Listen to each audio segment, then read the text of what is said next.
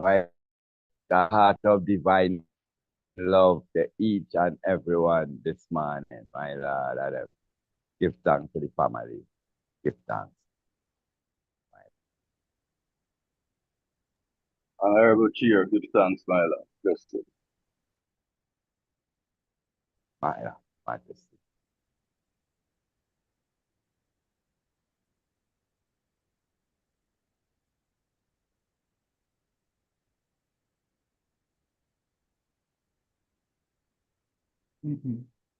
Majesty bless, my Lord and Empress. Calford, Royal Divine Virtual Reverence in the virtual court of Rastafari. Holy Emmanuel I, Selassie I, Jah, Rastafari. I was glad when they said unto me, let us go up into the house of the mighty God of Zion. Our feet shall stand in thy gate, O Jerusalem. Mighty God of Zion, glorify thou. Behold, how good and how pleasant it is for us, brethren and sisters, to be together in love. It is like the precious ointment upon our head and went down unto our beard. Even Aaron's beard and went down to the skirt of his garment. As the dew of Hermon, and as the dew at the center of the mountain of Zion. For me the Lord commanded his majesty blessed, even love and love forevermore. So hail our God, Selassie, Jehovah God, Rastafari. Almighty God, Rastafari, great and terrible God, Rastafari, the Almighty God. Jah who seated in Zion and reign the heart of all flesh. How thou most high eternal Father, Jehovah God, Rastafari. Hear us and bless us, O Lord, keep and sanctify us all. God, thy holy face is shine upon us, thy children, that we shall be saved and redeemed. O thou most high God, Jah, Rastafari, the heaven declare the glory of God, and the firmament show his handiwork. I and I, Selassie I, Jah, Rastafari. Majesty bless my Lord and Empress. Honorable Empress Maisie, you can bless us with a chorus, and then the chair could give us a welcoming word, my Lord and Empress. Yes, Honorable Chair, do give thanks, my Lord and Empress, for another day that the Lord has made. He said we shall rejoice and be glad in it. We will give thanks for today, the first day of the week, as we are blessed today. Thank God for his grace and mercy. Welcome, welcome to the Council of Elders meeting. My chorus today, we are marching home to Zion. Rastafari. We are marching home to Zion. Baba marching home to Zion. 'Cause we don't care what Babylon say and what they say we are. For we live to fight for Jaras, Tafari, and to set Ethiopians free. Oh, we are blood and fire, warrior. We are marching home to Zion. Yes, we are marching home to Zion. Oh, we are marching home to Zion. For we don't care what the Babylon say and what they say. We are, yeah, yeah, yeah. For we live to fight for Jerusalem, Tafari, and to set Ethiopian free. We are blood and fire, warrior Baba Shanti. We are marching on to Zion, holy Mount Zion, Zion, Zion, Zion, Zion, Jovia, Jah, Rastafari. My Lord and Empress Miriam voice is so hoarse today because she do a lot of singing yesterday. It was blessed, my Lord. So bear with me, okay? I'm not the best of the best right now. Give thanks, my Lord and Empress. Blessed love.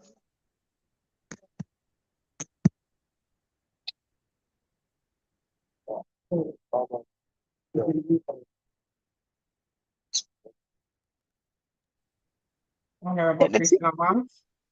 Oh, blessed Lord, Honorable, give thanks. Let me say a hearty, heartfelt joy and joyous welcome to the royal family. They say faith is the substance of things hoped for, the evidence of things not seen. And when I look at this council, I see that it is true faith. It's really the evidence of something that many ones had not seen, but it's really now the evidence of all that we hope for, because the hope of so much reside and relies upon I and I as the Council of Elders. And I am very, heartened and overjoyed that this council has come through the thick and the thin, the rough and the tumble, and we are advancing. Blessed love, my Lord and Empress. Give thanks. My Lord. Blessed. Blessed. Honorable Empress. Empress Rachel. Blessed love, my Lord. Blessed love. Give thanks for the day. Give thanks to the power of the Most High God. Continuing with the roll call. Honorable Priest Ainsley. Majesty bless. The Honorable Priest Rasavana.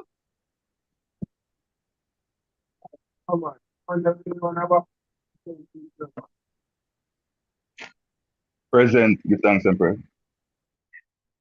Give my Lord blessed love. The Honorable Priest Lamont.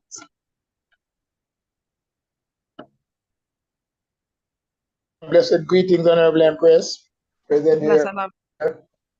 Blessed love, my Lord. The Honorable Priest Earl.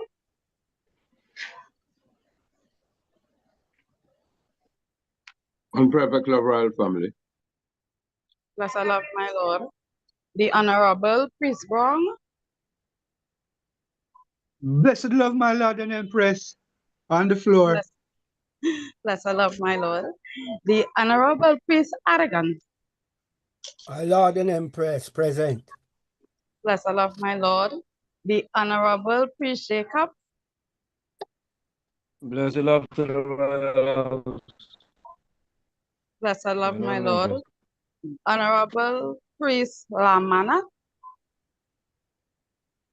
Alumni. Alumni. That's the same person. Okay. Okay. The Honorable Prophet Jabari. Blessed love, Empress. Greetings, royal family of all. Blessed love, my Lord. All right. Give thanks. Honorable Empress Miriam. Blessed love, Royal Empress. Give thanks. Blessed love. Blessed love, Royal Sweet Empress. Honorable Empress Trisha. Blessed love, family. Blessed love, sweetie. Honorable Empress Naya. Yes, blessed love. Blessed love, I'm Queen here. Omega. Blessings. All right. And the Honorable Empress Rachel. Blessed love. So at the moment, we have Blessed love. the Honorable Empress Dion. Empress Dion. Blessed love, royalty. Blessed love. So let me say there are 15 of us at the moment. Give thanks, my Lord and Empresses. Everyone name was called. I didn't hear Empress Akim. Yes, blessed love, royal family. I'm present. Blessed Blessed love. Honorable Empress Akim, give thanks for coming in. Empress Snappy just came in. Yes, Free blessed love Okay. family. Right, Great. and Honorable Empress Snappy, blessed Give love. thanks, Empress. Snappy, free Snappy. Royal. Free snappy He's Empress. a priest, My so love. Blessed he's a love. priest. Love, Empress. Huh? He's a priest, another Honorable priest. Priest Snappy, Yes, Yes. Empress. right, Honorable Priest Snappy. Glory. Glory. Okay, so that's everyone. Give thanks, Yes. Empress. Okay, thank you. So it's 15 members here presently at the moment. So give thanks and blessed love, enough powers and strength and upward reasoning, but not knowledge to be bestowed upon us. So give thanks, my Lord and Jesus. Blessed love. Blessed. Honorable Empress Trisha can give us the meditation word.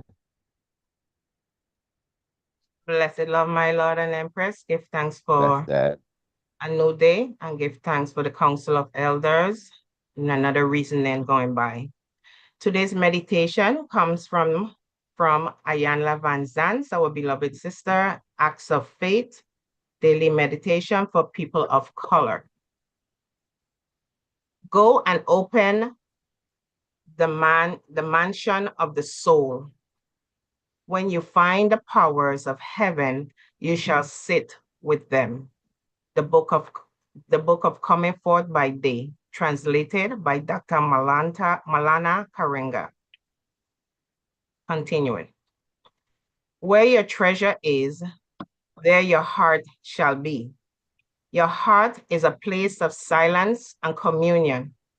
Your heart houses the secrets of your soul, the paths of your destiny. Your heart covets your desires and places them strongly in your mind. It is the key of all you want to be. You must have faith in your heart and trust all that it says to you. Never betray your own heart or you will find yourself lost. Your heart is the gatekeeper to your soul. It will never judge you, never doubt you, for your heart knows exactly who you are. Keep your heart light from grief. Let it guide you in all your ways. When things are not as you know they should be, retreat quietly to the resources of your heart. You make your heart a mystery. You fail to ask its advice. When your heart is heavy about a matter, you believe others can lift you up. If you really knew your heart, you would never doubt its value to you. God speaks to us through our hearts because all that God is love. God is in the midst of me. Where I am, God is. Reflection for the day.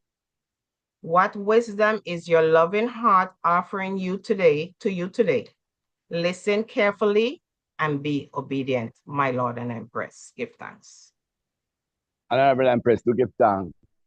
Thus say the Lord, give me your heart, and I will give you my Father's ever living kingdom. Fully Emmanuel, Selassie, Jah, Rastafari. Moving forward as the Omega time will remind us, have your notebook and your pencil. Don't get leave everything up to your brains. Instead of having it and then you might slip your mind. Give thanks to the honor, the reminder. And we start with the introduction to our program this morning. Majesty bless. Today's journey takes I and I into the mind of man seeking to comprehend the nature of God as it relates to being human. It will be a very enlightening but intense session. It will take patiently listening and deep contemplating. And we would hope lots of questions at the conclusion of the presentation so we can all understand our reality a bit better. The information and how it is complied and presented in a course format will be taught in colleges at great personal expenses. The Council of Elders hopes the family will value the content and intent of this discussion as the journey begins. To be continued, Lord. Honorable Priest Lamont, my Lord. Blessed Love Majesty. The idea of a man being divine is a complex one. Often explored through religious and philosophical lenses. There is no universally accepted proof, but various perspectives offer arguments for and against the concept, for and against the concept. I'm sorry for it because I'm reading from my phone and it's small. Turn the phone sideways. All right. Yes, please. Turn it sideways. Let me do that. Thank you, Raj. There is no universally accepted proof, but various perspectives offer arguments for and against the concept. These range from the belief that humans are created in God's image and possesses inherent goodness, to specific figures like Jesus being considered divine in Christian theology.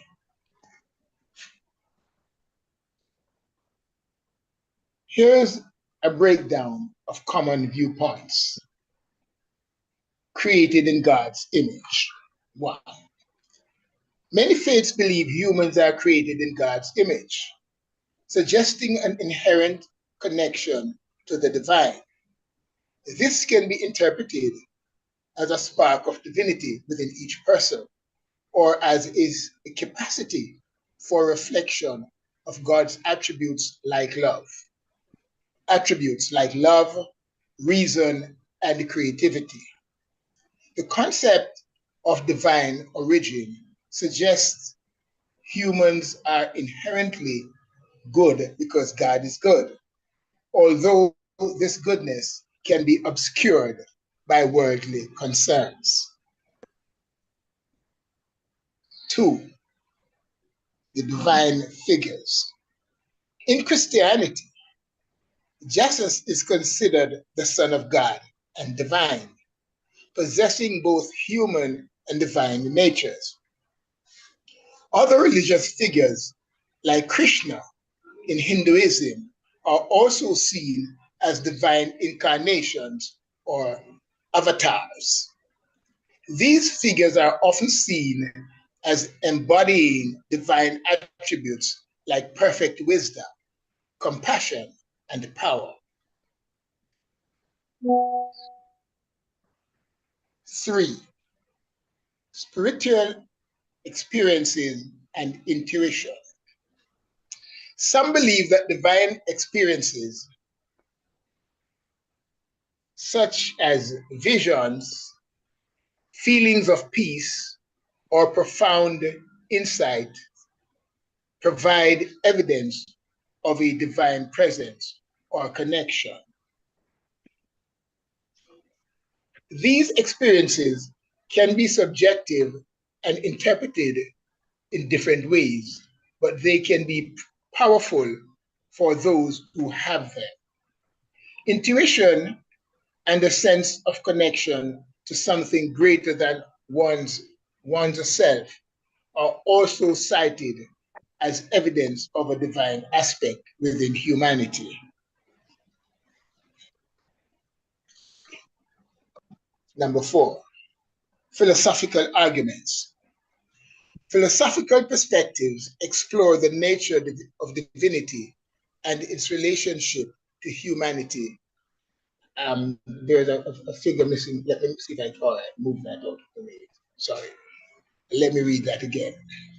Philosophical perspectives explore the nature of divinity and its relationship to humanity, often through concepts like consciousness, reason, and morality. Some argue that the capacity for abstract thought, self-awareness, and the pursuit of truth point to a divine element within humans. Other focus on the idea of transcendence, the ability to go beyond one's immediate self and connect with something larger, which can be seen as a divine quality. Number 5. I'm trying to get, well, there's an icon for Rasavana that's getting in a part of my screen. Let me see if I can move it. I'm so sorry. All right, it's blocking some of the words. All right. Challenging the notion of divine. I'm not getting this. Just crazy. Why isn't it moving out of my way? There's all right. Thank you very kindly. Challenging the notion of divine humanity. Some religious traditions and philosophical viewpoints emphasize the distinctness of God and humanity. These perspectives argue that humans are fundamentally separate from God, and that attributing divinity to humans can lead to idolatry or a misunderstanding of God's nature. The idea of a divine attribute is often used to describe God's unique qualities, distinguishing them from those of humans.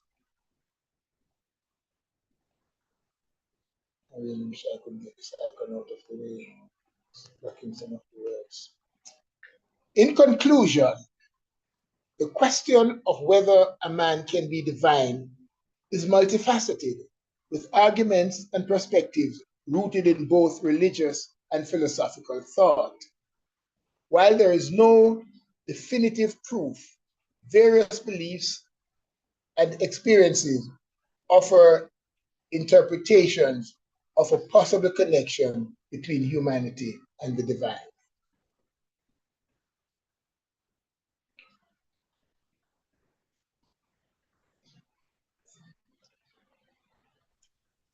To be continued, Honorable Priest Napoli. Continue, my Lord and Empress, Honorable Priest Napoli. My Lord and Majesty, worthy.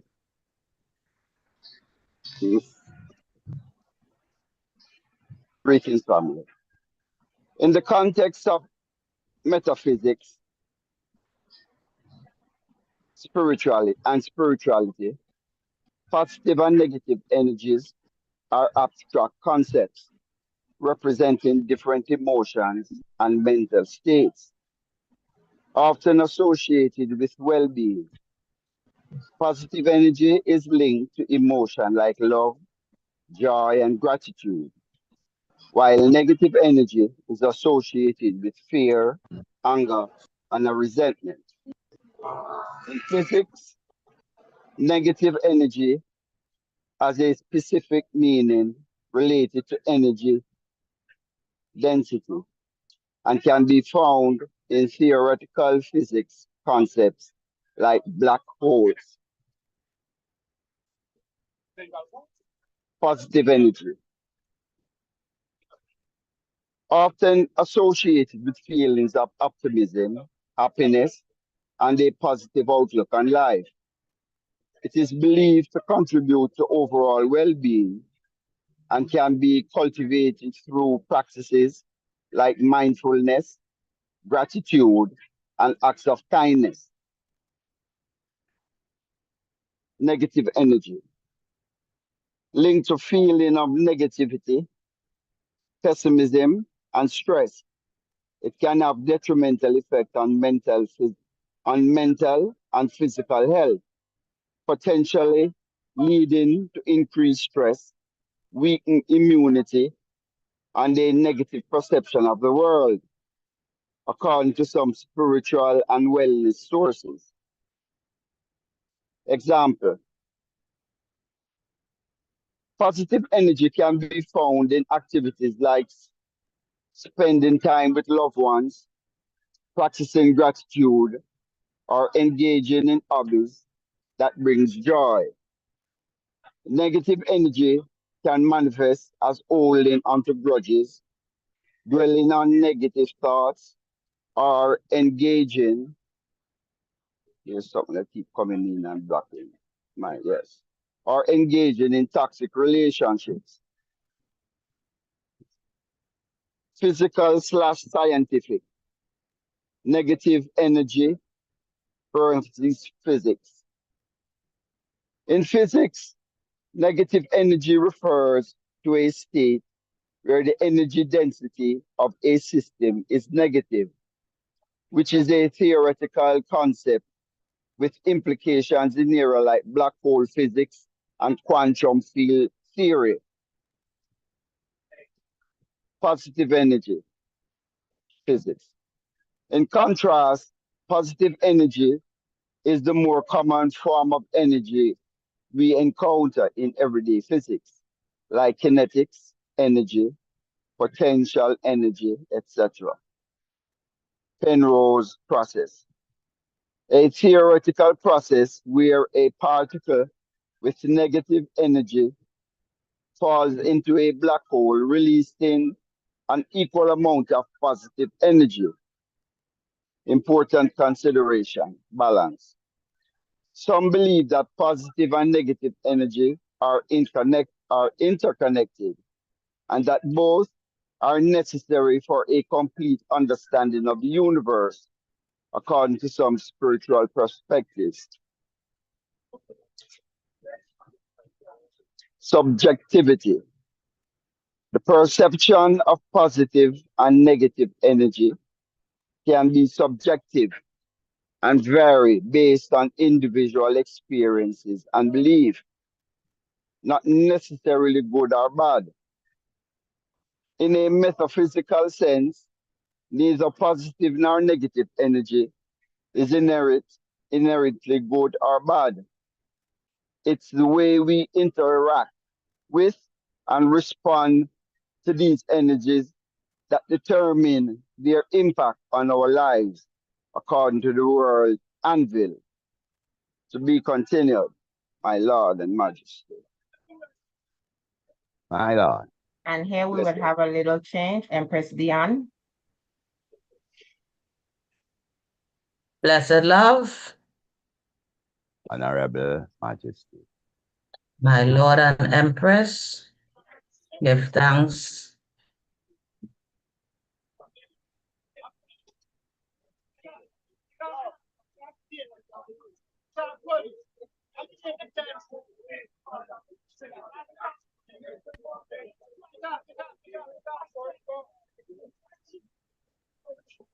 Empress Dion. Hello everyone, this is Pulkit from the Spiritual Bee, and in this video presentation we are going to see how the current scientific picture of God and the universe compares with the Vedantic view. Now before I begin, I would just like to point out for those viewers who have chanced upon this video directly from YouTube that A this little more volume, please. video is actually part 3 of a 4-part series titled The Consciousness Conundrum Facing Science. Now parts 1, 2 and 4 are not videos but blog posts, and if you wish to read them, then you can access them by clicking on the links posted in the description box below. So having said that, let us begin this very interesting and I hope informative presentation. Now in part 2 of our Consciousness Conundrum Facing Science series, we have seen Blessed love. All you hearing me? We're hearing you now, Empress. You're not seeing the video or hearing the video? No, we need you to read. You need me to read? Okay. Okay, Empress. That's all right. No. The science of worship. The science of worship explores the intersection of religious practices and scientific studies, examining the effects of faith and worship on individuals and communities. It delves into the psychological, neurological, and social aspects of religious experiences, often finding evidence of positive impacts on well-being and community engagement. While science cannot quantify or prove the existence of God, it can study the observable effects of faith and worship on human beings. Key aspects of science of psychological and neurological benefits. Research suggests that engaging in worship can positively impact mental health. Studies indicate that individuals who practice in faith communities and have a relationship with God report higher levels of life satisfaction and well-being. Worship practices such as prayer and meditation can increase blood flow to the frontal lobes and anterior cingulate cortex, potentially reducing activity in emotional centers and improving self-regulation. Social and community worship often takes place within a community setting, fostering social bonds and a sense of belonging. Practicing in religious rituals and shared experiences can strengthen social connections, promote cooperation, and contribute to community cohesion. Some theories propose that religious beliefs and practices are a result of cognitive processes that are not specifically evolved for religion, such as the intuitive distinction between minds and bodies. Scientific understanding within religious frameworks. Some researchers and religious leaders are exploring ways to integrate scientific understanding with religious beliefs. This includes examining how scientific discoveries can be seen as revealing aspects of God's creation or how religious teachings can inform scientific inquiry. Theological perspectives on worship emphasize the importance of reverence, gratitude, and service to God. Biblical examples show worship encompassing various actions like bowing down, singing, offering sacrifices, and serving others. In essence, the science of worship seeks to understand how faith and religious practices impact individuals and communities, while also exploring the potential for dialogue and integration between religious beliefs and scientific understanding. To be continued by Honorable Priest Adidan. Majesty bless. Devotion, my Lord and Empress, give thanks. My Lord. Devotion is a practice that has been ingrained in human culture for centuries. It is the act of dedicating time and energy to a higher power of cause, with the intention of deepening one's faith and connection. While devotion can take many forms, one of the most common and powerful practices is morning devotion. Morning devotion, also known as morning prayer or meditation, is the act of setting aside time in the early hours of the day to focus on spiritual practice, whether it is through prayer, meditation, or reading holy texts. This practice has been found to have numerous benefits for both the mind and body. From a scientific perspective, morning devotion has been found to have a positive impact on brain function. Numerous studies have shown that meditation, which is a common form of morning devotion, can improve focus, memory, and cognitive ability.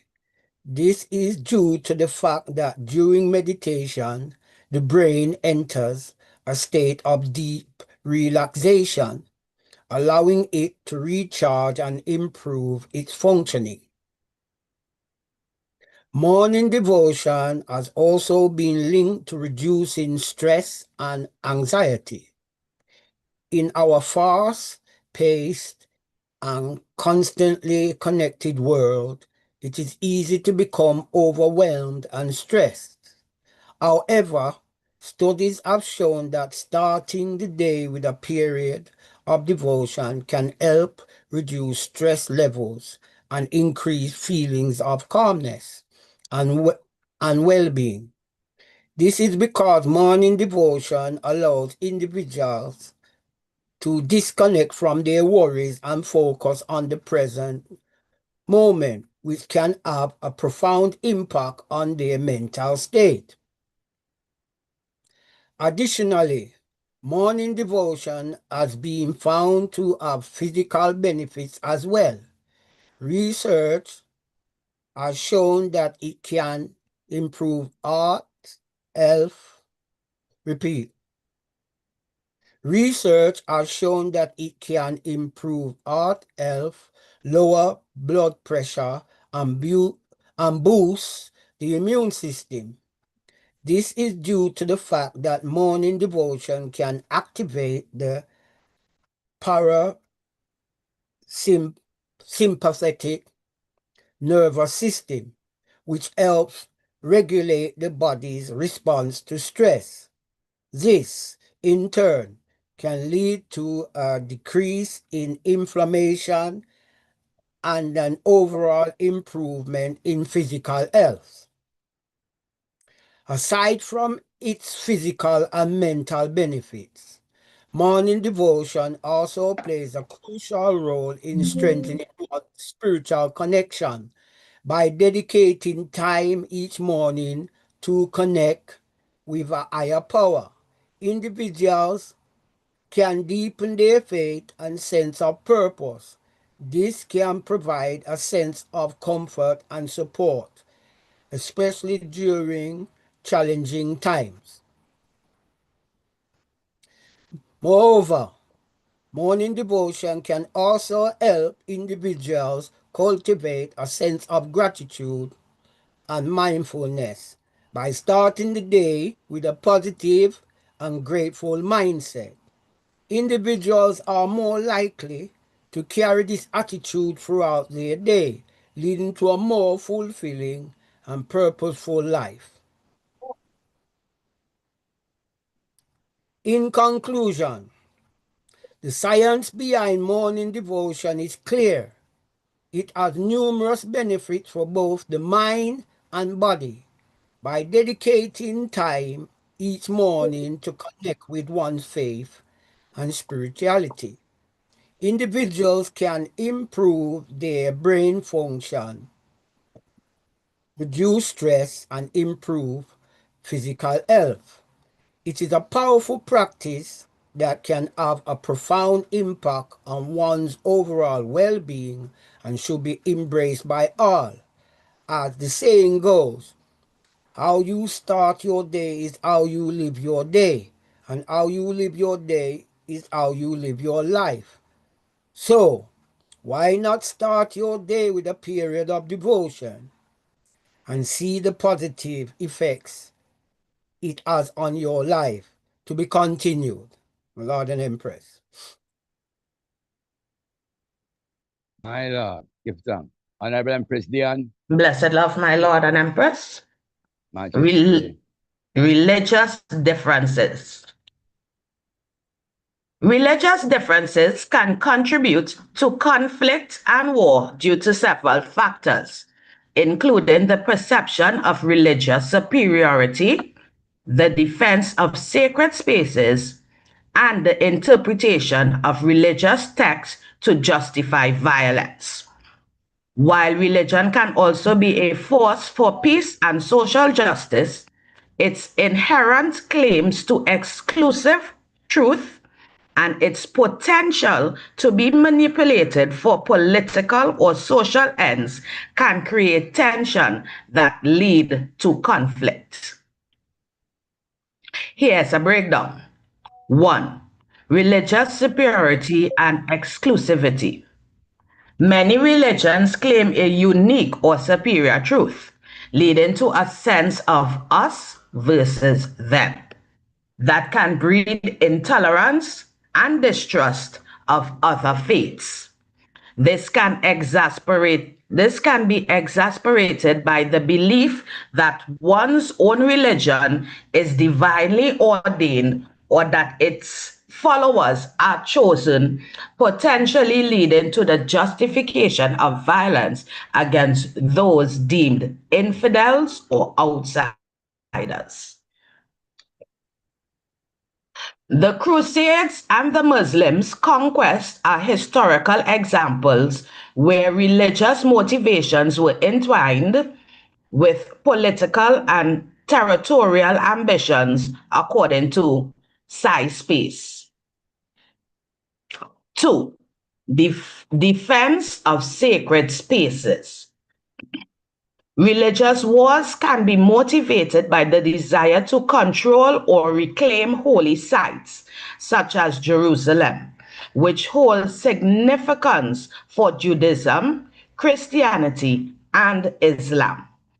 Conflicts over sacred spaces can escalate into border religious conflicts, as seen in the Israeli-Palestinian conflict, where religious narratives are deeply intertwined with territorial and political claims, according to the Washington Institute. 3. Interpretation of religious texts and doctrines. Religious texts can be interpreted in various ways, and some interpretations may be used to justify violence or intolerance.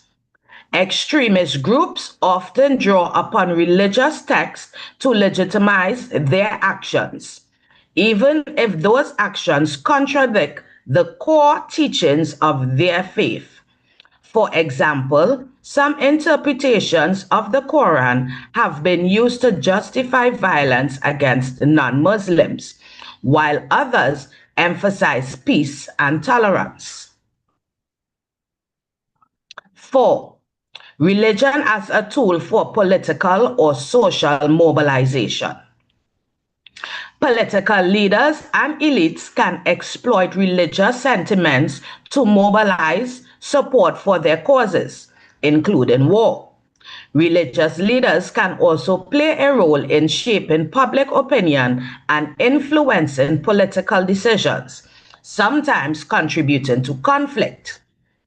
However, it's important to note that religion is not always the primary driver of conflict. Political, economic, and social factors also play a significant role. 5. Religious morality and restraint. It's also important to acknowledge that religion can be a force for peace and social justice. Religious teachings often emphasize forgiveness, compassion, and the importance of treating others with respect, which can act as a restraint against violence. Many religious traditions also promote peace-building efforts and advocate for social justice, according to the BBC. And we will continue with a video.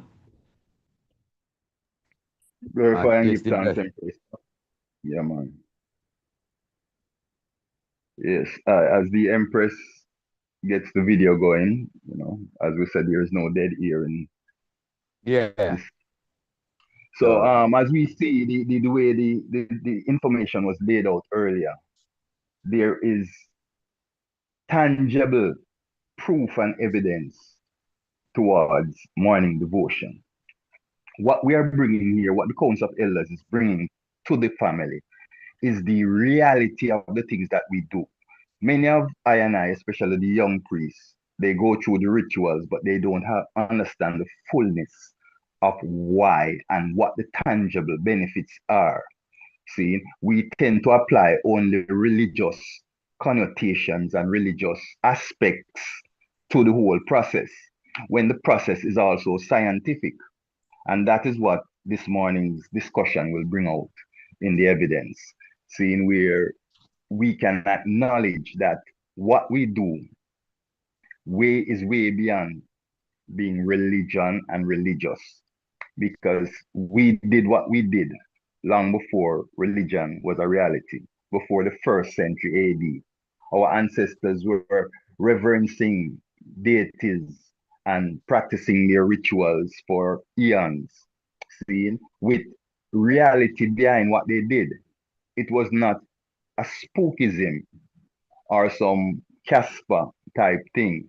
It had tangible reality. Fasting was done for a reason, and it was beyond religious.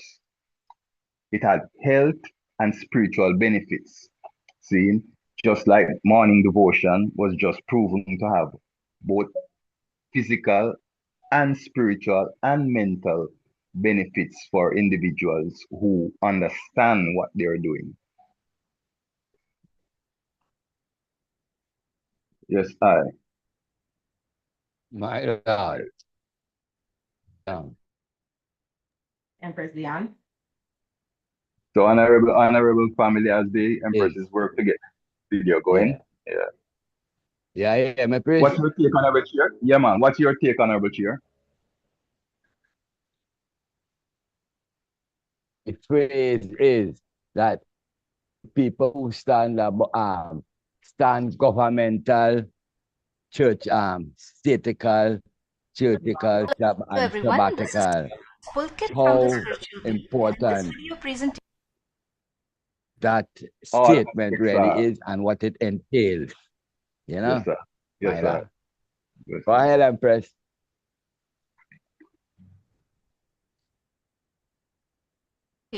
we are going to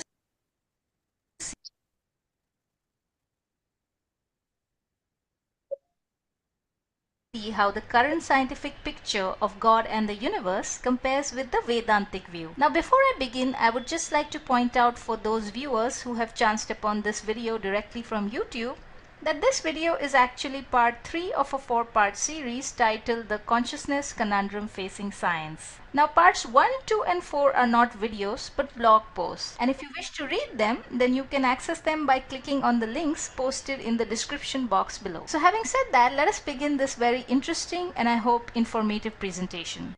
Now in part 2 of our Consciousness Conundrum Facing Science series, we have seen that many leading scientists such as Stephen Hawking have rejected the biblical story of creation. According to this story, God, a supernatural person who resides in heaven, created the universe and everything in it from plants, animals to humans in 6 successive days. Now science has shown that this story cannot possibly be true because the universe was not born in 6 days, rather it took billions of years to evolve into its present condition. And therefore, if the story of creation is false, then the creator God also cannot exist. So science has dismissed the creator God completely, and in this decision they are supported even by India's Vedanta philosophy, which itself rejected the existence of such a God many thousands of years before the Bible was even written, deeming the idea as too simplistic.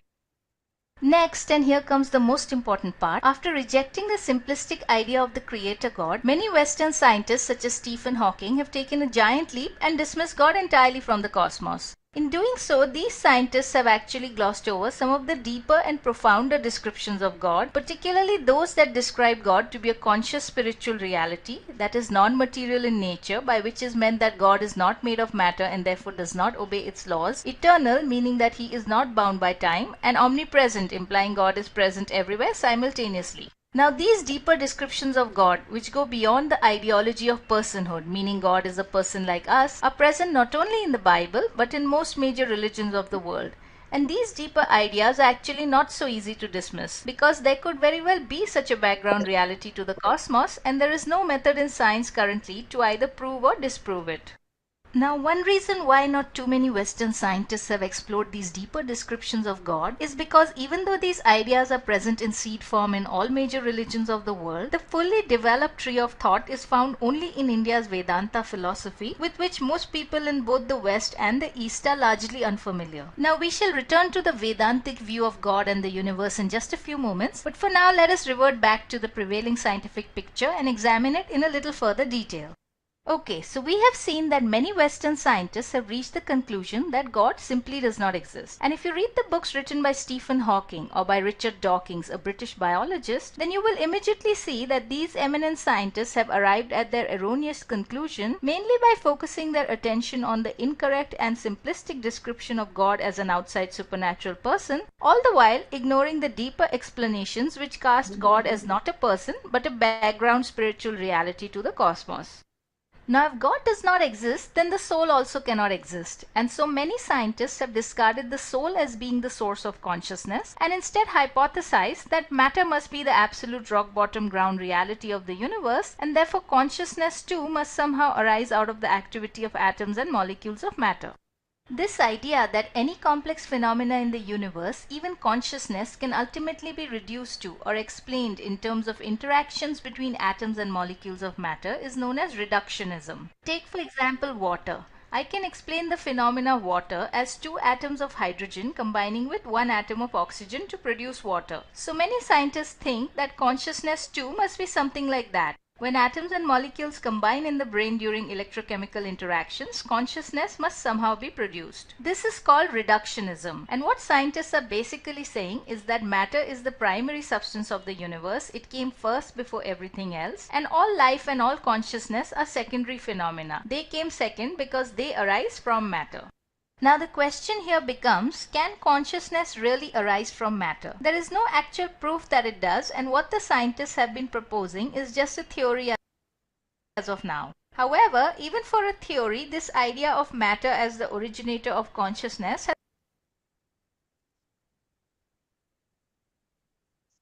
far-reaching consequences because it immediately reduces all life, including human beings, to mere biological machines with no specific aim or purpose. In other words, we are no different from stones. Just like stones, we too come under the strict control of matter and its laws. For example, if I throw a stone up, it has to obey the law of gravity and come down. It has no free will of its own to stay up if it pleases. Similarly, human beings are also bound by the laws of matter, and as Stephen Hawking writes in his book The Grand Design, to think that we have free will to choose whether we want to eat popcorn or watch a movie is simply a grand illusion. Now, this denial of free will to human beings even intuitively does not sound right. And for more on this, be sure to read part 4 of our Consciousness Conundrum series, a link to which is provided in the YouTube description box below. Okay, so now that we have an idea how many Western scientists, though not all, view God and the universe, let us turn to India's Vedanta philosophy and see what it has to say on this topic. Now, for those who are not familiar, Vedanta is a collection of truths concerning the nature of reality that have been observed by the ancient sages of India in the advanced states of meditative superconsciousness. And as we move through this discussion, you will notice some interesting parallels with the scientific perspective and also some key differences. The first parallel to note is that just like science, Vedanta too has rejected the simplistic idea of the creator God. The reason for this is as follows. Consider this picture of a potter creating pots. Vedanta says that we cannot envision God to be like this potter. In other words, we cannot think of God as being an outside supernatural person who created the universe just as a potter creates his pots. Because if God was like this, then two things need to exist separately. The first is God the potter, and the second is the clay or the material out of which he fashioned the universe. So we have God on one side and matter on the other. Now at this point, a question arises. How did this matter or clay that God used to make the universe come into existence? If we say that God must have created it, then a counter question immediately arises. Out of what? Since something cannot come from nothing, there must have been some prior substance out of which God created matter. And if this prior substance exists, then a new question immediately arises. How did this prior substance come into being? This line of reasoning continues till infinity, and we see that the two separate existences of God and matter can actually never be reconciled. So the correct view according to Vedanta philosophy is that God has not created the universe out of some external substance, but he himself has become the universe and everything in it. The entire universe is not a creation but a manifestation of the Lord. So God is not the creator but the manifester. It is God himself who has become the earth, sun and moon. He alone has become the sky, air and water, and it is God himself who appears as plants, animals and humans. But how is this possible? Let us see that next. According to Vedanta philosophy, the entire universe can be understood to be a manifestation of God when we realize that God is not a person but a vast and infinite ocean of consciousness that forms an invisible backdrop to the visible cosmos. In fact, our universe of matter, space and time can be thought of as floating in this ocean of consciousness just as a bubble floats in water. Now in our day-to-day existence, when we think of the word consciousness, which is called chit in Sanskrit, we immediately associate it with awareness. So when we say that God is the ocean of consciousness, it means that God himself is conscious or aware of everything. In other words, all knowledge is contained in God. But is being aware or having knowledge alone sufficient to create anything? It is not, because in order to create something, we need a force, a power or Shakti as it is called in Sanskrit. So Vedanta tells us that this infinite ocean of consciousness called God is not just a mass of awareness, but it contains within it an accompanying power known as Chit Shakti or the creative force of consciousness. It is this creative force that introduces various kinds of motions or vibrations in the infinite ocean of consciousness. And it is from these varying modes of vibration of the one eternal and underlying ocean of consciousness that the entire universe ranging from inanimate matter to living beings emerges. It is for this reason that Vedanta says that God is present in all forms of creation. From the rivers to the mountains, to plants, animals and humans, God alone is present everywhere and in all things. There is no place in the universe where God is not, because the whole world arises from vibrations of one consciousness. In fact, even matter arises from consciousness. The only difference being that in matter the awareness element of the underlying consciousness is veiled or dormant, and so matter appears lifeless. Whereas as we move up the evolutionary chain from plants, animals to humans, more and more of the underlying consciousness is revealed, reaching its current highest manifestation in human beings. Okay, so now that we have gone through both the scientific and the Vedantic perspective on God and the universe, we are in a position to summarize and draw some interesting conclusions. The first point to note is that both science and Vedanta have dismissed the existence of the creator God, by which is meant the idea of God as an outside supernatural person who created the universe just as a potter creates his pots. However, unlike Vedanta, after rejecting the simplistic idea of the creator God, many Western scientists have taken a giant leap and arrived at the atheist position by dismissing God and soul entirely from the cosmos. In its place, these scientists have proposed that matter is the ultimate reality and consciousness too must somehow arise out of matter and its interactions. To this matter hypothesis of science, Vedanta says no, not only does God exist, but the soul also exists. What's more, matter is not the final reality, because even beyond the realms of atoms and subatomic particles, in fact transcending both space and time, lies the ultimate reality, an infinite ocean of consciousness which is the real source of matter. So matter arises from consciousness. And so we Beautiful. arrive at the key points of distinction between science and Vedanta. While science says that the whole world can be reduced to matter and its interactions, in other words matter is primary and consciousness is secondary, Vedanta says just the opposite. It says that the whole world reduces not to matter but to consciousness, and consciousness is primary and matter is secondary. In other words, human beings are not robotic machines like science tells us, but spiritual beings. In fact, the whole universe is alive because it is a manifestation of God himself. This brings us to the end of our presentation. Thank you so much for watching, and don't forget to read part 4 of our Consciousness Conundrum series, a link to which is provided below. Goodbye, and I shall see you in the next video. Meanwhile, don't forget to give this video a thumbs up and subscribe. In the My beginning was Lord, the Word. Word was word with God, God. and the Yeah, Word the was word was God, God. and it manifested itself and created all things. So Rastafari. our Father wasn't wrong. Our teaching is not wrong, family. What we are doing is using science to approve our spirituality. See? Yes. Give thanks. Honorable Empress Akim, Blessed love, royal family. Blessed love. All right. So I have to wear my glasses and take them off for this small print. All right. Okay, so how words affect human state. Raise your vibration. Okay, I didn't need to read that part. All right. All right. Words carry vibrational frequencies that can influence human state both positively and negatively. The frequency of a word, whether consciously or subconsciously perceived, can impact mood, thoughts, and even physical sensations. Positive words can elevate mood and promote well-being. Thank you. While negative words can have the opposite effect. Emotional response.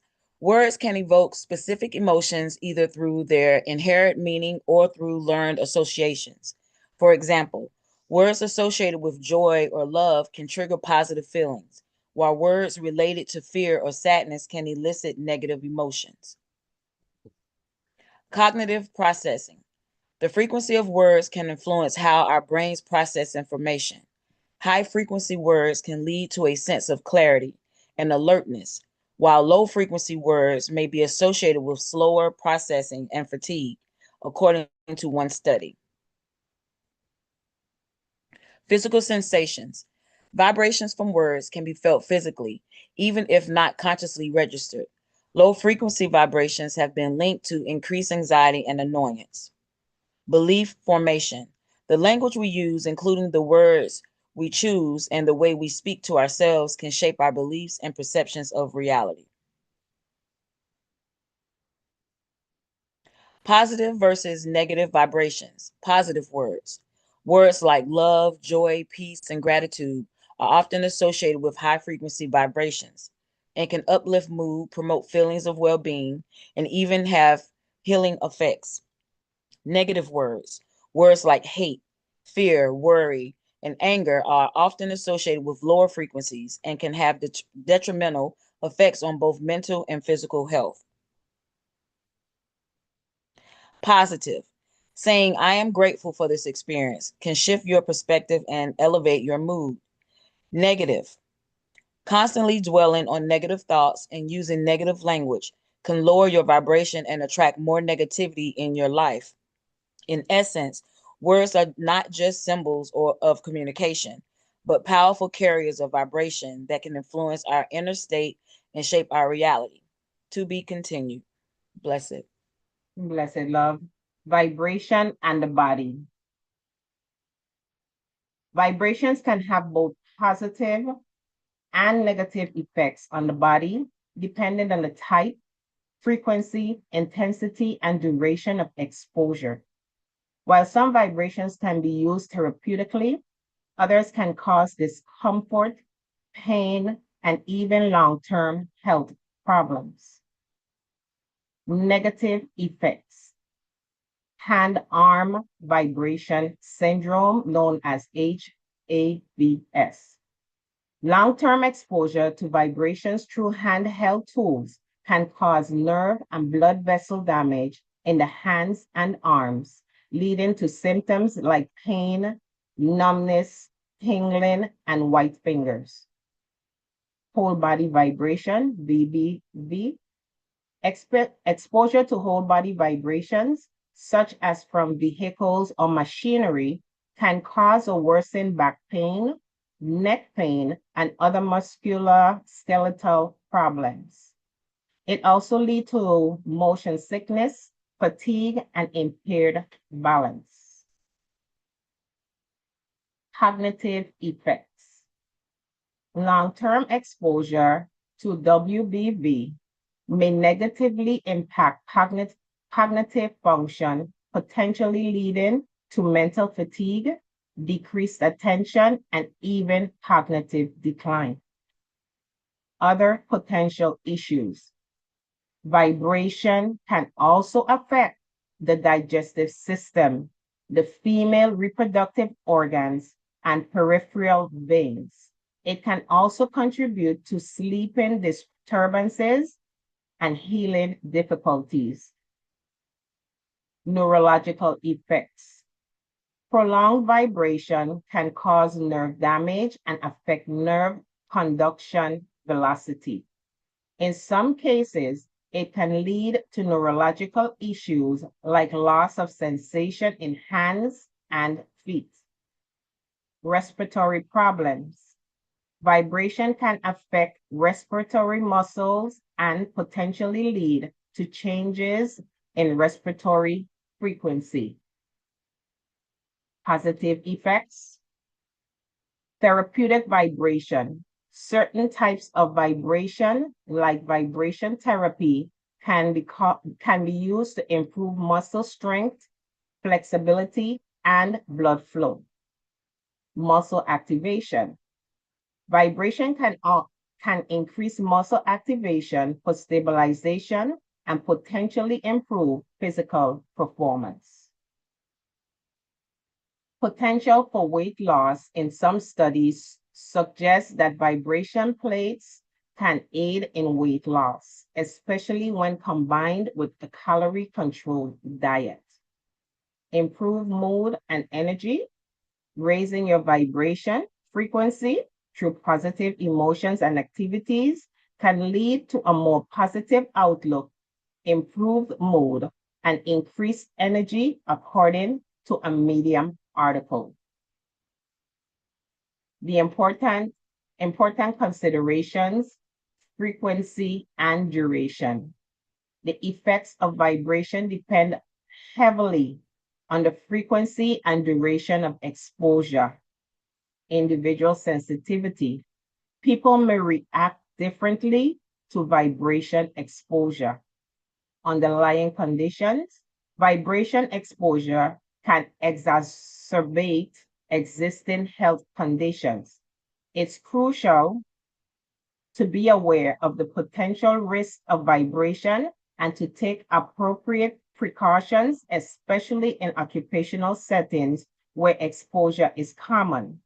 If you experience any adverse effects from vibration, it's essential to consult with a healthcare professional.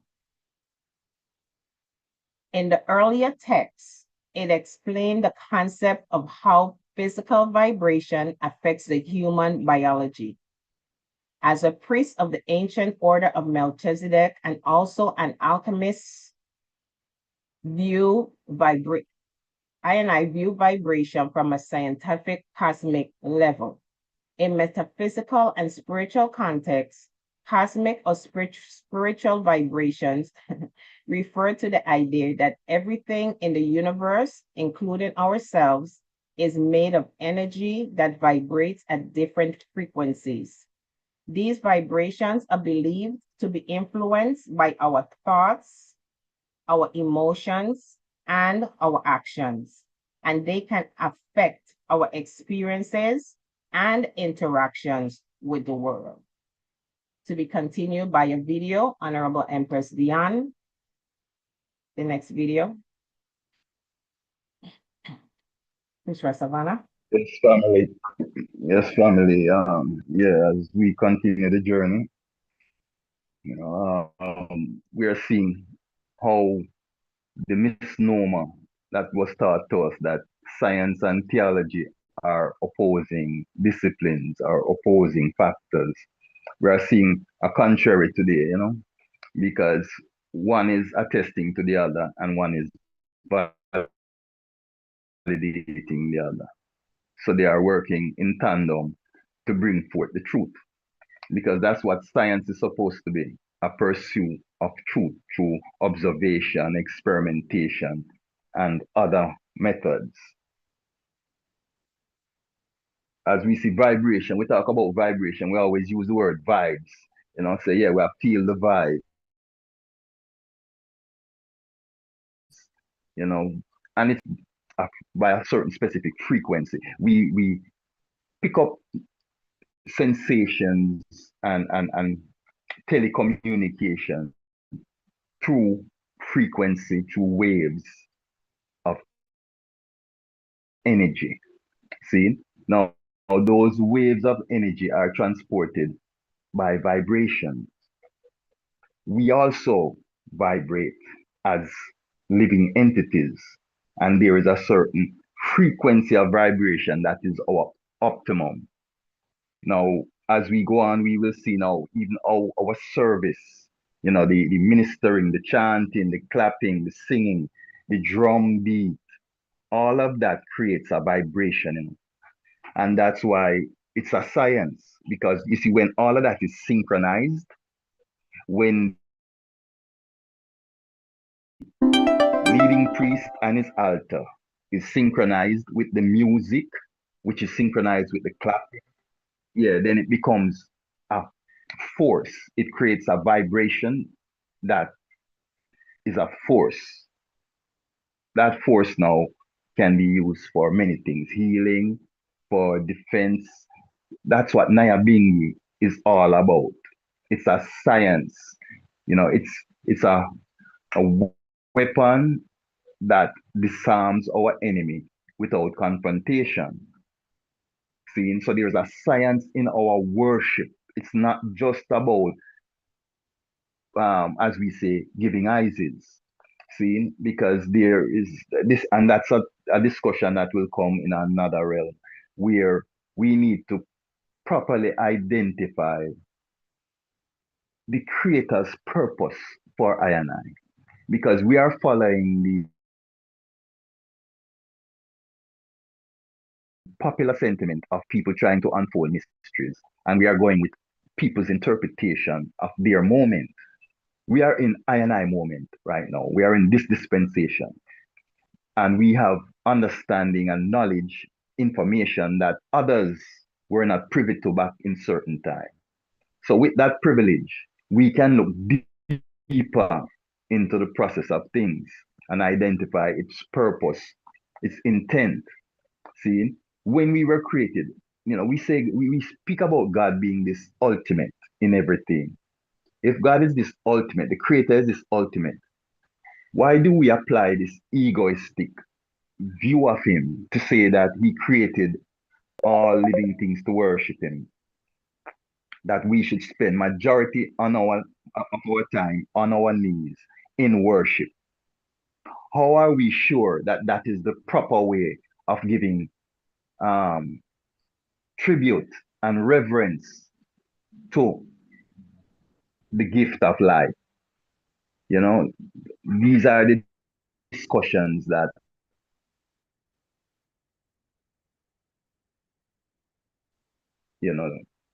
priesthood will have to dive into, posed by the younger generation. We can properly answer them, and that is what these practices are for. See, to sharpen our thought process, give us more ammunition in information that we can decipher to the younger generation. Through the chair. Empress, look like it's finally coming online now, Empress. Go ahead, Priest Nappy. I am. No, I was just saying, it all determined to where you consider worshiping God, What is really considered when you say worshiping? People think it's just singing and chanting. Are you serving when you are you serving when you start live good with your brother and sister, which is the main serving I think you're serving, more than anything else. Yes, I give thanks. Yeah. Beautiful. Well said, Quantum Priest. physics brought forth groundbreaking discoveries that have challenged. Modern quantum physics has brought forth groundbreaking discoveries that have challenged our understanding of the universe, revealing the deeper interconnectedness of everything in it.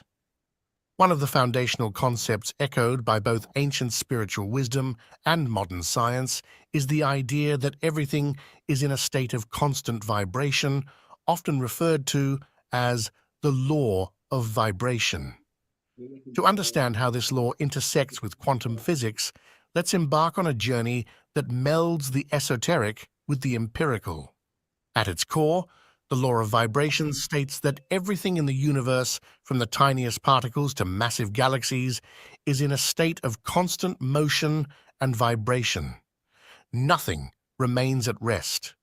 This idea can be traced back to ancient mystics and philosophers who believed that the motion of these vibrations influences our lives, thoughts, and feelings. It's a concept deeply embedded in the idea that energy and frequency play a fundamental role in the nature of our reality. Quantum physics, with its exotic particles and waves, provides a tangible framework for this ancient belief. Let's take a closer look. Wave-particle duality. One of the mind-boggling discoveries in quantum mechanics is that fundamental particles like electrons can exhibit characteristics of both particles and waves.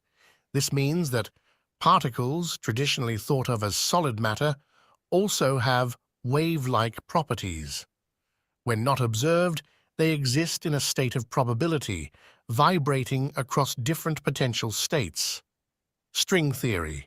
Going deeper, there's the fascinating world of string theory, which suggests that everything is made up of tiny, vibrating strings of energy.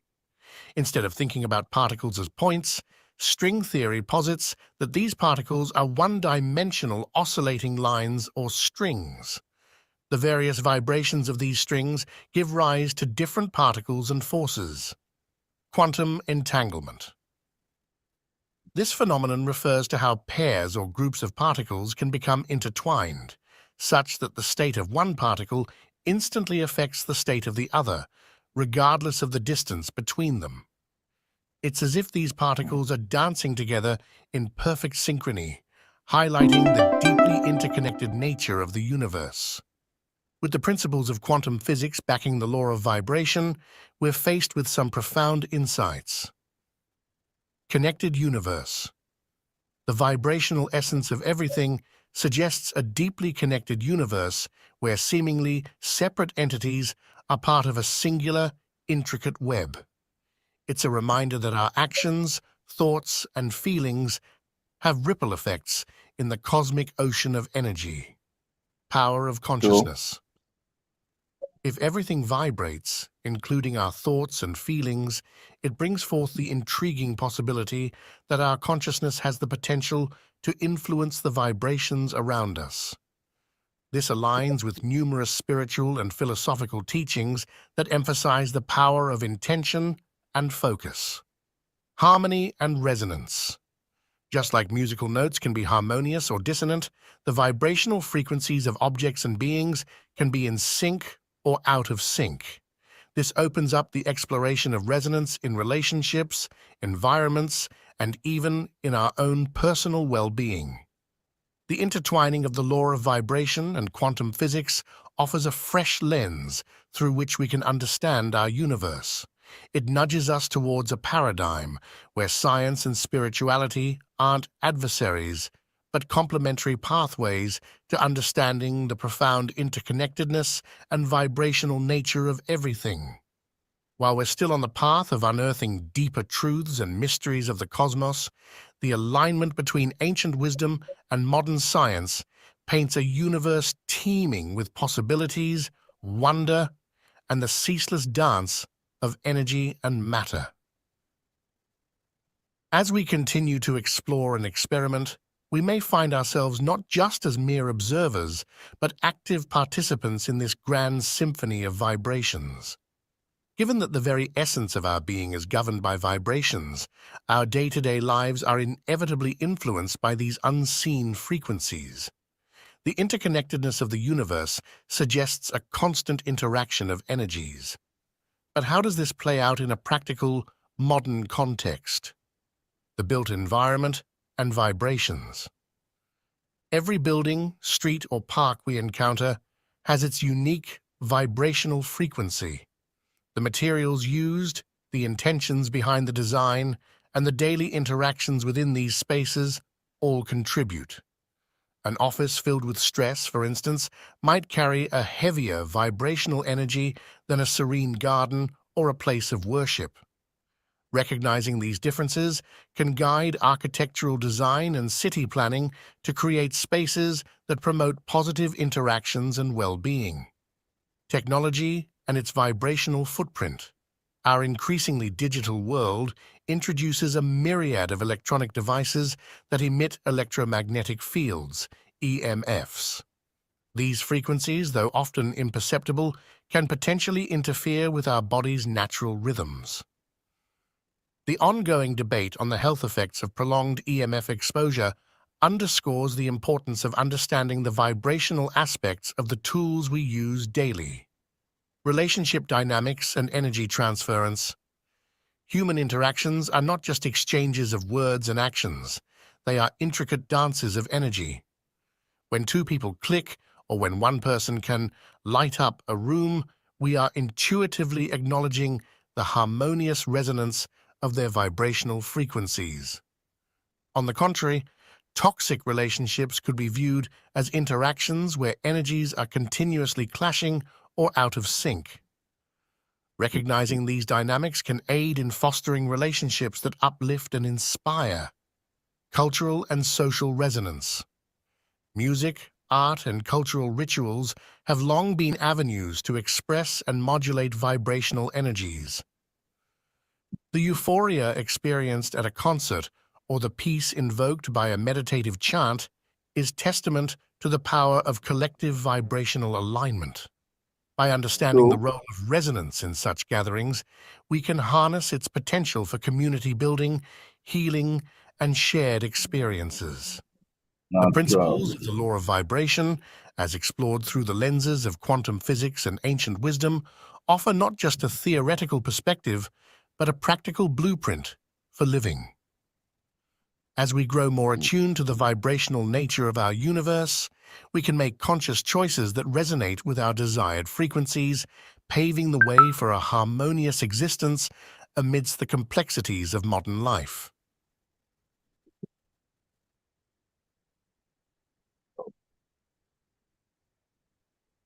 Back to the program. My Lord, Majesty bless. Yes. So what we see and where we are looking at, me and our brethren always talk about that,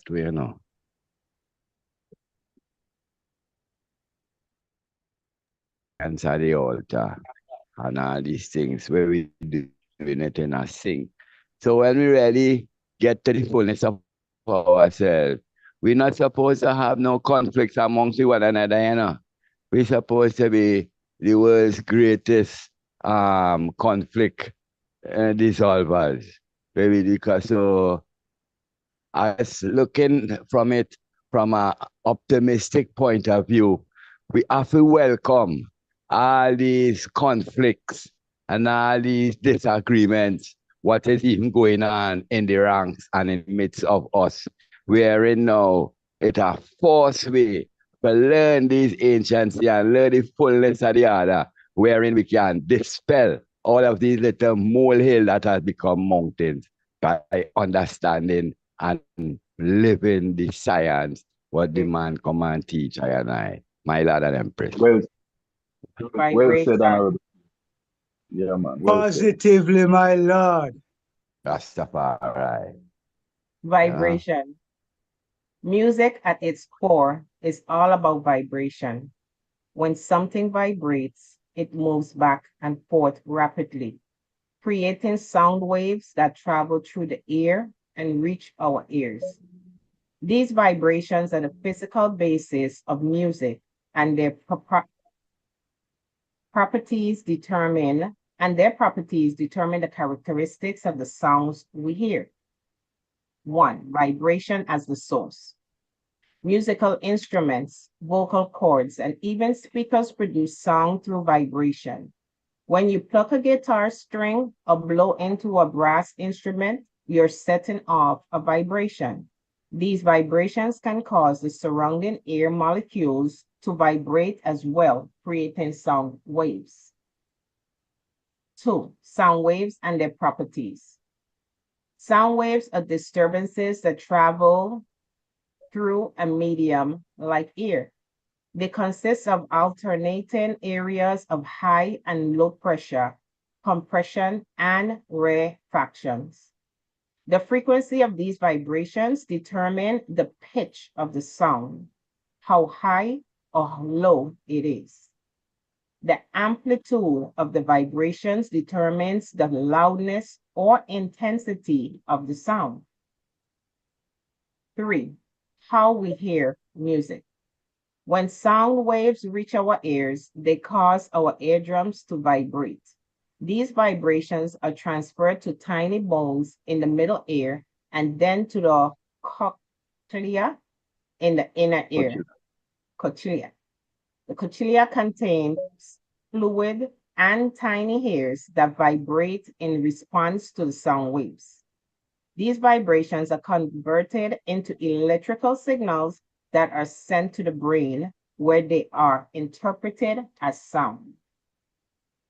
4, examples of vibration in music: strings. When you pluck a guitar string, it vibrates back and forth, creating sound waves. Air columns. In wind instruments, the vibration of air inside the instrument creates the sound.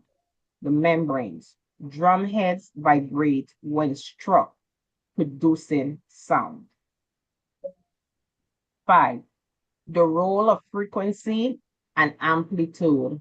Frequency. Frequency is measured in hertz. Frequency refers to the number of vibrations per second. Higher frequency equals higher pitch. Example, a high-pitched flute. Lower frequency equals lower pitch. Example, low-pitched cello. Amplitude, measured in decibels. Amplitude refers to the strength or intensity of the vibrations. Higher amplitude equals lower sound. Example, a loud shout. Lower amplitude equals a softer sound, a whisper. To be continued by Honorable Priest Savannah.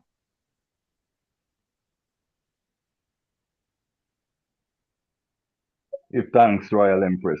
Yeah. Continue.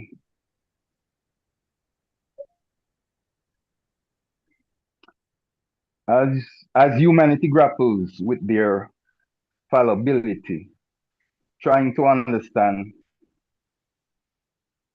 Sorry, let me just set the screen up properly. 1 second. Yes. As humanity grapples with their fallibility, trying to understand the symbolic function of consciousness and the human anatomy, things like the natural process of aging and death, as man seeks to gain knowledge that would grant more control over existence. This contemplation has sparked many debates, with scholars jostling over the existence of God, the nature of God, being human or divine or both. All existing concepts of understanding are based on the human potential to comprehend natural science, cosmology, astrology, or astronomy. There is no empirical evidence to substantiate or disprove the existence of duality within man. Man being fully human and fully divine in our nature is just a notion toyed with since after death, AD, and the development of the theology of Christ. The hypostatic union, as coined by the theological scholars, is of the opinion that man can be human and simultaneously divine. To be clear, the hypothesis doesn't define the hypostatic union as being a hybrid or commingling of the two, but identifies two distinctive natures where man, being human, is also God. Discipline of the mind is a basic ingredient of general morality and therefore of spiritual strength. Words of His Imperial Majesty, Emperor Haile Selassie I. The above alludes to how to achieve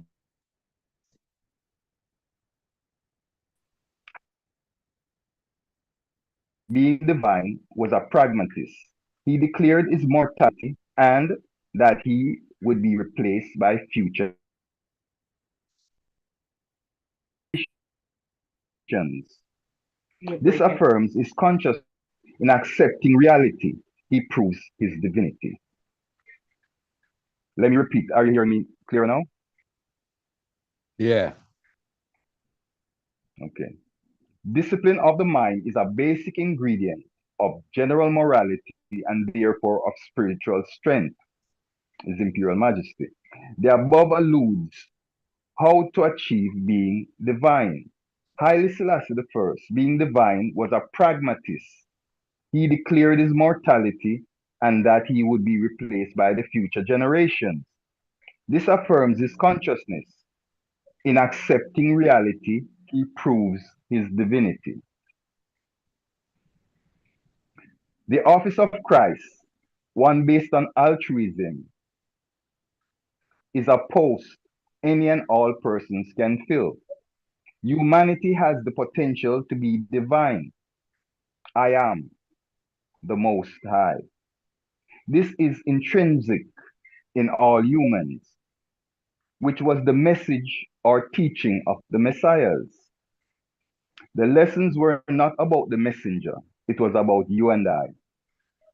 All the biblical patriarchs taught similar lessons of how humans can remember the formula of being divine.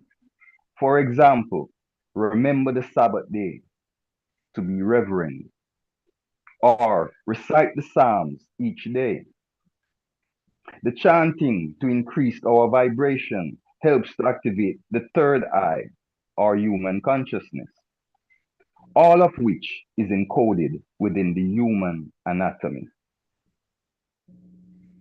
Analyzing empirical evidence and applying the concept of faith leads to understanding that God dwells within. Worship must then be based on understanding the divine essence within humanity. The worship or seeking for God or divinity outside of oneself is idolatry, a concept taught by all existing religions. While this misunderstanding can foster discipline, it also fosters supremacy, a tool of disunity, discrimination, and entitlement. In conclusion, understanding the concept of God through spirituality is a personal experience which cannot be formalized or institutionalized. Knowing oneself, becoming conscious, is an individual pursuit that takes discipline and sacrifice to be achieved. This is why His Imperial Majesty said that it is useless to search the pages of history, studying individuals to find answers to today's problems. His Imperial Majesty said we must first look to the God within us and then collaborate with each other to find the answers. Only God knows the love of God. Rastafari. My Lord. Majesty bless. And going listen to the whole gist of the thing. Even some excerpts from the Honorable Professor James Small. As him stated, and I can reaffirm it, we are all divine entities having that human experience and realizing the human experience is not an easy one because you're susceptible to a lot of different vibrations, higher vibrations, lower vibrations. So as a divine entity now, having this human experience and get to the understanding and consciousness of who we are, it's always a challenge being a human. It's always going to be a challenge because we see it with the disappointments, with the disagreements, with all these things. It's just that human experience. So as we continue you know, the Father is putting the tools within our reach where we can make this human experience to the fullness and inspire our beloved brethren and sisters and even our own selves and one another on this human experience, my Lord and Empress. Bless. Question and answers. Once the floor is open to express yourself and from the information that we all had there, how do you conceptualize it within Bobo Shanti now? Because these are the, you know, when we look and see these divine meditation, if we look careful enough, we can see that they done open it already for we, you know. So we know I make the full connection and plug in and move forward. So this is my little twos and views, and the floor is open, my Lord and Empress. Majesty bless.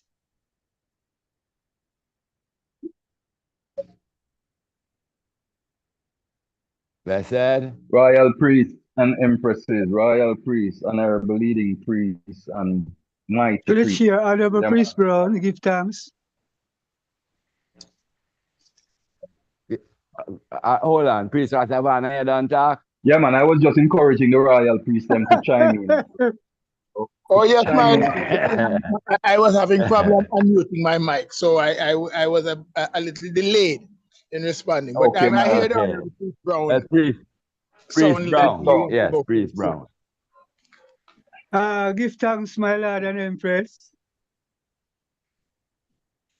My so Lord. I'm would say, me love revision. Me love go through subjects that me been through before.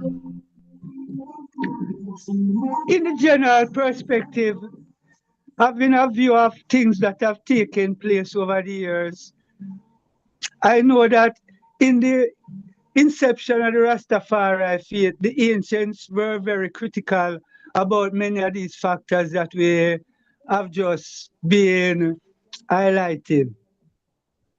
Somewhere along the journey, I would say, in my view, materialism distracted many of the followers that they did not continue in the paths of the ancients, but got caught up in the food, hand-to-mouth food world. That are my idea. So give thanks for the return or the restoration of the ancient ways. You know? Yes, my God. Lord and Empress, give thanks. Honorable Priest Brown. Every time you talk, you know, me always tell you, I look at a younger version of the eye as a little man will not even have a stitch of hair for your chin. So I give thanks for the growth of the Honorable Priest, my Lord, Rastafari. Oh, give thanks for such remembrance, my Lord. It will keep my man fresh. Rastafari. The floor is open, my Lord and Empress. Honorable Priest Lamont. Honorable Priest Lamont, my Lord, give thanks. Give thanks, my Lord and Empress. Royal thanks, Honorable Chair. My Lord and Empress, it's a great. I am very happy that today I have managed to be on the program when a topic such as this is being discussed. Most of the times when I speak now, I will speak not. I can't address this from what I have read. I have to basically address this from what I have experienced, our experience as a spiritualist, as a priest, as a devotee of what I call divine understanding. And I have a priest Lamont. One thing, just one thing. I just wanted to be aware we have in effect a time limit, 3 minutes, and if you want to extend 5, and we have a man who will be calling the time. So go ahead. Yes, my Lord. I remember, and I was at the beginning when you're on. Okay, all right. Yeah. All right. When I needed to pray, give that man 2 extra minutes. We come and take up some of my time. I will it. My Lord. Thank you very much. When I needed to pray, my Lord and Empress, if I do something that I think in my conscience is wrong, and I want to feel uplifted in my spirit and to feel free so that I can approach my source of divine energy, I think about praying and meditation.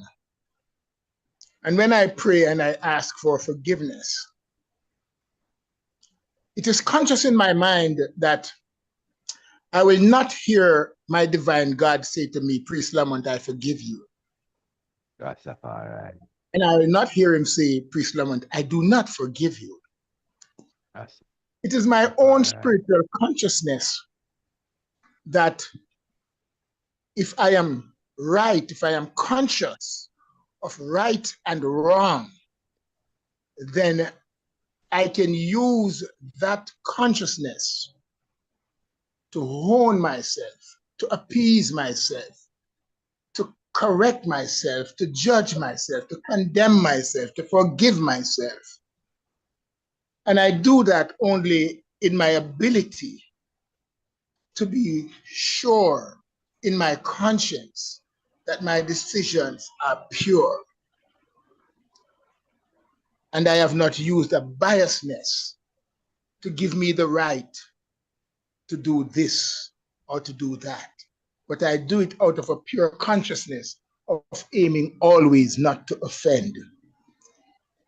And with that knowledge, I find in God, who I see as whether as an energy or at times as a person, based on the energy that is radiated from that person to me if I think about that person. So I came to praise His Majesty Emperor Haile Selassie after many years of being a Christian and a devotee to the priesthood since I was like 13. And I have gone into the seminary and come out and many things.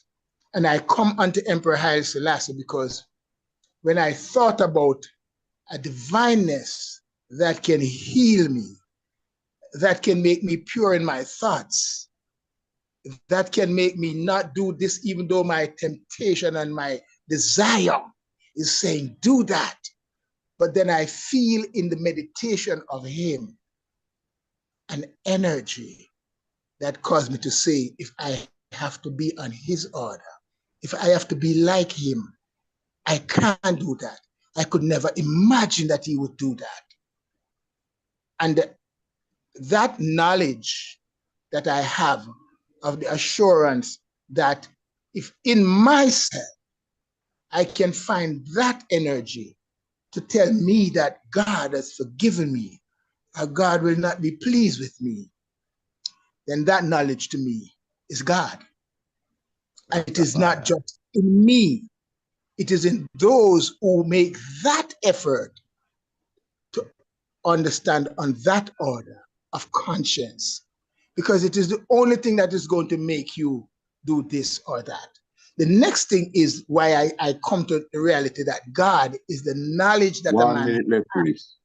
Yes, the knowledge that a man has to save himself is that when we understand that righteous man is God in flesh and righteous woman is goddess in flesh, if we understand that, then we have to make effort to utilize that understanding to find in you anything that you desire in that divine energy that is somewhere else. So you have to learn to use it to heal yourself, to bring unto you what you want, to cause to happen what you want.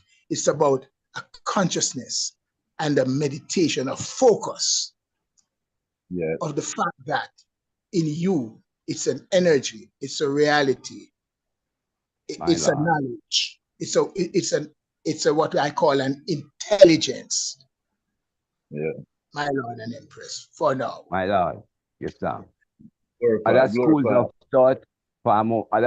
of thought, like the Rosicrucians, would have called what we just described it as it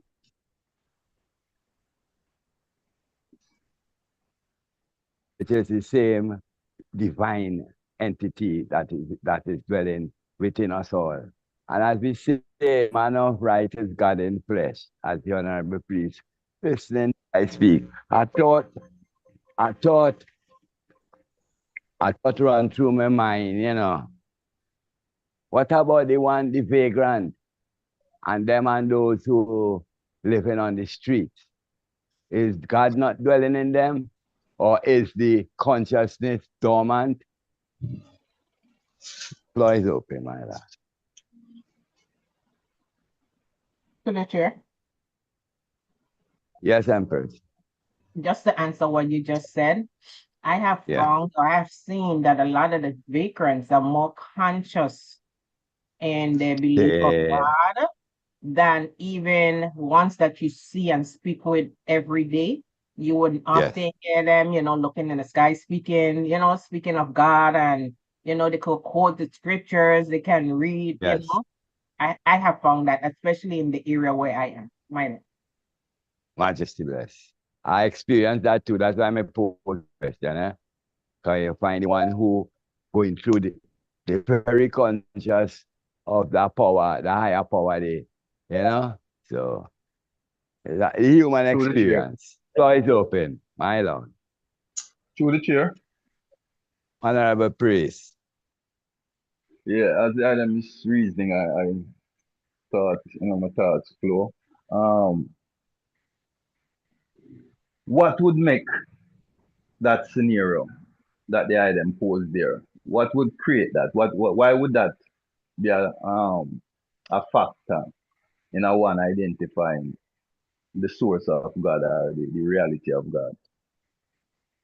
Is where my Explain yourself a little better, please. I ain't catch it.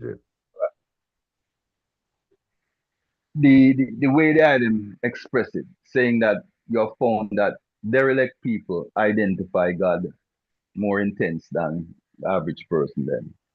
I'm posing a question that should spark a thought. What? To say why, what is different about their scenario that would make them identify the importance of a God or a God Well, energy? from what I see, it's true I won't say disappointment in society, but through the cracks of society, they will find that is only God would have really listened to some of them. God, the rest of the world not checking them. And that same God, as much as they would have been looking out, it would have had to be coming from within. I had some nice conversation with people who are homeless and out there. So that's my little take on it, priest. My lord. My lord, to the chair. Yes, honorable priest. Well, I just say mankind, like in my community now, you have, let's say, you have what we call people who beg in all kind of societies. I live in a society where, the Declaration of Human Rights, everyone has a right to Social Security and financial protection. And sometimes you see some people on the streets, right, as what they call the destitute, the homeless. Now, I'll give you an example. I have a friend who one time, he says, he was on the streets and one of the homeless people said he wants food. And he gave the person some money. And he went to the side, hid on a corner somewhere to see if the person was going to buy food. Yeah. And the person went and bought alcohol. That's all right. Right? Went and bought alcohol. Now, the person who gave them the money watched his movement and he went back to the shopkeeper. Right? Yeah. Went to the person who he gave the money to, took the money back after them, brought back the alcohol to the shop, and gave it back to the shopkeeper. And said, no, you said you wanted food, but you went and buy intoxicating alcohol, and you said you wanted food. I agree with him taking back the alcohol and bringing it to the shop, right? Because he's going to drink the alcohol now, which going to put him into a state of stupor and unconsciousness. Like, he said, wine is a mock and strong drinks is raging. So, yet in a Timothy, he said, drink a little wine for your stomach. So, for some people in consciousness, it's not every beggar I will give to. One time a beggar get cheeky with me because They're begging, and I know I'm working hard for my money, and I know they can do the same work as I, but they choose to be beggars in a system that can provide for them. So depending on the system what they are in is where I will show my empathy or sympathy for them, called many ones, right? They have a thing in England here called companion allowance. And you have a lot of I can't claim companion allowance for me and my empress. Yet, if I get a dog, I can claim companion allowance. So a lot of beggars in England here claim claim companion allowance by getting a dog as their companion.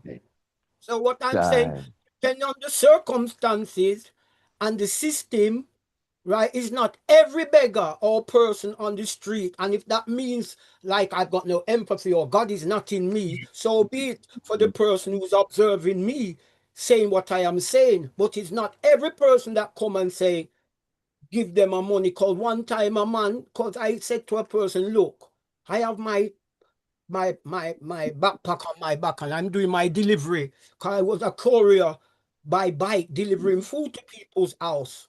My contract just get terminated with them after 8 years. 1 minute, please, priest. My Lord. So you find, say they know, one time I meet one and a one tell me, says, he would take my bag from me and he would beat me up just because I told him, says, listen, me and you live in the same society, right? Why is it you can't get up and do something for yourself? I'm looking at you as a young man, you can do something for yourself, but you choose to come outside the supermarkets, the banks, and beg. And this is a thing what all beggars, they go out business places in England here, right? And when, if the supermarket closed down the road, they move to the next one until all the business place them close up, and then they wait till the next day. And this is some people's livelihoods. And when you check out these people, some of them are begging on the streets, and then when you check a stock, some of them are living in pretty mansions. You understand? So we have to wise sometime with the destitute, cause not all of them are destitute. My Lord and Empress, bless it. Now come again. Bless. The chair. My To the Lord. chair. To the chair. Yes, To the Honorable chair. Chair. Go ahead, Priest Rasamana. Yeah, let us try and answer the question then now. You know, we could kind of, you know, try to listen to the question them and answer about the question, because the question posed is, why would there be a difference with the derelict ones identifying the importance of a God? See, why would it be different with them? You know, because both Empress Trisha and the Honorable Chair identify that, you know, those people in that circumstance tend to acknowledge God on a level.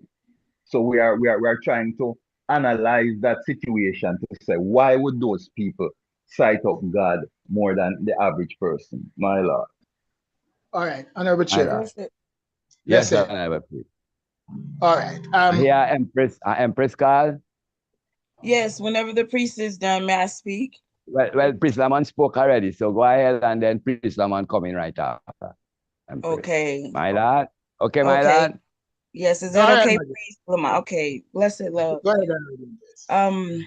I have a few statements. I have a few questions, and then I would like to share my perspective. So, Well, you have 3 minutes. So hold on, Empress. Hold on, Empress. Hold on. Let the priest go first, because okay. that when let the honorable priest go first. Yes, All right. indeed. Honorable priest.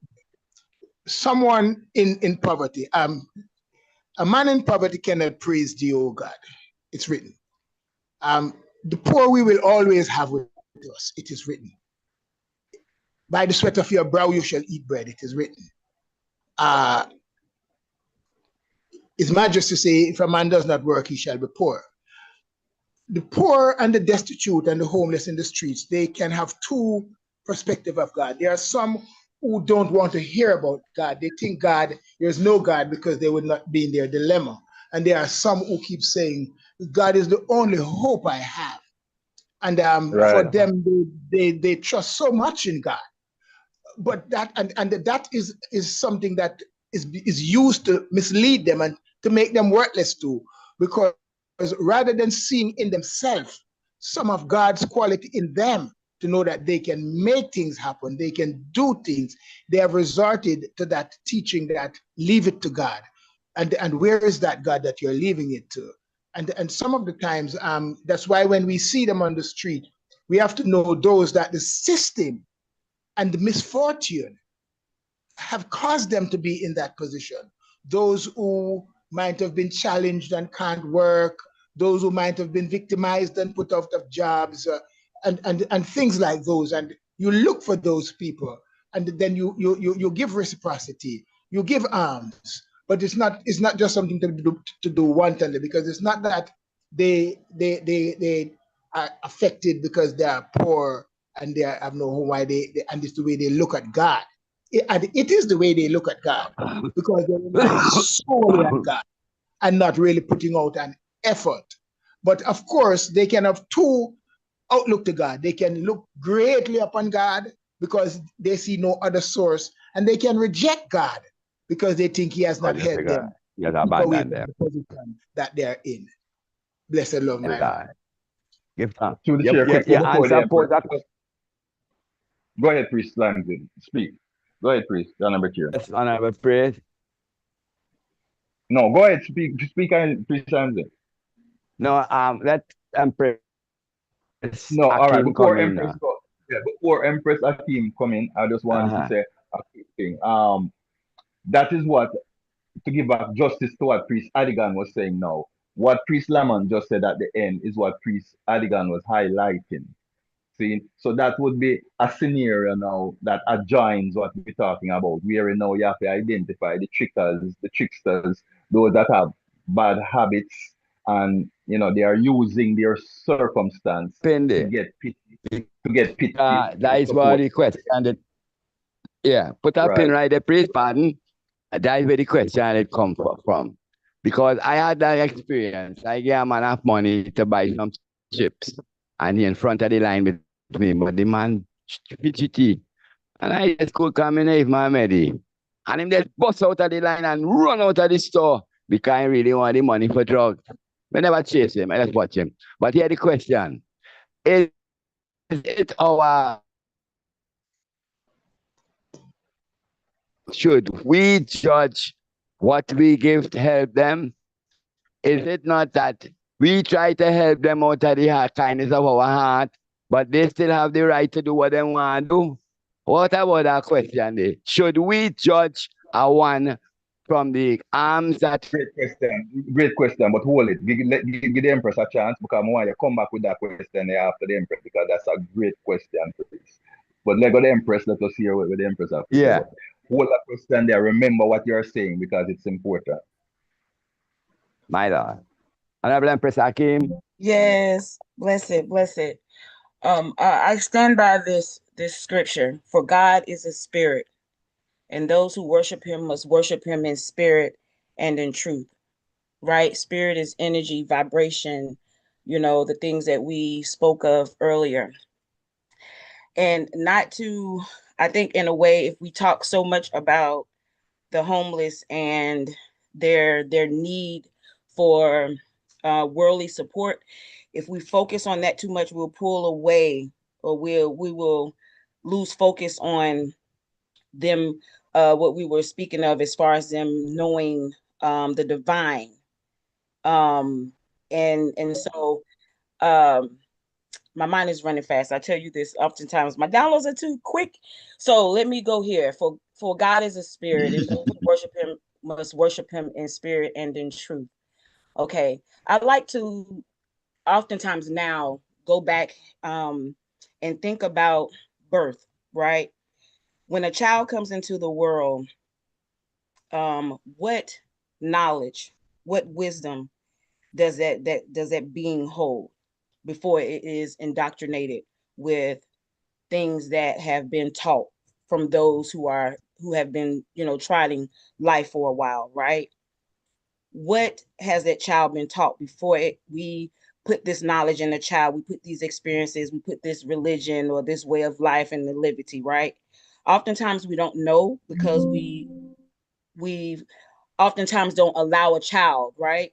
We don't allow this new being to come into earth and watch this child grow. So oftentimes for me now, where I am in my life, I try to study people who are nomads, people who live with the earth, who have not been indoctrinated, who just live by traditions, way of life naturally, right? I wonder what perspective do they have of the divine? What perspective do they have of God and Christ consciousness? You know, also the Bible, when we think about the Bible and other ancient texts that have been written, those books have been inspired by people who have lived, right? The griots, the ancient ones who wrote, you know, who have stories, right? They've been placed in a book and their perspectives, right? Okay, I hope I'm not jumping around, but these are things that are in my mind. So one of the We questions are. I have is, how did we, right? You and I and I, everyone that's on this panel, those who, you know, we live our lives as Rastas, how did we come into this connection, right? Some have studied, some have been born into it. Parents were Rastas. You know, I've shared my story a lot. Most of the knowledge I've gotten was from Bob, from watching videos. No one set me down at their feet and told me. So was it spirit that led us together? How did we connect to believe the things that we believe and know? Right. And so again, looking at the homeless and whether or not they know Royal God. Empress, 1 minute leave here. Yes, give thanks. So again, looking at those who we consider to be less fortunate, who may not have the text, who may not go to church or go to the temples and get their knowledge from others. How do they have the relationship? How do we view the spirit? You know, again, and looking at how we have come together as Rasta. Although some of us may have we have our connected beliefs, right? We have our connected knowing about Rasta and you know what has connected us. But then outside of that, you know, and I just wonder if we were not indoctrinated by certain things, what would our beliefs be? You know, and I hope I'm not all over the place, but this is where my mind is Yes, going, sir. you know. Free So I heart would like and to get soul. the opinions or thoughts from others. If we didn't have a text and we live like the nomads in the jungles of Africa, right? There were no written texts, but just traditions. What would All be the right, Empress, perspective time of up God? here, Empress. Blessed. Blessed. Bless you. Who have their hand up there? I see your hand is up. Blessed Come, what love, you gonna my do? Lord. Honorable Empress. I Bless. pray. Wait 1 second, Empress Dion. Should Empress Akim question be answered before we move on? Hold on. Is it that Empress Diane is going to attempt to answer it, or is it something I separate? was going to answer Priest Imsley's Go ahead. first question on Yeah. why do it seem like they are more conscious than the so-called conscious people. I was just going to point out within one of the videos that was played, where the consciousness or your conscious levels, it have certain hours of the day where your consciousness does be heightened as well. Now, while the regular folks are resting, sleeping to get prepared for the next day, the less fortunate are up because they are on the streets. So they are in alignment with some of the vibrational waves what passing through at the moment and they don't even know they're receiving the vibrations that brings them to that conscious level or that heightened awareness where it will seem like they are more in tune with reality, even though it seems like they are not. Understand, my Lord? Because of the time. Getting you. Yes. Majesty. I understand your Empress. Priest Brown complained what you said. My Because lord.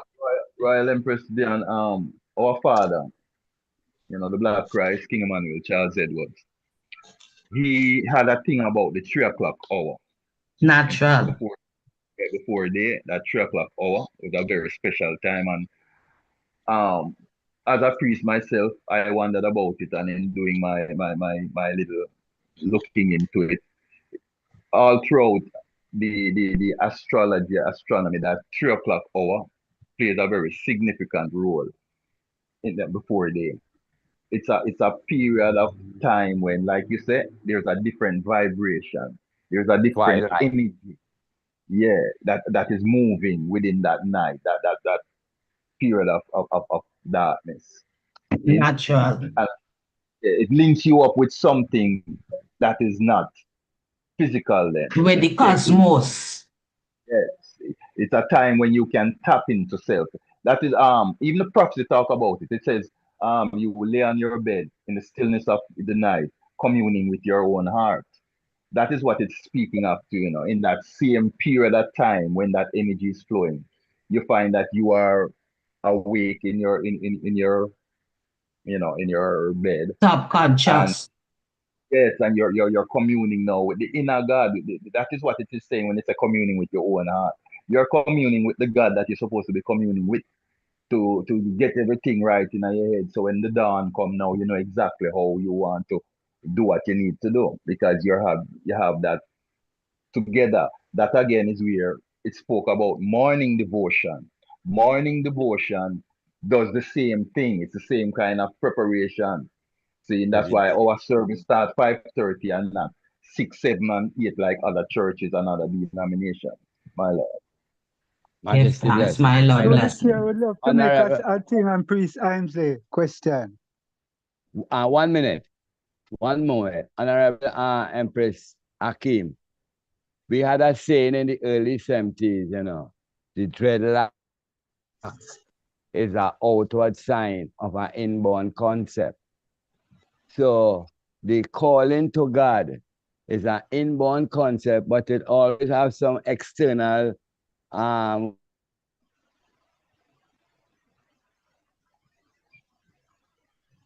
early music, the first album we have burning, when say about get up, stand up, be tired of this eating, kissing game, dying, go to heaven in Jesus' name. We all know and understand Almighty God is a good man. That album changed my life. Me used to just look at it and say, oh, but I'm dreadlock, and it's just this. And so, yeah, but it was inborn, but it took an external vibration to kick off and to kick in that inborn concept. I don't know if that answers your question. The chairman. Yes, priest. I want The to chairman. expound real quick. We're I gonna just have wanted a to make word. a statement really quick on what Priest Priest Brown Imans was just said. coming in here. Wait on Priest Brown. Make him come in after the. Oh, okay. So then we can come in after Priest Brown, my lord. After the Empress. Yes, I just wanted to comment on Priest Imsley. Yes, that's the point I was trying to make, is that, like you said, that inner knowing, right? The spirit, being led by the spirit, and then that outwardly expression is what connects the truth, right? Is the point I was trying to make. So yes, I agree with what you were saying. Yes. All right. Well, we soon get into that. Brown. Empress, there's much. Well, I'm on a priest 1 second. Empress, there's much more to get to expound on that, because that's why I was leaving it. That you pose a very serious reasoning that we just trivialized it a while ago. We kind of touch it precisely, start the reasoning, but we're gonna get much deeper into that aspect of it after the priest does his thing right now. And I have Priest Brown. Blessed. And Priest Brown and then Priest Tooth. Oh, Honorable Majesty, my Lord and Empress. Yes. Concerning the question of giving, I think we have to just give freely, because you really can't decide one's destiny. That's all right. Because in the destitute world, there are different levels, but all is fulfilling a purpose. if we just don't just give freely and make love serve its purpose. And I will pray. Give Spoken as thanks a to you. priest. Yeah, man. Spoken as a high priest. Spoken as a Definitely. priest. And I will Yes, preach man. truth. My Lord, blessed Lord, give thanks. It's your recognizing your voice now. It's part of the family. Come and know your voice. Give thanks and blessing. And I was the priest dog a question. I was him asked about the 3 o'clock meditation. When we done it, me always meditate so like so 3 o'clock, like in the morning, those are the time like when nature really perform itself. So I think that is really a cosmic force moving through between 3 and 4, going up them time. But especially starting from 3 o'clock, it's like when time the flower bloom, it's like when the banana ripe, it's like when the mango fully ripe, it's like when the mango the green just turn fully ripe. It's just like when nature activates itself. Right there, so maybe the dog or puppy, maybe the cow. You understand what I'm saying? That's when nature activate at that time. I'm just picking up that spiritual realm. You know, which dog is that? Is the your question when you was talking about the 3 o'clock? Yeah, man. I like your meditation. I like the meditation. I like the meditation. Yeah. There's a science behind it. There's a science behind Praise it. I truth. like it. Hear how we can reaffirm what you say there. From since what? Break up, my lad. You cut out, priest. I like. And Jano, you see, between 3 and 4, let's grow. Between 3 and 4 o'clock, them herbs actually get taller. So what you're saying there is a key, my lad. Bless Nature it. activated. The priest dog pick up the realms there, right? And the meats and nature itself. Rastafari, my lad. Through the Floor chair is now, my lad. open. Pre-7, and I hear you for the day yet, you know. Pre-7, Anyone they have else some want to great talk? Rastafari. Go ahead, Priest Rastafari. Yeah, man. Anyone else want to speak before I but if anyone else want to speak before I address Empress Kim's question, yeah, man, the floor will be free, you know, because it's an interactive reasoning. I want everyone involved. So yeah, if Pre-7s is there, would I love to hear from the Yeah. Pre-7, Priest Aswad. And Royal Chair. My lad. Yes. Could I speak? Oh, most definitely 7-star general, my lord. Royal timekeeper. Yes, my lord. It is a trinity consists of a pyramid, consists of a square, and consists of a circle. Right? So you're going to have between 3, 6, and 9. So these number individuals, if you understand these number, you understand how all that has been. You know, to I and I just come forward here. So these are the things that they try to beat out of us. But you know, give thanks to the mother, you know, who have that in a childbirth, him don't have a date or time, you know what I mean, you know, in a nature.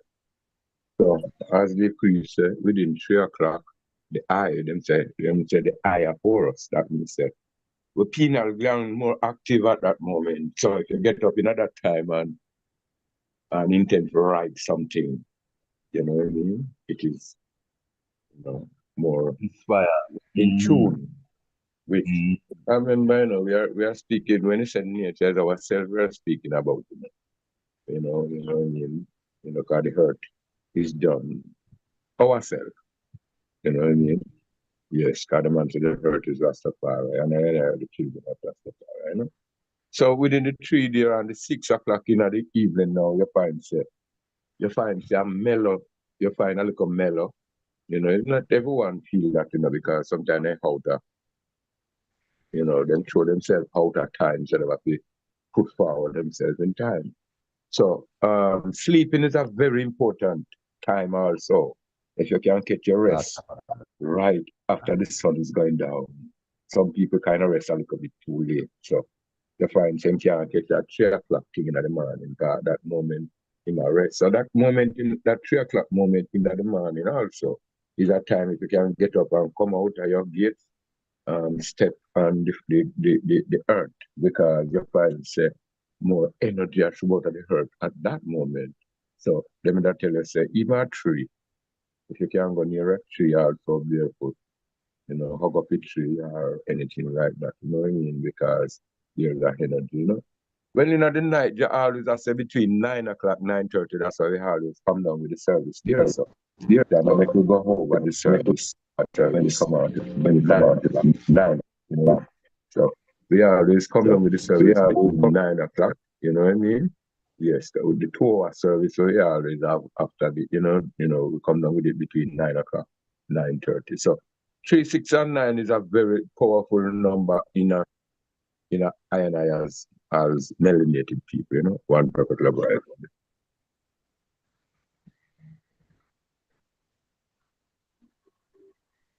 To the chair.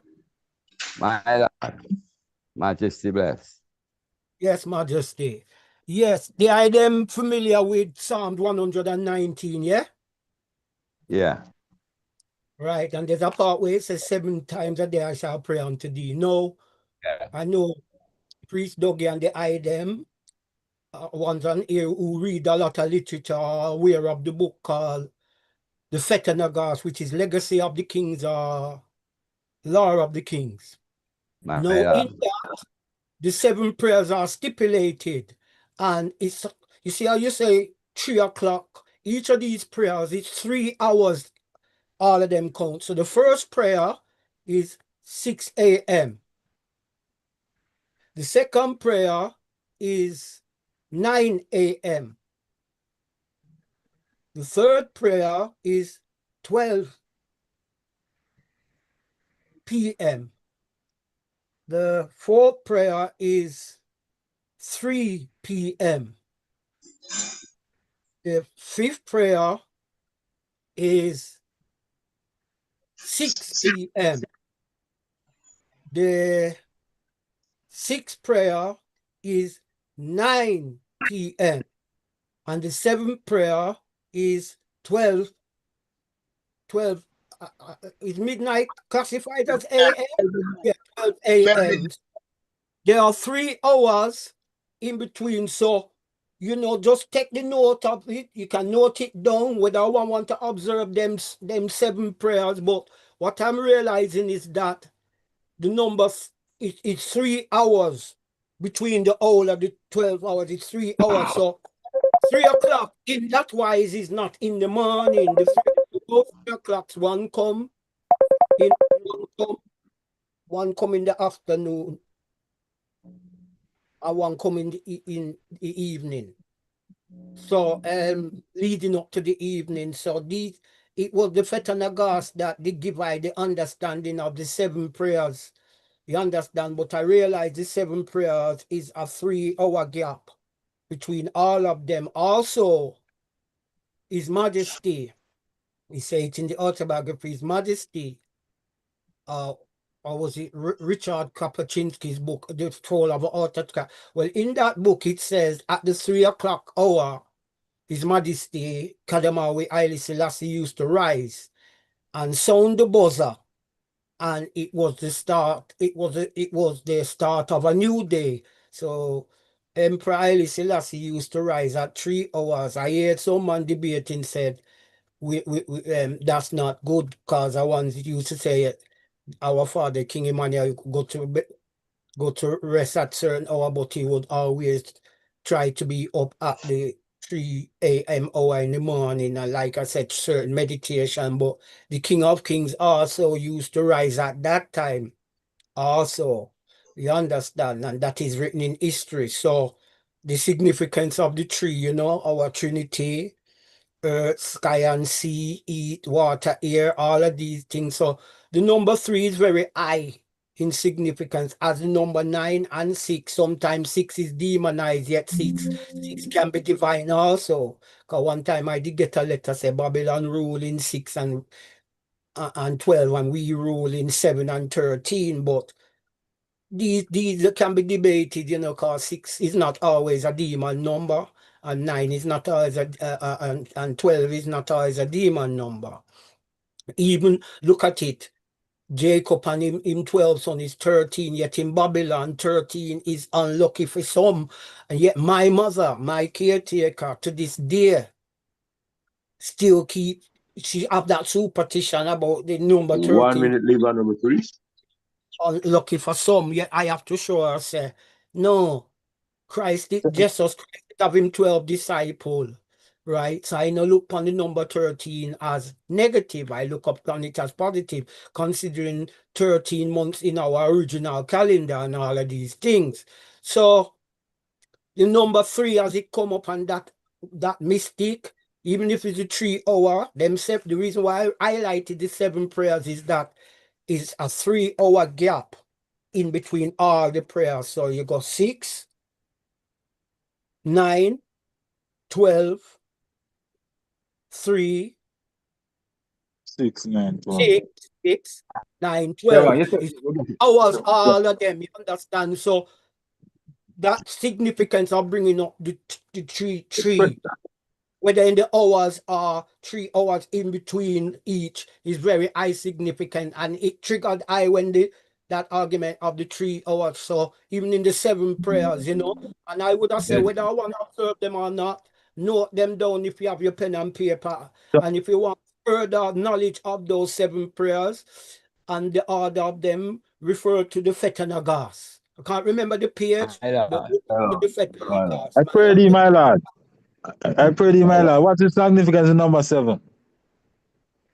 Eh? What is the significance of number 7?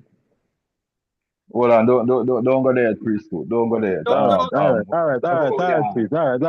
Yeah, I because appreciate the it. priest time up, Ask me a That question. question, my Lord. November. Hold on, All right. Me not to see that. Platform. Hold on, I man. pray Go thee. with I that. pray thee. I pray thee. Let me just think. Priesthood is not Yes, the my Lord.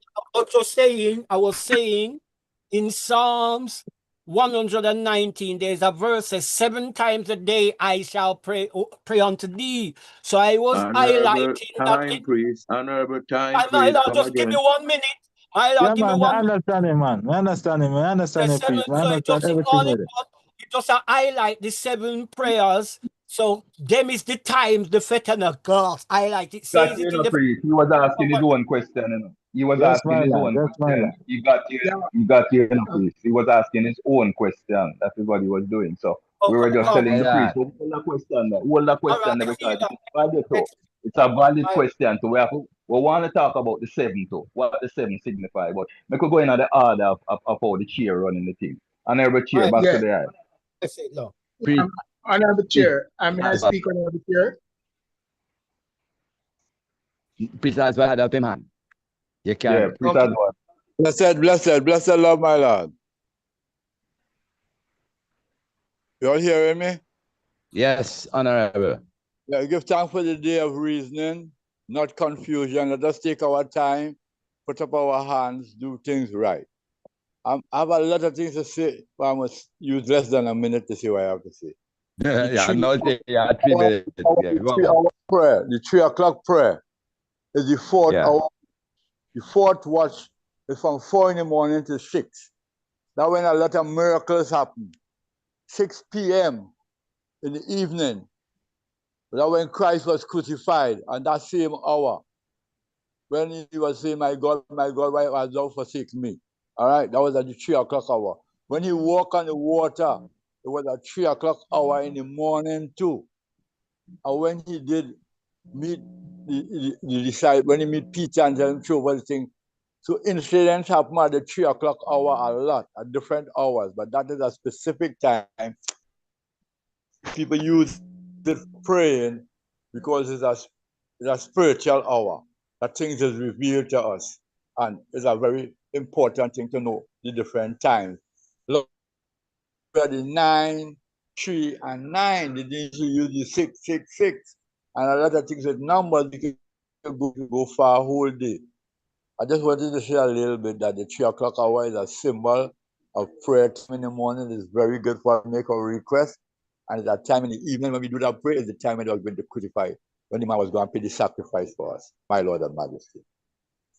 My Lord. Bless.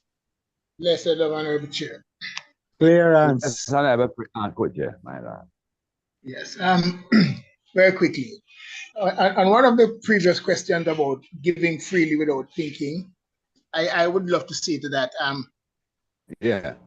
I gave to someone and they did something different. And the spirit in me, the God in me gave me a check. And I remember the scripture that say, don't cast your pearls before swine. They'll trample it and turn around and trample you. So I always try to feel that a spirit tell me, you know, who to give. I listen. That is just my take on that. The Empress, how do we come together? What brought us together? Is it some kind of indoctrination? She did say that. I know that's what she really wants to find out. What energy brought I and I together as Rastafari, as Baba Shanti. I think for me, like I said, I really come to Rastafari because I despised me, my bigger brothers who were Rastafari. We had a lot of toss up all through many years. But it's the looking for a God through a certain spectacle, through a way that you can identify with, a more natural way, something that you can really, in your intelligence, your consciousness, say this looks like it. Because a lot of us, when we hear about the Adam and Eve story and we question it, it becomes a little, you know, boggling to logic, and we always have this confusion because it's not adding up to logic. And I think Rastafari seek God through a more natural, spiritual way, and the people who are looking for God in that way will automatically, you know, come onto this kind of tradition like Rastafari and the more cultural tradition, because they are trying to get away from the over spiritistic explanation that really don't come to logic. And the point of 3 o'clock, it is written that the first 3 hours of the day is the best hours to pray. But which one of the first 3 hours? There are those clairvoyants and what we call meditators who think that 6 o'clock is the first hour of the day, and many writings work many spiritual operations and meditation from 6 o'clock, because that's the time the sun is rising, and they are rising with the sun, there's energy. And then there's 9 o'clock, which they say is the time when a different energy is moving through. If you notice, even in Babylon today, they open bars and certain stores at 9 o'clock, and they have 12 o'clock when it's the most active time that they think the devil will perform his work. And there's a special kind of prayer at 12, and then there's 6 o'clock when energies of protection and so forth are coming into the earth, you know, and there's a special prayer, and then goes to 9 o'clock when, of course, a different energy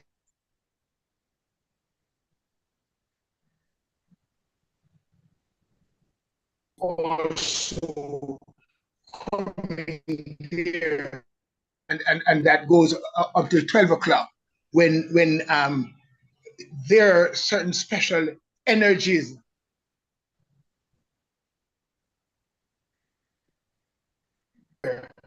the next 1, 2, 3 o'clock. It's another 3 hours of the day. So there are those who, the scripture says, at midnight I rise to pray.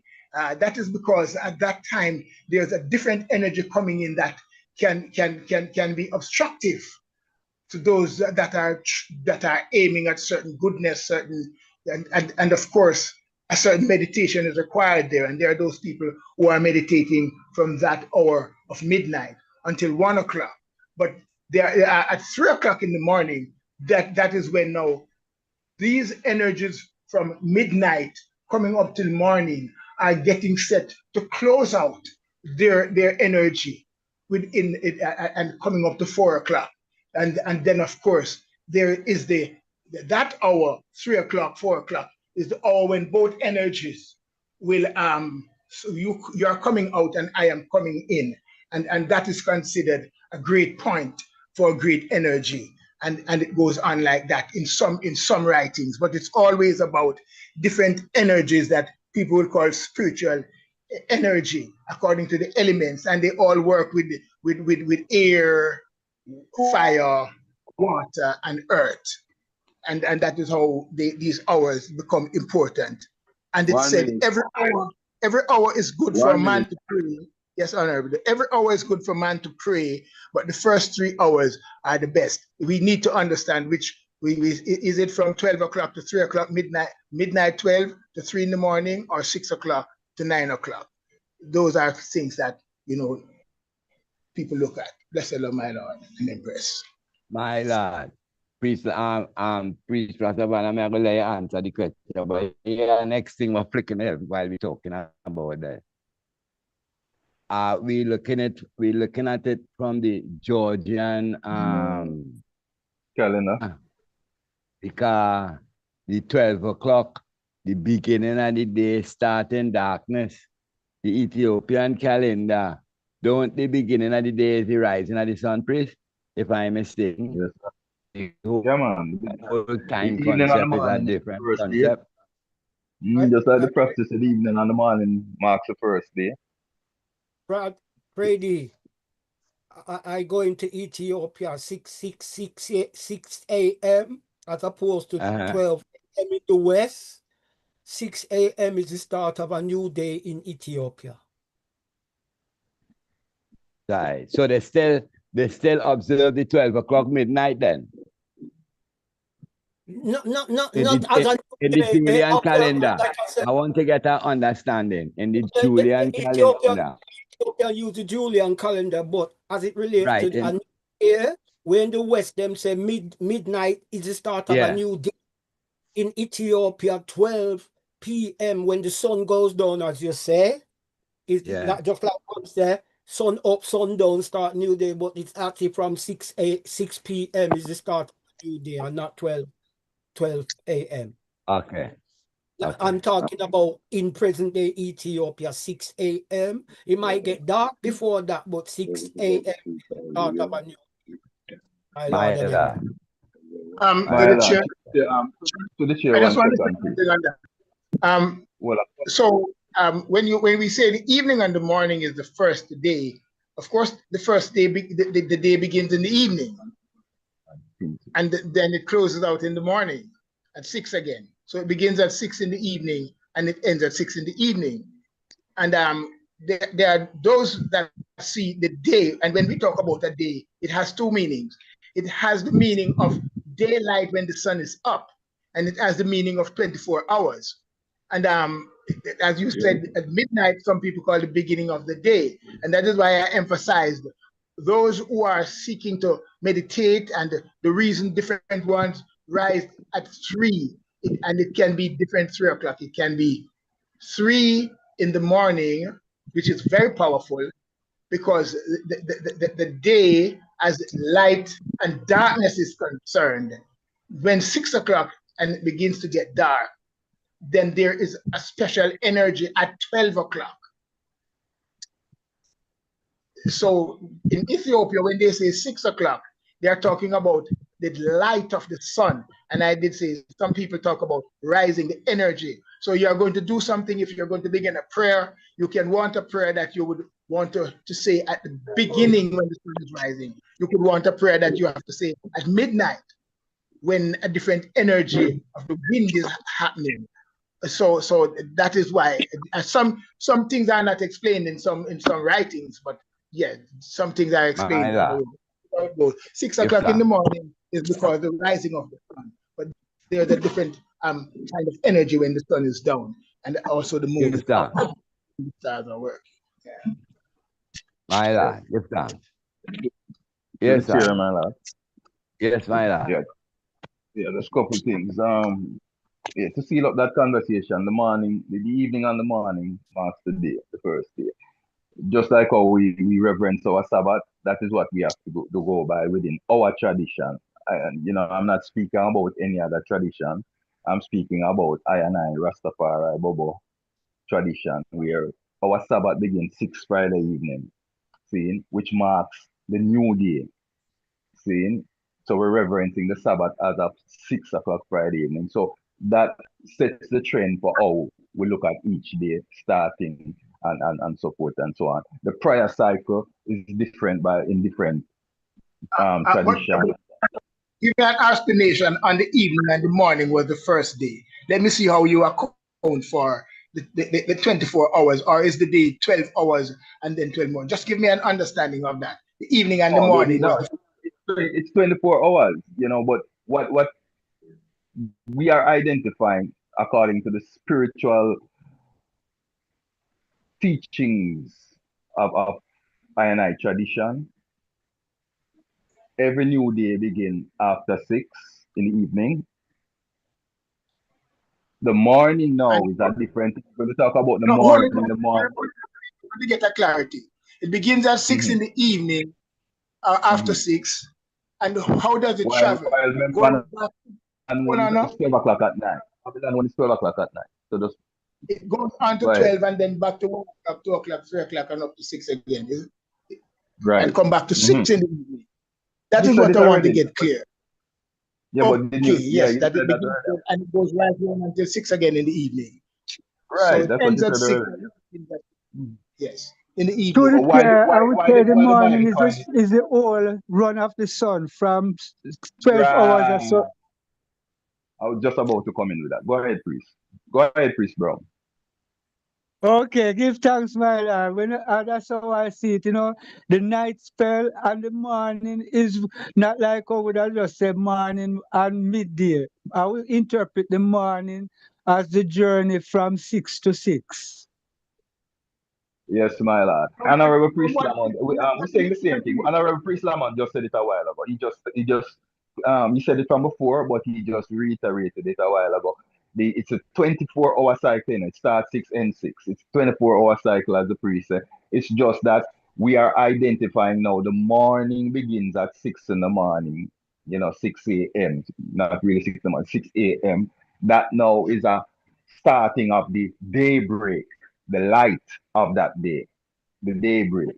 See, so that is how the religious connotation of that is expressed. See now, but that is not where I man is really at right now. I'm trying to address Empress Kim's question because that's a very vital question.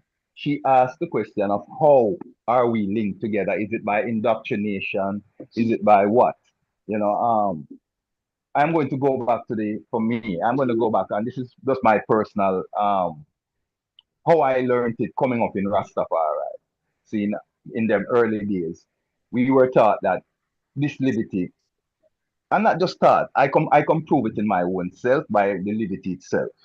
See, it's an inborn concept, as Priest Angie had said, meaning how it is told that in creation, the man said from the womb, him choose I and I.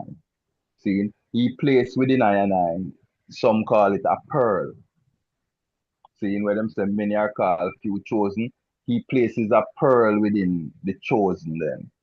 See, that pearl is understanding. That pearl is intuitiveness. It's clairvoyance. It's vision. See, we are easier. The ones that, when I say we, because we have to count ourselves as the children of God, and you have to elect yourself. No one can elect you. So I'm saying we who are blessed with the pearl have a quicker ability to understand spiritual matters versus the average person whose chemistry and whose biological and all of that construct is only aligned to the physical world that he sees or she sees. See? So those shows now, they are the ones that they can demystify things. They are the ones that know what it is to be inspired. That's why they can write the scriptures, those inspired writings, those ones could be inspired to write such eloquence in declaring God because they were inspired. See, they were chosen. See, so we are all attached by that process of being Israelite, is chosen ones, seen who will now voluntarily walk for the duration of them life in the light of truth. Seen, unlike others that might have options of doing whatever through our oath and our pledge, our volunteer. We volunteer to walk a lifetime in the light of truth, defending truth. And that binds us together. But the calling come from that being chosen, that pearl, which the prophecy say we are touched from the womb, that chose you. See, them say know it from the womb. And that's why we put it, the sheep know the shepherd's voice. When we heard the voice of Dada, we came running from all different directions.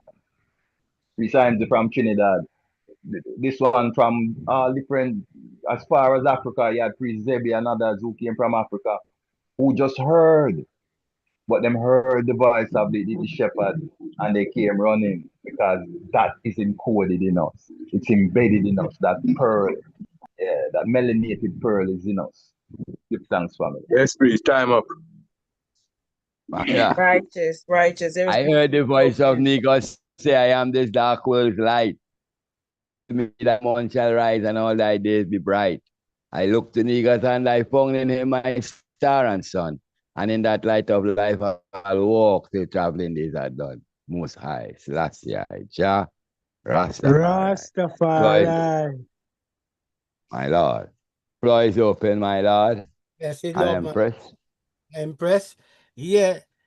As it relates to the part of indoctrination, well, I say it's choice because, like I said, I remember one day going to a 25th of May, African Liberation Day, and some brethren come to the city of Birmingham.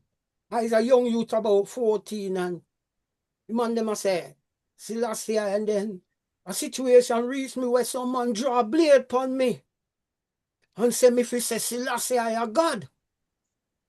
And me have to look upon them and say, you go stab me. Little youth, you know, say, you go stab me if me no say, Selassie, I a God. And them have to check themselves and then pull blade upon me and have it upon me and I tell me, say, me. He says, no, I could have yielded through fright, but I have to talk for me right. And in the end, them have to see it. Me say, me not understand Haile Selassie, me learning, right? Now, what I'm trying to say, it becomes an indoctrination, whereas people force the thing onto you and say, if you don't say it as I say it, then it becomes indoctrination. But like Priest Dougie say, I say the pearl is a spirit. So I feel say, Priest Dougie get that same spirit, Priest Ainsley, all who come here Rastafari in that light and even sitting together today is that pearl, that spirit, what unite I and I more than, cause for I is a choice. It's like love, you know, love when you see it, and them say God know God. So therefore, as opposed to indoctrination, True. is a choice. If True. you want to be Rastafari, you choose to. Someone can tell you of Rastafari. Someone can tell you of Christianity. But it's you, the individual, have to tell yourself, is it right for me? Or is it thing like the old time, give me that old time salvation. It was good for such and so, it was good for such and such, it is good for I. Your God is my God and my God is your God. You understand? So is that understanding for me, it was a choice of seeing Rastafari, just like me book Rastafari sisterings one day, me and some Baltian, and my other Baltian brethren them start throw some word after them, and I jump up as a ballad and say, no, don't disrespect Rasta. And these was about 3 Rasta woman me sip on a walk. And the talk when me make said, don't disrespect Rasta. Them hear me. And the 3 sisters invited me into the house where they were going in. And they said, and my brethren them said, no, them not going there. And I go in there and I start talk to them. And I say, I is into black consciousness. I is into I love everything what Rasta stand for. It's just the Selassie part. I never say Haile Selassie or Haile Selassie. I never do. So I just say Selassie as it was presented to us. So I said, I believe in everything what Rasta stand for. I just don't understand the Selassie part. 1 minute, please. My Lord. So for me, it's personal. Like the Emperor said, them use the word religion is personal. I prefer use the word faith more than religion. So it's personal. So when I want to ask, is that indoctrination, I man feel say it's a spiritual calling according to the spirit of the individual, as Savannah did put across. So I agree. It's a choice where you accept for you. So that means you say if it's good for you, if it's not good for you. That's my opinion still. My Lord. My Lord. I would like to introduce our word. I would like to introduce a word that denotes. Yeah, am I hear me? Yeah, man. Yeah, man. All right. That denotes that it's an ingredient that links us all, and that is our African ethnicity. That is what links all of us as one. And that calling that we call, well, precisely right now, made 70 years in this suspension. But it didn't start 1955. We are divine attribute, divine entities that have been coming time and time again. That's why we could have recognized each other. We were all Zion angels, and we have a human journey now. So it's not just the other day. My Lord and Empress, bless. It's not pay. Royal chair. My Lord. Yes, as the Empress did say, God is a spirit, right? But no, people don't explain the truth. You know what I mean? Them say spirit, but them just stop right at the spirit there. So, but them never go into the explanation. What is the truth? The truth is, the spirit now is what we're all sharing, and then we turn it and say, God, right? Because I remember him say, greater in I and I that way in the world. You see? So it's not my life, it's not your life, but it's that energy of life we're all sharing, which is one life, not two, not two life giver, one life giver, right? We're all sharing that energy of life that make us one. You know what I mean? So as the honorable priest said, you must keep both I and I at the moment because it's not everyone eyes are open. You know what I mean? Many have eyes and see it not. So through them not seeing what I and I are seeing, some people say we are talking, like crazy people, mad people, you know what I mean? Yes, and the father, celebration or Good Friday, right? The father said if the fire not to pass, what time again? 3 o'clock. So the Good Friday, and we have a top forward anything where the father say, the fire not to pass 3. So we have hold forward in the fire before 3 o'clock. And the service going up, carrying up the service again, the service not to go up after 6. The service supposed to go up from 3. But we have this Indian tendency to going up with the service now after 6 too. Sometime I and I do the work and things like that, preparing for that celebration service. But by right, it's 3 o'clock, the father said. 3, 6, and 9. Fulfill forward that permit because 9 is the highest number, the 9 is the number where it's a 2, 9, 18, so the prime number. So 1, 8, and 9. So anyway, we go with the 9, So the 9 is the highest number, one perfect love royal priest.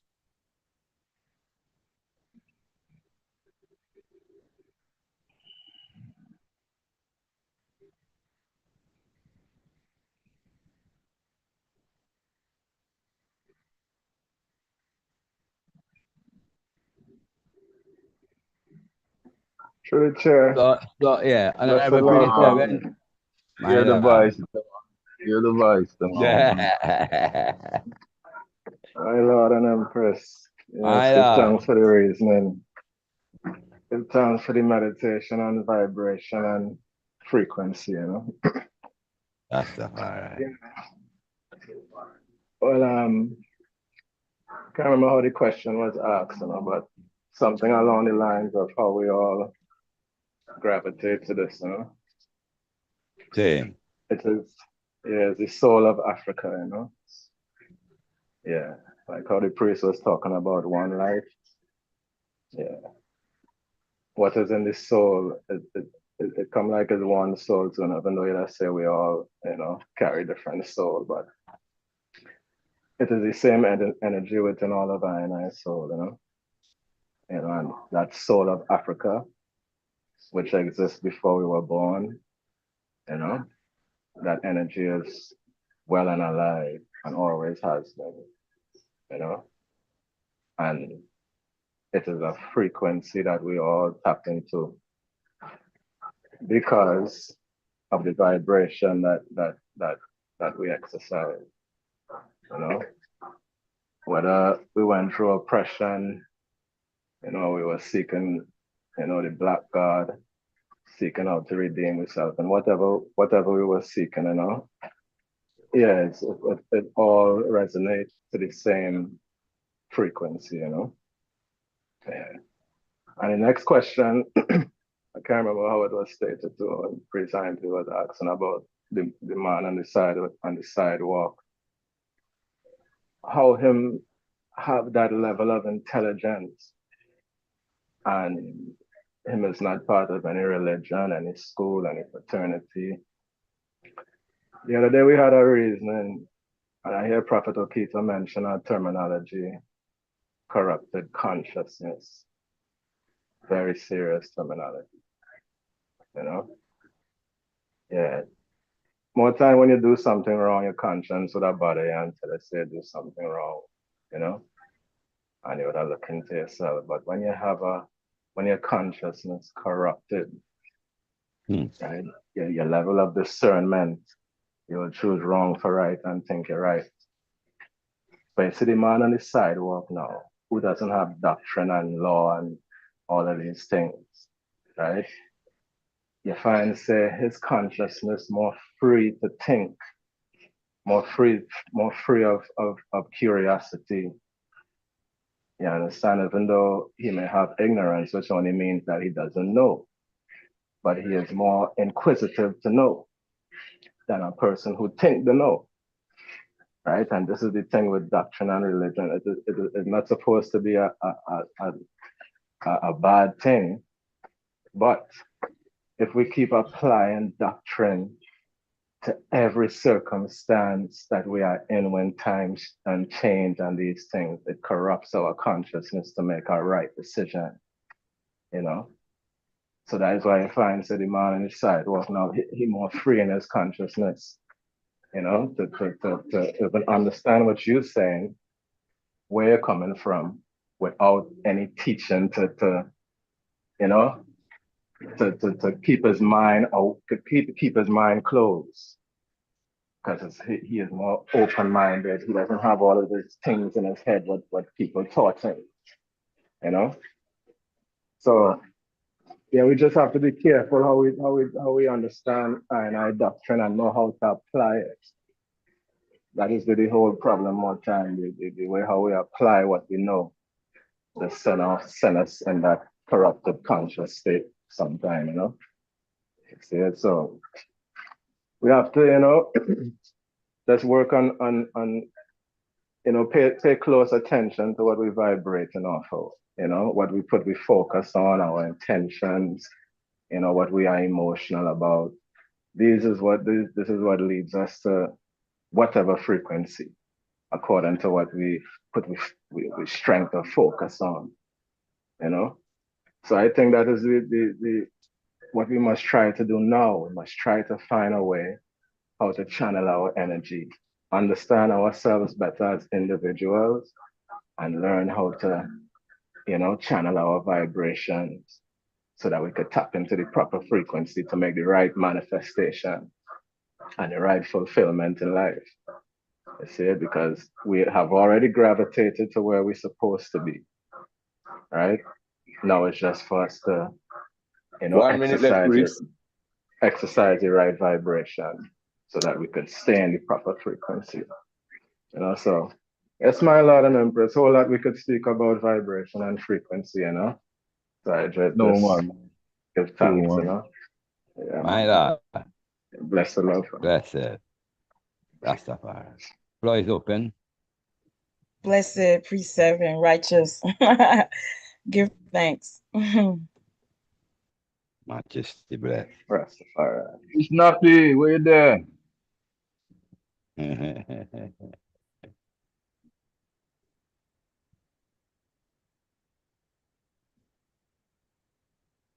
Yeah, my lad, it's all about perfecting this human experience we have. So the low frequency and the low vibrations. We not really feed into it. we're not so susceptible to it and always aspire to the higher vibration of of our human self meditating the God in flesh. So, To the chair. For example, His Majesty was not like the regular children, like His Majesty used to get disciplined for wanting to learn too much. Now, check it, you know. You have great scholars in the church who cannot read American gaze, right? Yet, I mean, fluently, yet His Majesty at age 10, when the average student in Ethiopia could read both American gaze, and he was fluent in French too. His Majesty was even taught by a French Jesuit, so His Majesty fulfill in words from him was a youth. Seek not spiritual knowledge only, but seek secular knowledge. So even in the secular, and I look at His Majesty from a tender age, he understood what the elite understood, because like even the word of Christ, if you wasn't part of the clergy or the elite, you wasn't privy to that. But His Majesty high knowledge from them age. The clergy could not trick him, because he knew everything what they knew from a early age. Because remember, to speak American gaze at 10-year-old is not an easy feat, and remember, easy thing. So you find through time, you find through time now, right? His Majesty was a child always under scrutiny because of his high knowledge from early. Because I read it in the Catch a Fire that one of the priests ran out with his face pale and white, because the emperor must have whispered in his ear at a young age. I think he was 12. And he must have said to the priest, Shiloh has come, and them said the color drained out of the priest. And the priest, ordinarily, him fi turn and walk back way and bow to the congregation.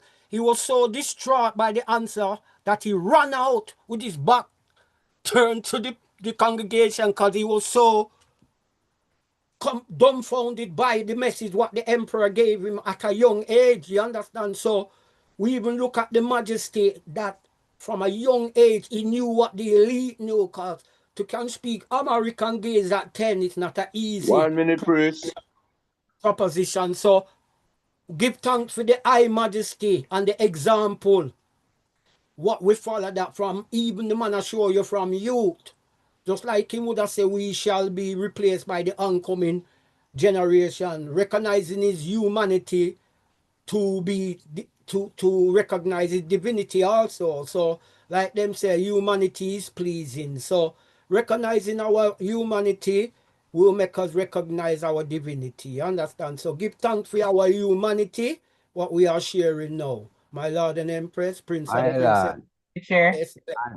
When we look at what you say about His Majesty, we have to give respect to Ras Makonnen, because Ras Makonnen was the one who was instrumental in making sure that his son got the and the proper teachment. You know, my lord. Empress Trisha. To the chair. Empress Trisha, Royal Tech. Question to Honorable Priest Ainsley on the screen. The Black Christ taught us that our actions must match our words. Words and works go together in fulfillment. Have our actions matched our words? Right. Our, when you mean the house of Bobo Shanti, or? Correct. The Black Christ. The Black Christ. Okay. Well, Or how, yeah. Go ahead. Yeah. What do you say? Sure, me see and understand the tail spin that Bobo find himself in after John make his move untimely to some, but if he was around it, so he would have supposed to pick up that vibe there. But yet say it was untimely because of the concept, and as a result of that, we in tail spin. But we see we pulling up the rudder, and so lots is to be done. You know, we not fulfilling it yet, but we not down. You know, they say when you're at the bottom of the ladder, it's only one way, it's up, because we not dig no hole. So it's only one way, it's up. So, you know, that is how I will answer that question. There's many things to be done, but I see the work is going, and I see the hearts still, because first day, I went up in the camp and they was actually surprised to see me. And I never went up to it up and that to say, why I mean, I like how they are going me. Yet still the talk come up. And make sure that when it is me say, my dad, you know what? I try to understand them intention. What is the intention? Because it's unity we come to bring. So that we reach with honor and respect, you know, and it came around, not exactly how I like it, but they don't say, well, preacher could be inside of preach and bread, right? And but we say that to go to we say that we go behind all of that and see what was the intention. What was the intention that the idea may want to come? What is the results? You know? So we have especially that is where the words, the impeccable words, you don't take it personal, you don't assume and do your best. All of that come in there. So how you gonna respond to conflicts? Because the way we respond to conflicts is half the way of solving them. If we just respond in a personal human way, well then. But if we go behind everything, and see where the source and where it's coming from and try quell that and try understand that, I think we will have so we are doing it. We are learning, Empress, but many to be done. I hope that answer your question. Yep. To the chair. Yes, my lord. Yes, honorable priest. Yeah, well said. What have we learned from last week program to this week program? Because last week program was just as intense as this week program, and the tie-in, you know, as the I rightfully honorable chair suggested the topic, and the topic kind of built itself out, you know, because we couldn't give just the European or the Western version of things. We always have to apply the African version. Now, saying all that to say, what is it that we have learned between the two programs? For myself, I will just start off that aspect. See what you said a while ago, the vibration. It's today's reason talk about vibrations and how to Yes. lift your vibrations, how our vibrations, how we function, you know, within vibration. Now, our words, you talk about impeccable words, using our words impeccable. That was emphasized last week in last week's program. Now we're learning about vibrations coming from words again, because that's why we say word sound is power. I and I, as the house of priests, we have to start to understand this. How our words affect our reality. Because we are learning, we are going along because we are forced to do it. This is not because we willingly. We are forced to do it because we see the constant conflicts among us, you know. And when we look at them, they are really petty things, but they become, how you put it, honorable chair, mountains, molehills become Always mountains. becoming mountains. Yes, my lord. See, but because we are not reflecting and going forward to the true teaching of Dada. Yeah, the true teaching of Dada was not about all of the writs and rights. It was about how we must live together and how we must treat people and live together with even the wider people. See, that was the essence of the Christ teaching, how we must minister to the community. We put emphasis on a lot of other things. All right, we human, yeah. But at the end of the day, when you reach our age, we're supposed to start seeing the essence of our teaching and the essence of who we are. Even if we were not that, who we have lived to become. Because we have lived this for decades now. That means that what them say practice make perfect. We are supposed to be getting closer to that being perfect in love. You know, give thanks. Yes, sir. To the chair, Honorable Priest Brown. And Priest My Brown, lord. I have a question for you too. So give thanks. Go ahead. And I I'd would like to say first, welcome before you I begin. would, I'd like to say welcome to Honorable Priest Knuckles. Give thanks for the eye coming in. Honorable priest. Blessed love royal family. Give thanks. I'm here listening. Honor and Majesty, my Lord. Priest Knuckles. Sorry. Yeah.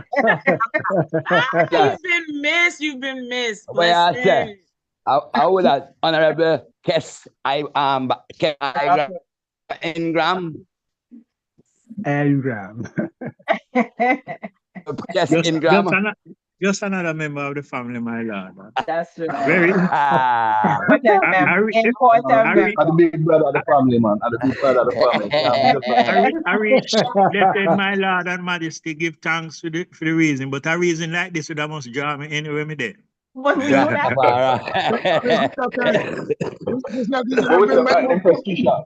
Empress You know, Trisha, from test to the from the man from Africa, from my lord. Empress Trisha, test to the truth. Where you said? What did you say?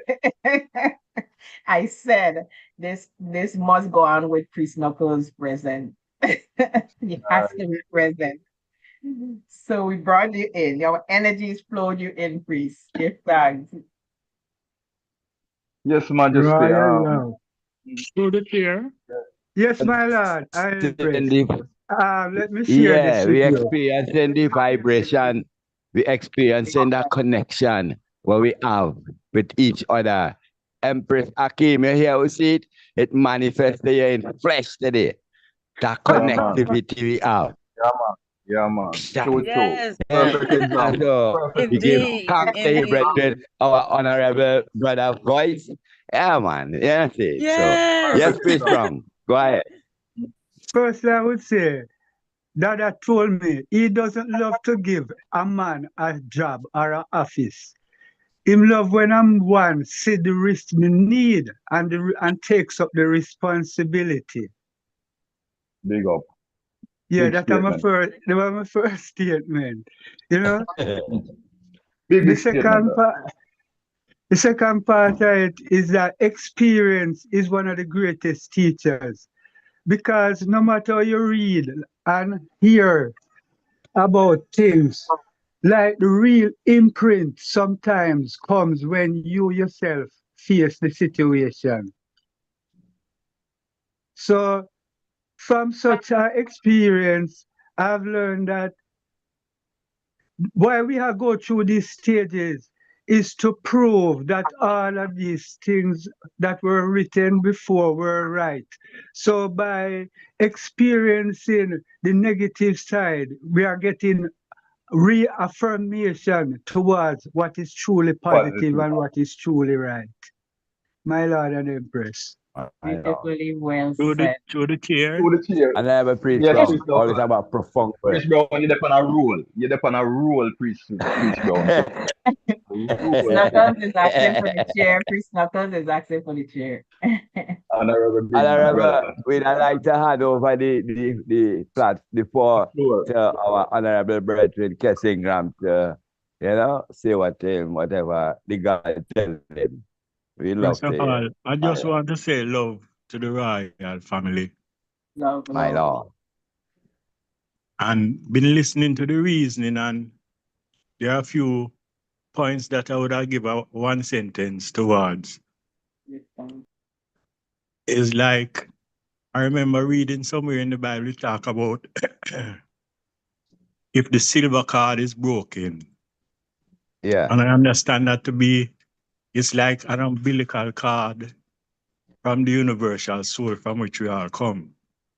In referring to Sister Akim's question.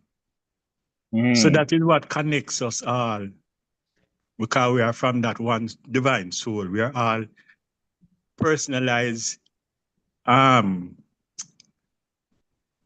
manifestation of that same divine soul. So each of us come with different talents and different things, but the same soul express itself. And as Rastafari, we were sent here from that spiritual is not even the proper word, but we don't have much English for use. From that realm to bring back the balance to humanity.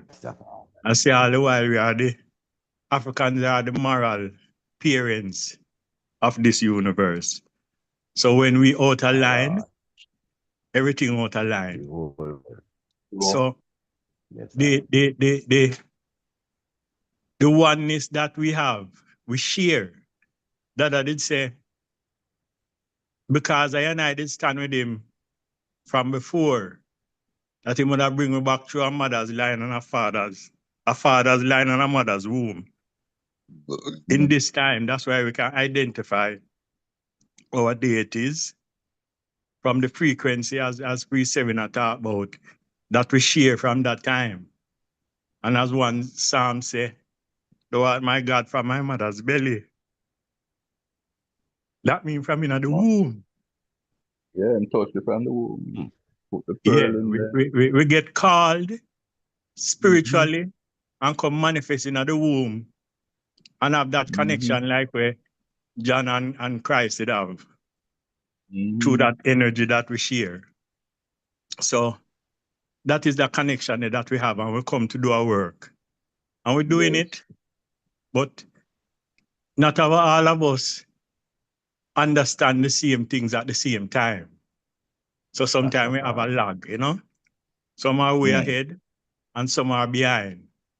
But to still pray for those behind, because it's an army. Christ would say, when he talk to Pilate, say, if he did need, he could have sent for a legion of angels. Right now. That's I and I. You see it? And the man sent us here to come overthrow back Satan world. That I say, the first world was God world, God kingdom, and get overthrown by Satan kingdom. So him sending me angels them to come flip it over forward, you know? As far as the 3 o'clock thing, the Indian them have a word them called prano, which is lack of better word. We would say a spiritual energy, a vibration, a consciousness that is a window between 3 and in the morning. And as the song say, it is darkest before the light. Now, if you understand, say, when time you want to see the stars and the moons, when time you're in the city, it's harder to see because the whole of the artificial light kind of drown out the natural light. So in the darkness where drown out, where most people are asleep, and them foolish meditation and fastings and things kind of quiet down, you get to hear the soul talking to you inside. So it's the best time to connect, to do the prayer and start your day. The day starts 6 o'clock in the evening because you have, the day is a 24-hour day, you have night and day. So when the sun go down, the night start until the morning, the daylight start.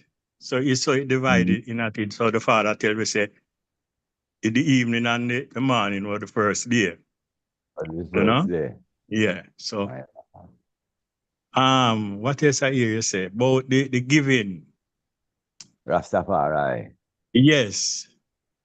If you consider Jah a man in a place and him have all these children to answer to, and everybody have needs and all of them things there.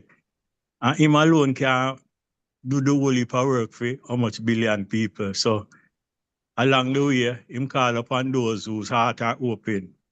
And you buck up the man who did that pray, hungry, and need $1, need something. Some of them use it as generalship, but you're not responsible for that. You answer to the Father saying, give this. My Lord. You understand? Yes, But then sir. you and the Father is one in doing that because of the Father do it. If him really hungry, him need to be fed. You understand? Natural. And so, yeah, no worry about the general. For him on glass spoil him own self, you know? But you have done the work of God. Yeah, you have done the work of God, my Lord, you know? Give thanks, my Lord, for the moment. Few little talk, you know? Blessed, blessed. Well, according to our honorable brethren, Bumpty Bum, welcome, Bobo, welcome, my Lord. Give thanks, my Lord, and Empress. Blessed.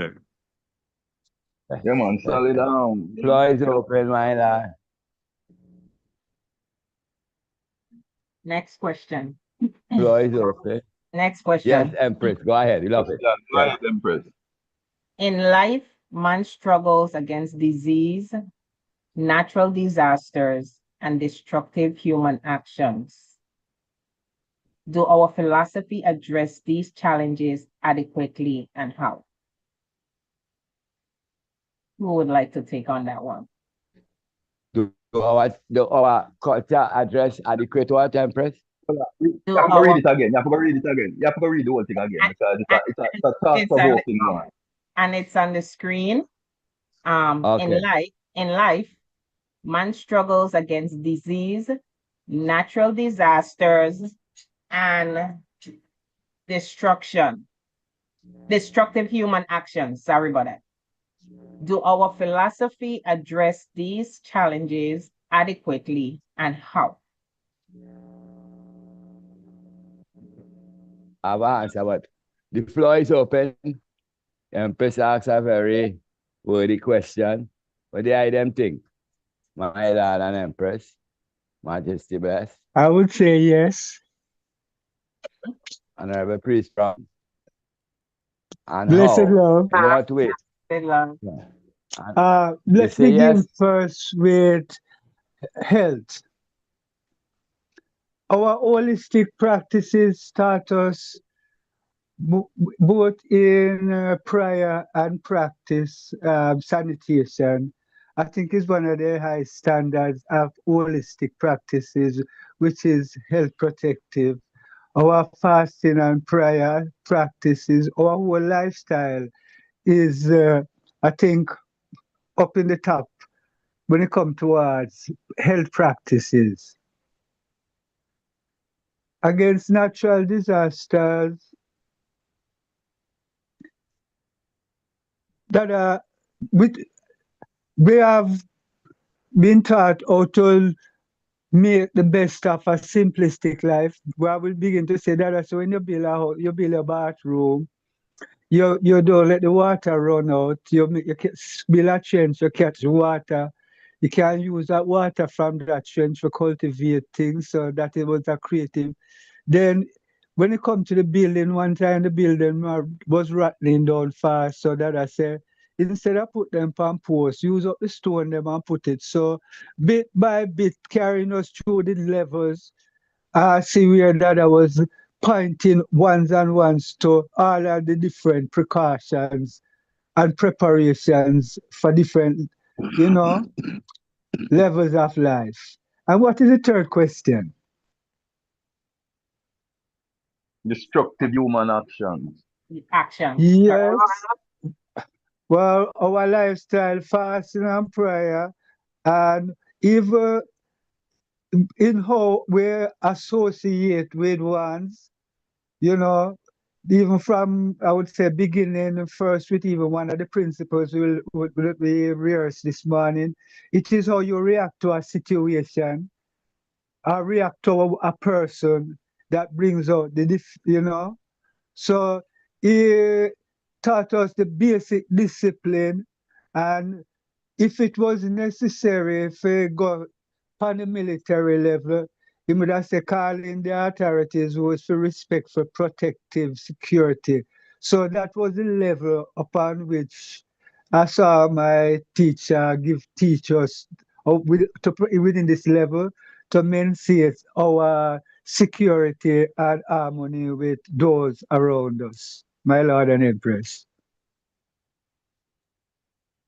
Great, great. Any other one priest would like, or anyone on the panel would like, or on the call would like to add to that? Give thanks on our priest brown. Don't be shy. Blessed love.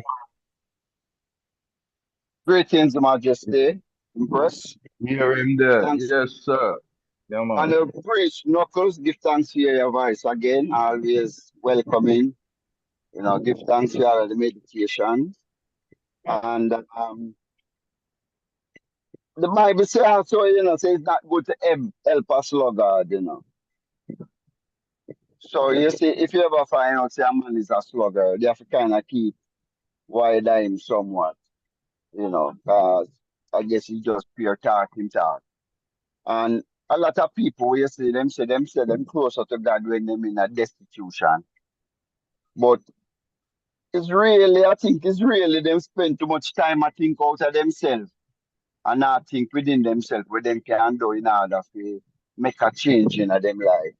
So them always putting that burden and that out of themselves when they never look on it and say anything you want in a life. Or them say God help the man who help himself. You know, so I think say most a whole for the time, I think that bring down a lot of people. Them pray more than them take the words of the prayer now and look and see what them can do to build themselves. And just always looking at where them go and get going come from an outside source. But if a man come to the full understanding, say where you go get start from within yourself, and then you move from there. So, you know, I think that is where solve a lot of them situation there, you know. But yeah, my lord, give thanks to the word, you know. There's more to say about just the part there alone right now, you know. We were there with my lord, give thanks. Any other song? If there's nobody else, I am waiting. I'm waiting. I'm on the line, but I'm waiting. If there's no one else, I don't want. Go ahead. Bless. Yeah, bless. Yes, Empress. Well, when we look at our philosophy, you see we have in Joshua with the drink. You're breaking up, priest. You're gone. When I hear you. Bless. Yeah, hear me now? Yes. Yes, sir. Yeah. Yeah, I say our philosophy points us to a healthy lifestyle and eating. You know, Jah teach with a fast. He teach us to drink. Breaking up again. Our diet in a holistic way. Any more reason to. So I say yes, the philosophy points us to addressing against diseases, which by promoting a healthy levity, healthy intake, you know, and then we have man like Priest Kailash, man like Priest Earl, that's a man who know the green. And so with these things, our philosophy directly point us against those diseases. We say, to me, I try to do everything in practical, you know, we would like to progress 100-fold, but that not mean to say we ain't gonna recognize it tenfold, you know. And we hear Priest Daniel come over and say a thing. Can say, you know, the man them stop go and stick bush for post for bailey fence because your bailey fence now, next 2 years it blow down. It this, it that. So the man them I take and I put some steel posts wherein now. Bless. Go ahead. You have the floor, man. You have the floor, man. Yeah. And you have the man, them say they take some steel posts and them now use slab no more. So we see the progress, you know, in against these natural disasters and destructive human actions. Well, I advise the peace and love, man. Our Father, we know say him is the King of Peace, you know. Emperor Selassie is the only leader if he take out a picture with a gun, but the muzzle on the ground. him hold the gun down. You know, as much as him is lick 2 shots anyway. Because we see him lick down a plane when he was praying in the temple. And the plane tried to chop some bomb around the temple and get upset and rush outside and just move the anti-craft man with the anti-aircraft gun and lick down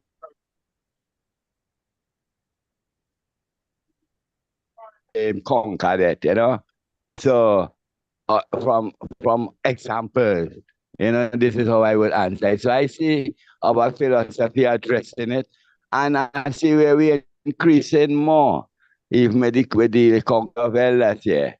And the greatest thing I see what we're trying to do is deal with conflict issues, you know, learning to solve conflicts. Resolution. My Lord, you know, so these ways I see we on the part that addressing all these shortcomings of the humans self out there. My Lord and Empress, give thanks. All right, go on. Yes, I have a pre-sevens. Yes, in response to the question, I would have to say no, you know. And I'm only saying no because the Empress used the word adequately. Adequately. Right. Hear your opinion, my lord. Don't give no disclaimer. We don't need your just share your opinion. Share your wisdom with us. Yes. Right. So saying that as the word adequately is there now, that means it's sufficient. If it's adequate, it's sufficient. It works. It is qualified. It has quantity to it. You know. Yeah. Now, when we look at what we're going about, when it comes to diseases and sickness, and like you mentioned, Priest Taylor never learned what he learned from Jerusalem storeroom. Me, I never learned what I learned from Jerusalem storeroom. Right? We go into books and we do researches, and that is how, you know, we develop certain understanding how to heal yourself and how to manifest things and all of that. You see it? And how to eradicate diseases. You see it? But when we check Jerusalem schoolroom points us on that pathway. Right? But never really give us it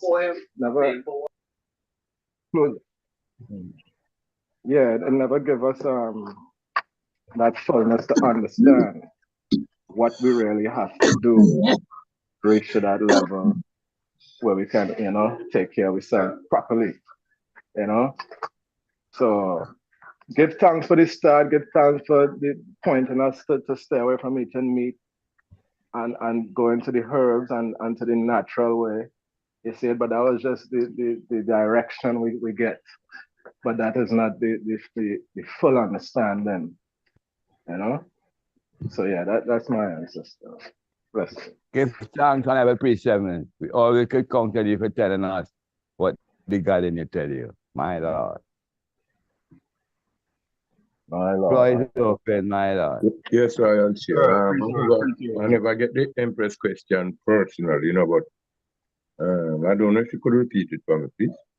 Sure, I can, of course. In life, man struggles against disease, natural disasters, and destructive human actions. Do our philosophy address these challenges adequately, and how?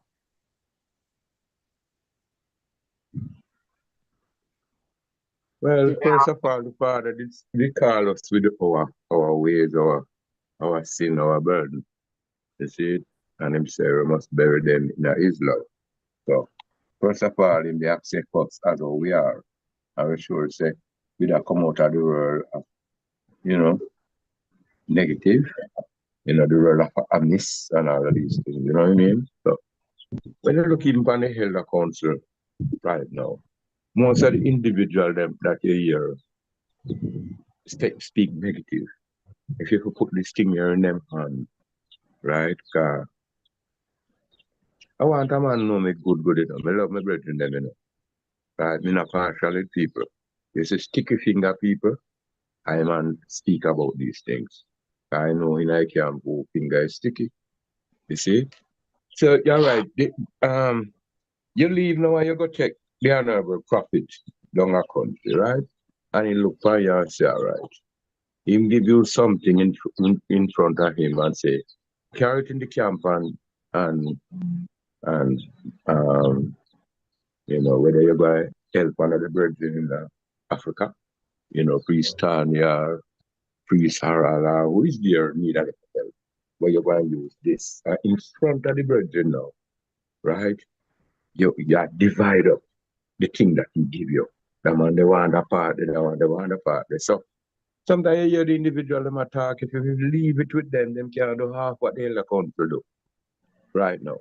So you hear these individuals now run for radio, I pardon my lad, you know what I now call them. And you hear them licking down their accounts. If you know what these individuals are doing, right, they are not upright. You know, you go in front of the brethren and them say, all right, take this amount and see that's something we do in Africa, and you divide it right in front of him, right? And then you would, as a said individual now, would have speaking negative about I and I as elder. Because me never join elder counseling. You understand? Me never, man never did call me and say, come and join elder council. Because this is the first group I'm under here. I avoid certain things. But when you take these individuals that are speaking, I hear them licking down the elder council. A man said, no, I go come tell my brethren them what is going on. But I know enough of these people are carry sticky finger, they are not honest. So me clap the elder council, you know what I mean? Because some of the time we have to make a little mistake, we will do better. You see what I say? And anything where they go wrong, try. Me could just respect one another, man. Because we all know when it comes on to reading and writing, some are more better than some. But the man was so good. The other one way is not so good, he can come up with a solution because him have that spiritual connection where he must say, you know, say I saw it figure. You know what I mean? Because I see individual come from foreign to say them a master and this do this. And when them come, them couldn't do it. And the simple man that could not read, tell them to experience and say, no, this is the way you must do it. And yet them send these individuals from foreign. And they could not manifest that part of the work. But the man with the depth on the ground now, for much years, could have said, this is the way you're going to put in that type of thing, you know. So we are clap ourselves at the moment, you know, not go in front of ourselves because we need to anything we are do, just make it transparent. You know what I mean? Some of the brethren them as say, and just talk them a talk, you know, most of these people are sticky finger, you know what I mean? So, you know, clap the elder council once more, you know, one purple club royal. Give thanks to priest Earl, give thanks. But is that the philosophy or is that just the person or the individual? You know, that wouldn't necessarily be the philosophy addressing, you know, the destructive human actions. That would be a person and their own personal thing. My Lord, bless it. Yes, honorable priest, go ahead. Yes, honorable family. In life, man struggles against diseases, natural disasters, and destructive human action. Do our philosophy address these challenges adequately? And how? Yeah, give thanks, honorable, for everyone's contribution so far. Love the reasoning, learning a lot. Pre-sevens, yeah, me glorify your input. A lot of, yeah, you sound like a junior elder. See, you're thinking outside of the box, you're thinking a certain, what them call critical thinking. And yeah, that is what the elders need from the junior elders. You know, don't come think like I and I. Think like yourself in your time period, and I'm on glorify that. Now, family, we are very, you know, we're courteous and we're cordial, and we are, you know, we always look at the glass half full. That is who we are. So yeah, give thanks, we glorify that. But when we're going to do a heart to heart now and be real with the reasoning, you don't know, say, Honorable Priest Savannah have to come in with the real reasoning and things. So, not saying every man not real, you know, don't misunderstand me, but I have to go straight to it and I'm not going to be courteous with it. I'm going straight for the jugular. we are pointed in a direction, but we don't reach nowhere yet. Look at what is happening around us. We brought a whole concept. Everyone keeps forgetting the realities that we are facing and that we have faced. We brought a concept of elder care program, setting up a clinic in the camp to service members. Members, if you live in Trinidad and you couldn't afford health care there, you could come to the camp in Bubba Hill and get health care. That is what we were trying to do in our family. See, set it up in a progressive, growing way. See, we laid out the concept of it. Everything Priest Lamont is right there can testify to the whole concept of how that it was no makeshift thing that we were bringing to our Congress. Priest Nappy, as an integral part of it, who has contact for a certain amount of medical equipment and goods, had volunteered to service certain things. I have a sister in Sister Carol Garden right here in Florida as well, who pledged certain equipment and all of that. And we reject it. We reject it out of whatever reason. We're not even going to go to the reason for that. We can rationalize and but we rejected it, my lord. So we're not there yet. We not even know, we don't even understand what we are fully. We're still trying to identify ourselves as what we are when we say we are a Congress. Because if we are a government, you have to have a Minister of Health. Because health is an essential service among us. Just like how we have to have a Minister of Education, because education is essential. Minister of Finance, because funding is essential. You have to have these areas. So when we reject something that is urgently and critically needed, to come and say that our philosophy and thing really addresses that, no, that's misleading. We are, a group of senior brethren that have experienced it, buck our toe. We're not super special than no one. We buck our toe and we learn some lessons, and we're able to now come together and share our stories of what we have learned and grow greater in our understanding, which we have done over the couple of years. And we are able to now address certain things. But our original philosophy, no, my lord, and dealing with human behavior, look at the human behavior among us. The human behavior among people in general right now. It's come like the world inoculated with some form of something, because everything is a confrontation, everything is a war, everything is an enemy. And where is the divine essence? That is what Bobo, that is what I come learn from King Emmanuel. To look to the greatest part of man. You come upon a police, you walk down or you drive down into a roadblock and it's spear forces. There's going to be one in there that you can reach, and Jah will make you reach him. And you're going to draw the God out of him to get your way, to get freedom. See, that is what Dada taught us, my Lord, to minister to the greatest side of humans. See, not the behavior that we are humans in general. Because it's not just we, and don't feel like we're coming down on ourselves, but humans in general are portraying right now. That is not what the Christ taught us. See, so give thanks that we are learning that, see, and we are not condemning anyone. Our brothers that don't reach here, so yet there's no condemnation. When they see the light, is the path, the light over here, so yeah, man, them all come to.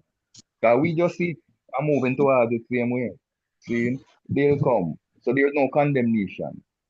Condemnation comes, and I will end here, when we willingly see what's right and choose to go against it.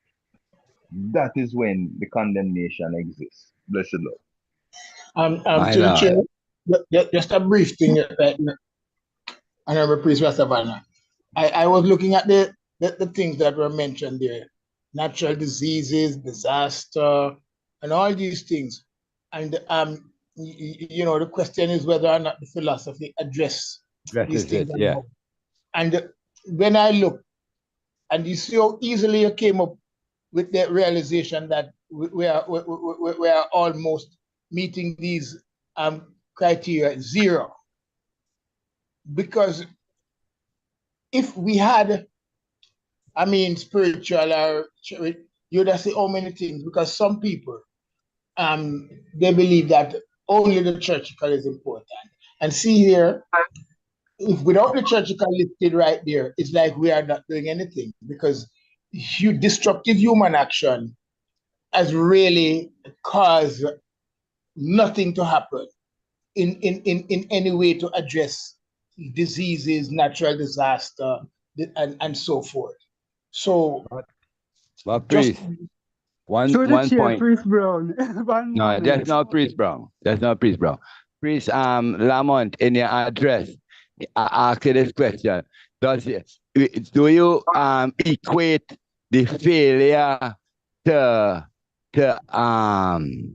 apply the necessary things, but is the philosophy, don't the philosophy is remain the same? We might fail to properly apply it. You know,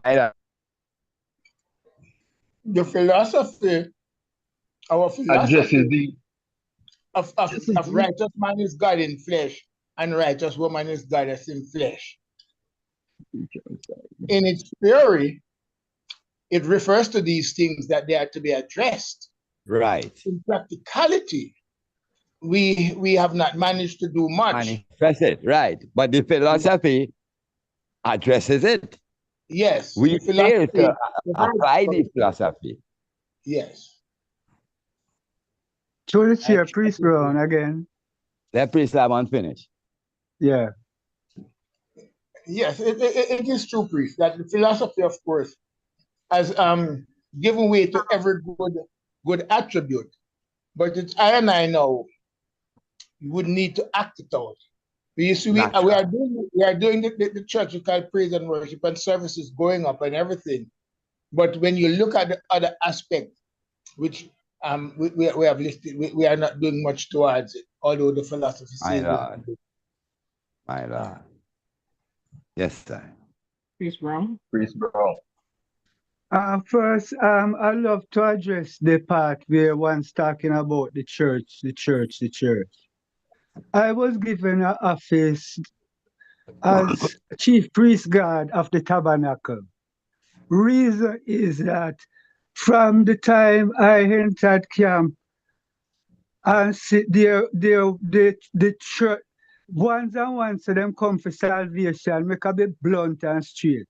But you see, from them learn to sell broom and hustle, them interested in a salvation again, where every once of them come for born again.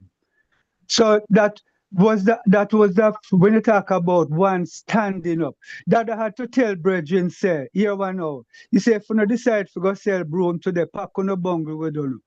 That had to get up on his foot for the same brethren them, go a tabernacle, whose them come from ill for salvation. The reason why I say this is because the Kabbalistic order, this divine order, come through practice.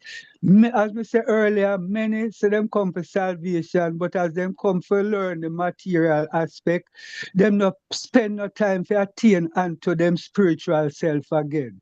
That are the first weakness me see, defeat many ones. You see? And that leads to a whole chain of deterioration. Understand?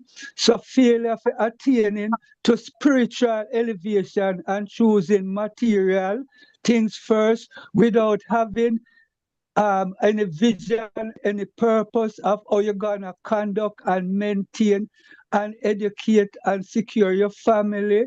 That is why many ones who come to the schoolroom after entering into family life, them end up in a chaos, them children gone back into the system. You understand? I cut it there. Yeah. To the chair. My Lord. Go ahead, Priest Noku. Blessed my Lord, give thanks. Another praise. I'm reminded of a statement.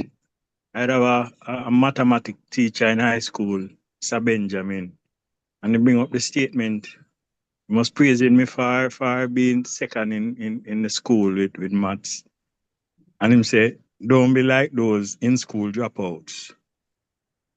People that come to school but them hang out in the hallway, so that the lesson that is being taught them not applying, them don't have no connection with it.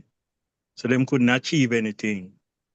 I said that to say this, the philosophy is solid, bringing us to the consciousness of God himself and manifesting that godliness, as the priest said earlier.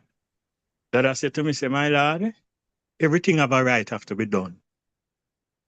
Priest Brown did say about that I don't want tell a man everything to do. God couldn't tell us everything to do. But if you come to the elevation in consciousness of God himself, then you apply yourself to the things naturally. You change your diet, you change your liberty, and that help you to manifest the things necessary that you need on this plane to survive and steer you out of certain things. Just like how when a storm come, certain animals have that vibration that them get out of the earth and move. When we are in alignment with that universal consciousness, it's the same way we stay out of trouble and the spirit say, don't go there so today. Or the spirit say, turn on the thing and listen to the word of them today. You're in alignment. You're in alignment with your intention as God's to manifest the things of God. So the philosophy is there. The man live it, manifest it, make us say, sit down right on the hill and chuck, bus, car, everything come, man come up, promise him boat and all things. And we have to attain unto that. So just like you go to a karate class and it's the same lesson the teacher is teaching, you know. But some achieve black belt, some achieve brown belt, some achieve yellow belt, some achieve white belt. And you have man with the long years and not achieve the black belt. So the man said, take earthly things and judge heavenly things, you know? My Lord and Majesty, blessed. Majesty bless, my Lord. Floor is Through the chair. open. Priest Ainsley. Yes. Empress Nia would like to share a word. Yeah, I saw. I was coming with that. Yeah, I was coming with that. Go ahead, Empress Nia. Majesty bless. Yeah, blessed love. We'll give Blessed thanks, love. for the. Can you all hear me well? Sure. Yeah, give thanks for the for this elder platform, because I think for myself in observing what was being shared, I was able to really take in some very pertinent information that the different elders, from Empress Trisha to Priest Imesley of Zion, and to Priest Knuckles, and so forth. So I am I am interested in absorbing this information so that I can, advance it and apply it within my own self.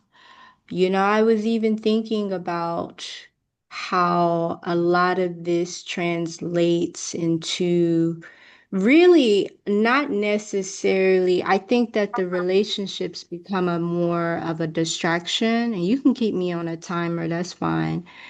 But really, in terms of when we are coming out of different situations, right, we all have something to offer and to provide for ones and ones. I think for myself, I was coming out of a situation, specifically, the situation was in Washington, D.C. And I tell you, you all, the things that we are seeing right now happening is what I was foreseeing to come. And it was so much to the point where, opportunity was just there for me to try a way to get out of that and to kind of counterbalance it. Because what ones may not know is that, or what ones may know, at least from now, from what you see, Israel, or Israelis, you know, that entire state has a real strong economical force and community in the Washington D.C. area, you know, which is where I came from. And I think that the times now, in just terms of being like a youth into the order, my words of advisement, especially for the Caribbean, because I get so frustrated, you know, here, because I feel like people are so comfortable and we don't understand how many, what's that? Go ahead, What's Empress. that? Go ahead, Empress.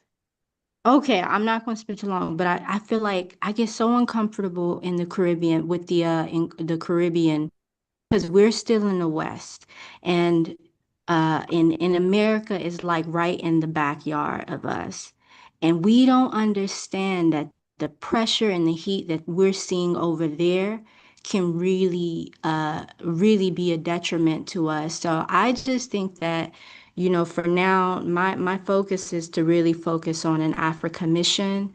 I really don't want to be too distracted outside of Africa. I know that, you know, there are some ways that we can strategize it. One of the ways that we've started to strategize it is by using this CARICOM and African Union event, which we should already have invitations to, by the way. But this is just the second summit and it has not organized itself yet. But we should find ways to repatriate and we should find ways to even strengthen the African mission because I don't think that these places are going to stand too long.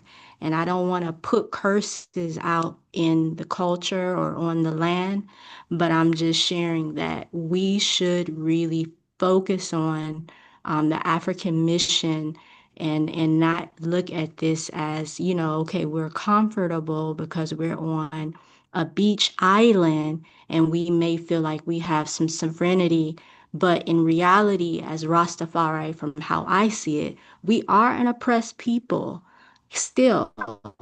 You know, it's like still, you know, we are dealing with the level of oppression because of the people around us is not really opening to the levels of emergency that times that we are in. You know, it's very much so good afternoon, you know, and these type of you know, like lack of awareness kind of mindset.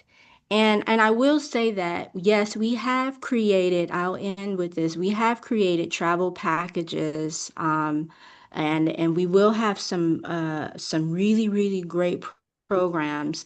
I will say that anyone who's interested in joining the Priest Isaac Institute for a pilgrimage to Ethiopia, all of our members can get a reduction of the cost that we have, and you can contact us and you can get information about your reduction rate. In addition to this, we have a magazine, we have magazines, and we will be certainly selling magazine advertisements to businesses who are in any business. If you would like to put your business in our magazine, we're most certainly focusing more on contacting more African businesses because this is like a part African, part Caribbean program. So we want to contact as many businesses to give them opportunity to make a space for them because we will be distributing and selling our magazines Time. during the African Union Summit. That's All what I right. wanted to share. So Give thank you thanks. for your listening, you all. All right, I'll be Thanks and praise. muting. Give thanks for the All right, information. all Some very right. vital information. We do Yeah, man, glorify give and thanks. Rastafari. Yes, I. That's it. And the floor is open, my Lord and Empress. Next question. Yes. The practice of worshiping has gone on for millennia, filled with mysteries and rituals. Please describe its benefits. I'll read it again. The practice of worshiping has gone on for millennia, filled with mysteries and rituals. Please describe its benefits. Priest Knuckles, you want to take it first? Snappy. Before Priest Knuckles take it, I will just throw in a little pointer in there. Remember, Priest Knuckles might not know because I don't think he was on for that part of the program. But we received all the answers this morning. We received, if one reflect on what we heard this morning, if we didn't know before, we received all the answers this morning. So yeah, give thanks. Repeat the question again.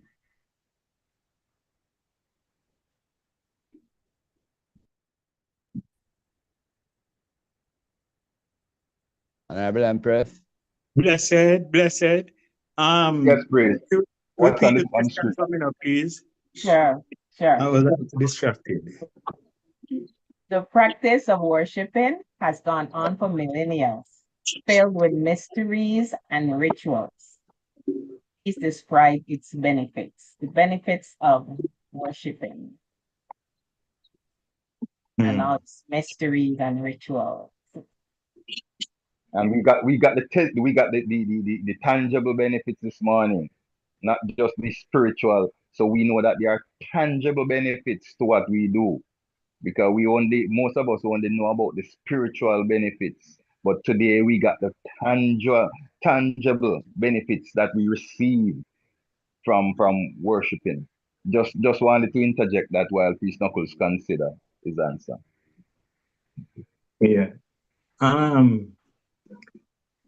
I think the practice of worship has been corrupted through religion, and it loses some essence of it. Just my understanding of things.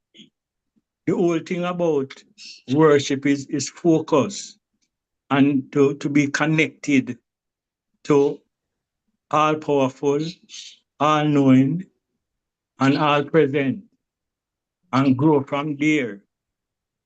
We have been taught to look for God outside of ourselves all our lives.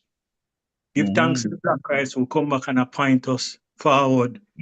So you spend 40 years of your life and look for God till you come to the awareness that you are the God. And from that point, you want to know how to harness and control the powers that come with being that, to manifest the things that is necessary to be done.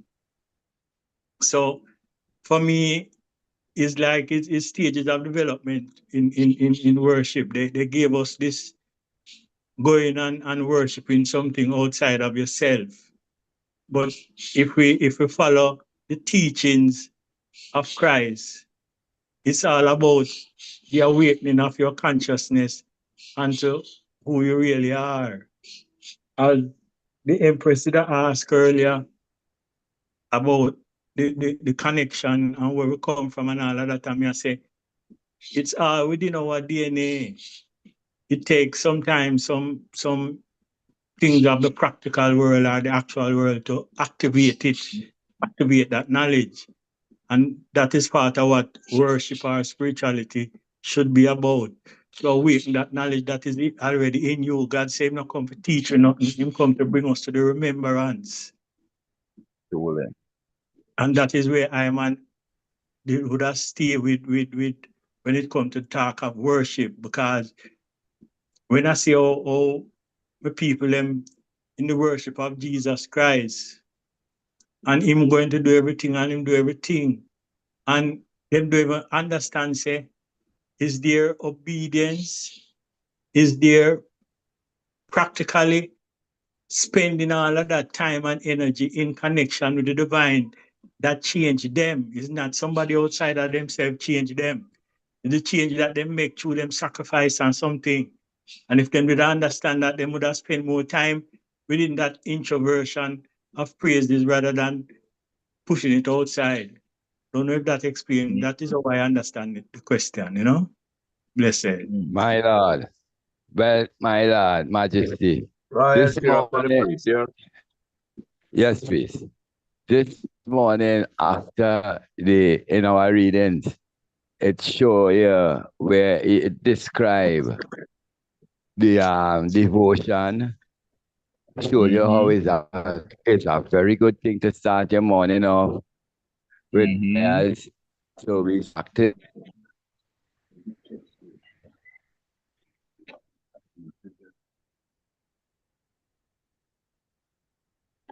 We're not hearing you, Priest Angela. Groups We didn't hear you, Priest Angela. and strengthen and to I say the morning devotion, the Psalms reading, the sabbatical. This morning in the reading it shows us that these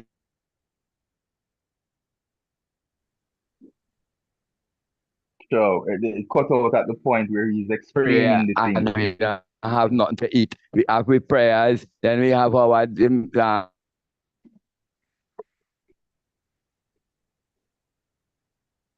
lions, you know. So it shows us how it completes a balance in our lives as people who move into a higher calling, you know. So yes, it definitely have a benefit. It fosters a unity that even we, sorry, for lack of a better, you know, we praise together, work together better, you know what I mean? Within the true sense of it, you know. So yes, my Lord and Empress. Bless.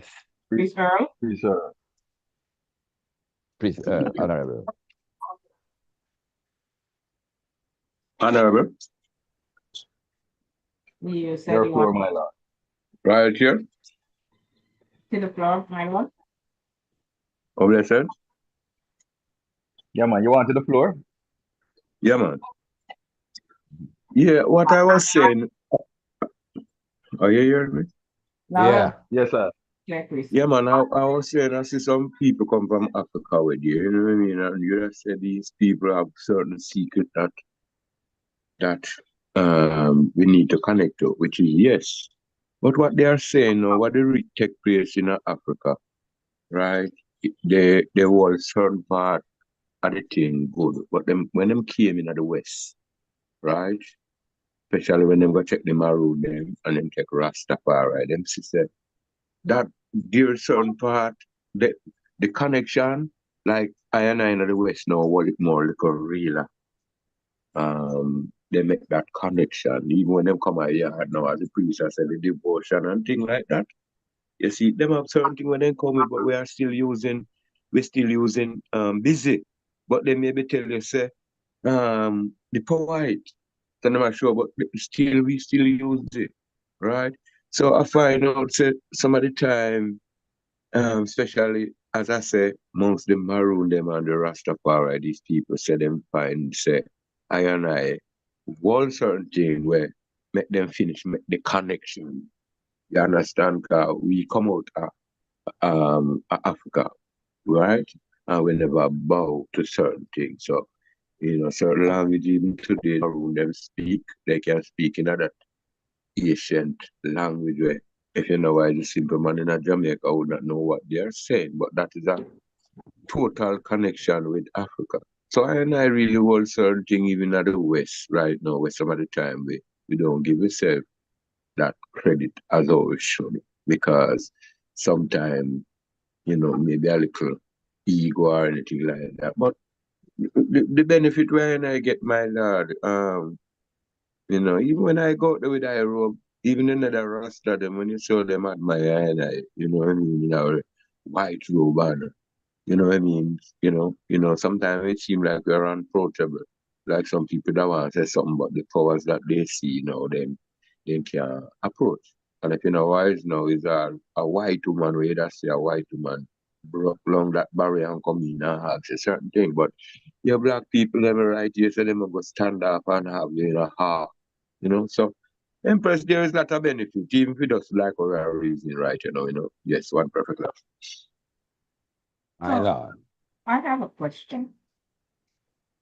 And my love, I want to bring it from a feminine perspective in reality, because it's like the priest said earlier, priest Knuckle said earlier that it was, sorry about that, you're connected from in the womb, and coming out in life, you pattern your life into prayer and worship according to how your parents grow you up.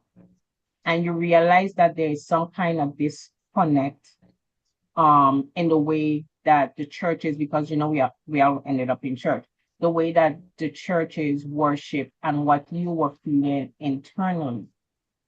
And then we come into, and this is from the female perspective, we come into Rastafari, and we all, you read Bible from front to back 2, 3, 4 times, you try to live. But then something happens where life happens, and you kind of is diverted from the path that you are on. Because I have seen this with myself and a lot of my sisters. So you get a little diverted from where it's not ever giving up the praying and the worshiping, but some kind of disconnect or wrinkle in time happen. And then you come forward and you start hearing words put together, and you come in contact with even a group like this, the Elder Council, where you learn about Black, put in the word Black, you've already heard Black, and you've always heard Christ, but you never heard Black Christ throughout your life. You never heard them put together. So now that you're on this journey and this path to self-awareness, it's like you've been looking for yourself. You've been looking for that person who you are, not recognizing that you are that person. And then you begin to hold this reverence, and you're learning all these, or relearning, I should say, all these things that were ingrained in you from forever. But it's sometimes, as the feminine energy, there's still a little disconnect from the total thing, because sometimes we hear the priest, we hear the idol, and we hear the way you articulate words. We hear how you break down a simple scripture or a simple word, and you can explain it. And, sometimes we wish we were there. So one of the benefits that I must say, or one of the mysteries of worship, is understanding and learning from others as we continue to grow. If one's understand what I'm saying. Are you chair? Well, I would have said, what it is. It's like when His Majesty is like when we look back into we did reason this about Christ and the disciples, where the disciples took offense to others, acknowledging the fear, but it was not amongst the. You hearing me? My Lord. You hearing me? Priest Adigan Yeah, is yeah, speaking. well, you know. Priest Adigan is speaking. Priest Adigan have the floor. Yeah, my Lord. Yeah, it's like when, like me say, me keep seeing this word, worship, and I look upon worship and reverence as two pocket, cause the word worship is really coming from the word workship or workmanship, right? So how I look upon worship is my day-to-day living, my work, my rest, and my play. That is my worship. My reverence now is my expression towards the God, like my prayer, my sacrifices, that's my reverence. But my worship is my day-to-day living and what I express to humanity of right and good. So I look upon the word worship and reverence as two different things. Because as he said, the word reverence comes under worship, but I see worship as a different practice to reverence. Because I think he's a brethren who call himself Rastafari Sabbatical. Yadan or Idonis. I think the item I've seen him with priest Isaac on the round turbo with our next brethren called Isern. So I think the item I've took in those reasoning, but he mentioned a brother who I know from the Ethiopian World Federation, local 111 in England name, Obadiah Judah Lloyd Robinson. Him say him no worship Haile Selassie, and I says, I understand when him said that.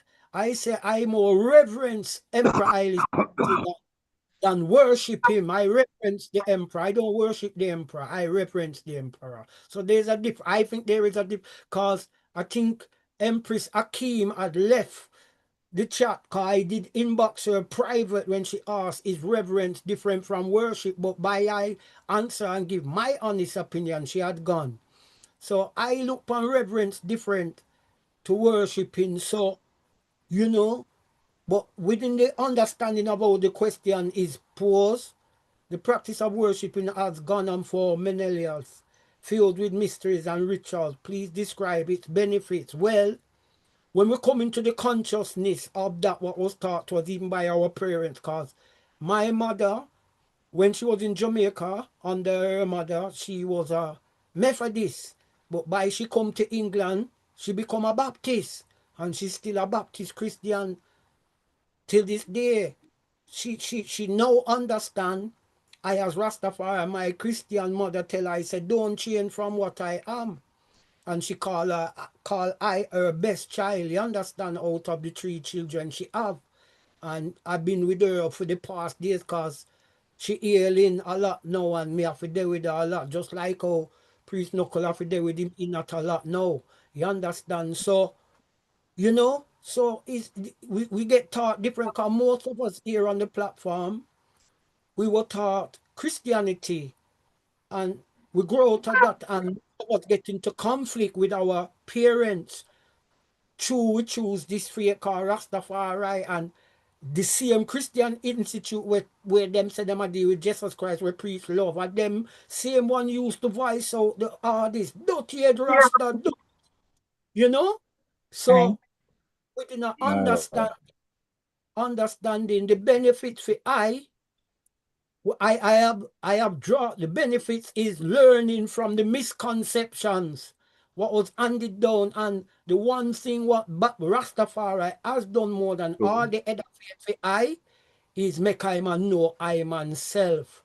And when it comes to King Emmanuel, as I did subscribe to a Christ, what make it beautiful, that is a Rastafari, a Rastaman, a Rastafari man telling I say the Black Christ. It's not just a common man out there. So I could have take up the man, King Emmanuel Charles Edwards, as how Priest Dougie put it in his book. Priest Rastaman. All right, my lord. Put it in his book. Put it in his book, right? About the philosophy and opinion, you understand? So it's about understanding the Christ and that he is the Christ of his time. That was how King Priest Dougie put it in his book, that King Emmanuel is an extension, not necessarily of the Bible Christ as it is, but the Christ in the 20th century of his time. So give thanks for the Christ, Jesus, that come in our time now to bring us to that remembrance of all things that was passed down.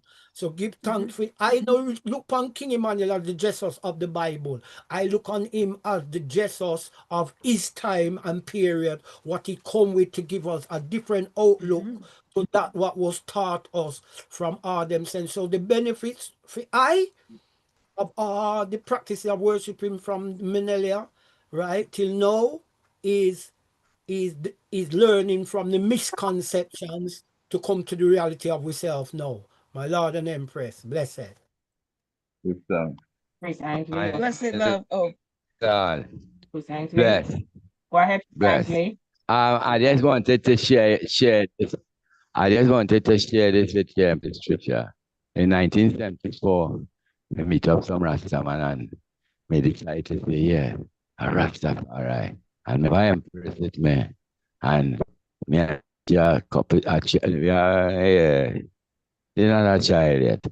So she asked me, So tell me now, man, how you see the Selassie thing? And you hear me to say now, oh, I see this Jah, man. I say, man, this Jah. That is all. But priest, Eh?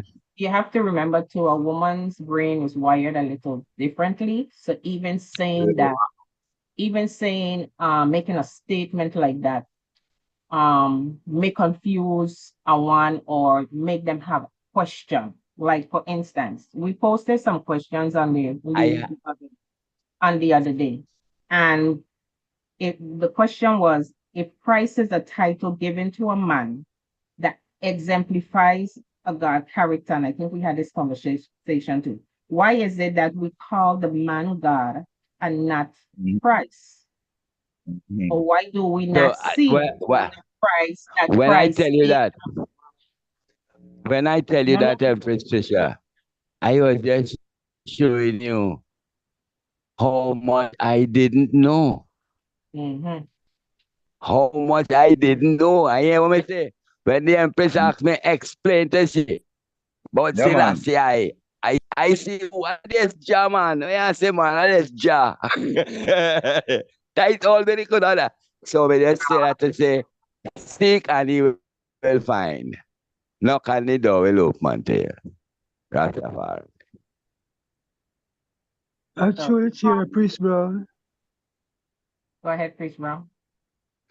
And then On the topic of worship, being one who get caught up in the religious conflict from childhood, the big difference I man come say is that religion teach people out of themselves. The practices of the principles that become learned from even before we reach the great teacher Melchizedek, from the other elders coming up, was to connect with the mystics, because there's a mystical energy, there's a natural law that runs creation. And you have to connect to the mystic, because there was ones would say, if you are not connected to the mystic, you are gonna get caught in the world of chaos and confusion.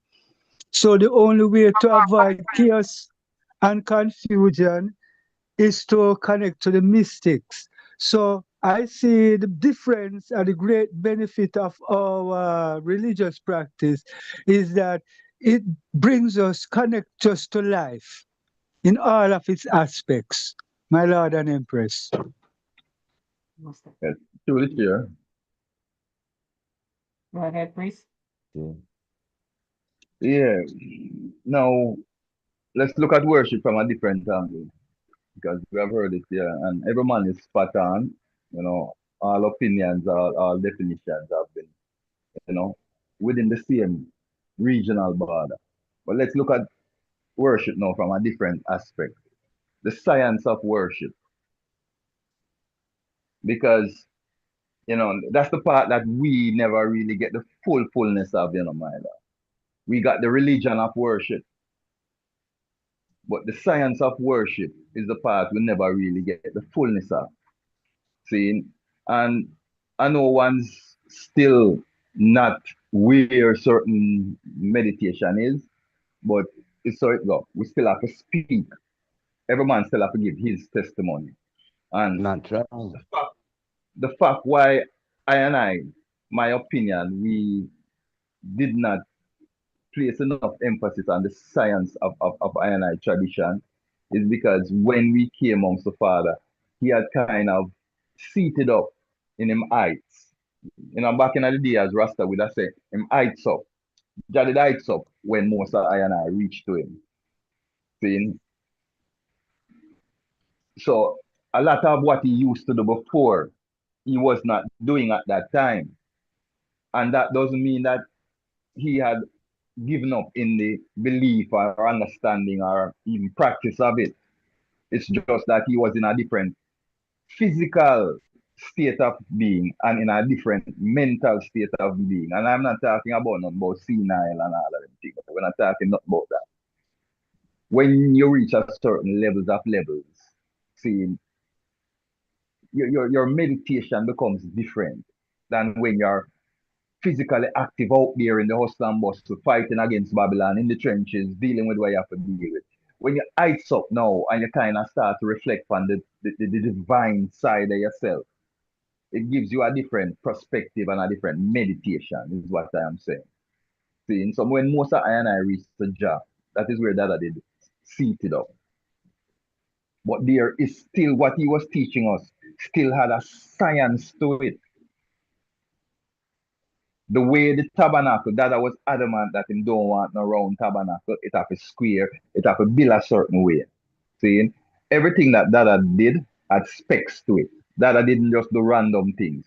When you were boiling roots for Jah, you don't just put some roots together and boil for Jah. You have to go by the list where Jah give you, the amount where Jah say you have to put in it and so forth. Everything that Jah did had a specific reason behind it. See, that's what we're talking about. When don't watch the word, because when people hear science, I think we tend to think all kinds of different things. It is just the purpose behind it that makes it the science. See, why did he build his tabernacle a certain way? What was the purpose of doing the things that we did as rituals? Because if it didn't have a outcome, then what was the purpose of doing it? And we don't, and I'm not settling on praises, seeing, because as we know, the man say, yeah, pray in your closet. So you can pray in your closet and you and God connect same way, and all of that is what it is. The Father was teaching us specific rituals, specific practices for purposes. Today's declaration, today's information gave us an insight into some of the tangibles that we get from our practices. We just need to look deeper into it now and see how the Father was really sharing this information with I and I. Because like it said, there's health benefits to early morning worship. There's a whole heap of benefits to what we do. But do we know and understand it? Do we understand the science? Okay, I'll seal up with this. Part of the lesson a while ago taught us that we need to control the vibrations around us. When you are a scientist enough to control the vibrations that are around you, you control the circumstances that come from that. So you are able now to protect yourself, to conjure into your midst what you need. There's a whole level of control then is what I'm saying. Come from you being able to control the vibrations that are around you. And that was part of the science of what we were being taught this morning. See, and finally, the doctrine, in my opinion, the Christ doctrine is basic. Love. Love is God, let us all love. God is love. Man and woman of a right is God in flesh. See, and the essence of that is love. Perfect doctrine. The details of how to live that love in our everyday life, in the world that we find ourselves, different. That calls for changes and understanding. See? Okay, here on the screen, we have a picture. It's showing us frequency. It's showing us how the wavelengths work, how the vibrations run. See, if we look at that, it is giving us a tangible idea of how vibrations are transmitted and how we receive what you call telepathic vibrations, knowledge from your spirituality, not from your book or learned or your learned consciousness then, but from that spiritual connection. Blessed Lord. My Lord, Majesty bless. Throwing Yes, out my the Lord. lifeline. Showing out the lifeline, my Lord. Yeah, man, it You have know, a library that, exists. Me read about it already. But, you could not even go in there, walk in there. But it's a library, a wealth of knowledge, that exists. With proper training, you can tap it in. This, remember, as the priest that say last week, we only use 1/10 of our brain, you know. Can you imagine, you know? Kind of a part of our brain makes specifically for language. Specifically for different language. You know? That's why it's easy for we children to learn it when they reach over yonder. So, my lad, we are moving on from lowland to highland. Floor is open. Okay. Blessed love. Honorable Empress Akim Akim, was next. then Priest 7. Yes, give thanks. Give thanks, Priest 7. Just a moment, please. I wanted to comment on Priest Aragon's comment. I didn't see that you had responded to my question last week about worship. And I too see, yes. I was looking for you, but when I left it left. So I says, we'll come back. I goes by some reason we rebound and we'll get back to it. So you was asking the difference. I was saying in my response to you private, I answered you, I clicked on your name personally, and so right and answered you say I see different. I see reverence and worship different, but people incur to differ. But that was because you were asking, is there a difference? I was telling from my perspective. Is that I see. Right. Yes, we agree. But there is also a difference in perspectives as well. I agree too that there's a difference. I see worship in a way where I reverence the unseen, right? The unseen, but yet seen in a spiritual frequency, like Priest Rasavana just mentioned. Personally, my walk, I have sight that I've had since I was younger, that I could see things that aren't physical, right? And I'm sure others have the same ability. You know, it's nothing new under the sun, right? And so I've learned over time that worship was a gift of mine. And so I can easily tap into a higher frequency through dance, through music, you know, because I feel as though that is what I'm called to do. So it becomes very natural for me. So for me, worship is worshiping the energy, the frequency of all creation that is unseen to the physical eye. But yet reverence is like I reverence one another. We call each other my Lord, my Empress, you know, because we see the light, you know, we see the Christ consciousness in one another. So we humble ourselves to that frequency. So I see reverence in a way that, you know, I reverence those who carry the light. I humble myself because I see Christ in the flesh. But then there's an entity, there's a higher frequency that gets only a certain level of praise, right? That I overstand for myself. So that's how I see it, the difference between worship and reverence. And I wanted to make a quick comment to Empress Naya, what she was mentioning about us focusing on Africa. And I totally agree. But I also have, in my meditation, I get frustrated sometimes within myself because I battle between the flesh and the spirit. Oftentimes my flesh is just, it's just like, not that I want to transition yet into the physical, I mean the spiritual, right? But I battle, right? We battle between the spirit and the flesh because the flesh is weak without the spirit. So I focus most of the time on trying to strengthen my spirit. And I wanted to bring this point in that we should think about as far as the government and, you know, thinking of Africa. Africa has its own issues as well. Although there's strength there, there's tradition, Africa has its own problems, right? That I look at Africa in a way of it being Zion, right, on earth. But at the same time, we're dealing with humans, right? And there's some flaws there. One elder told me one day, she was like, when are you going to move to Africa? Africa needs you.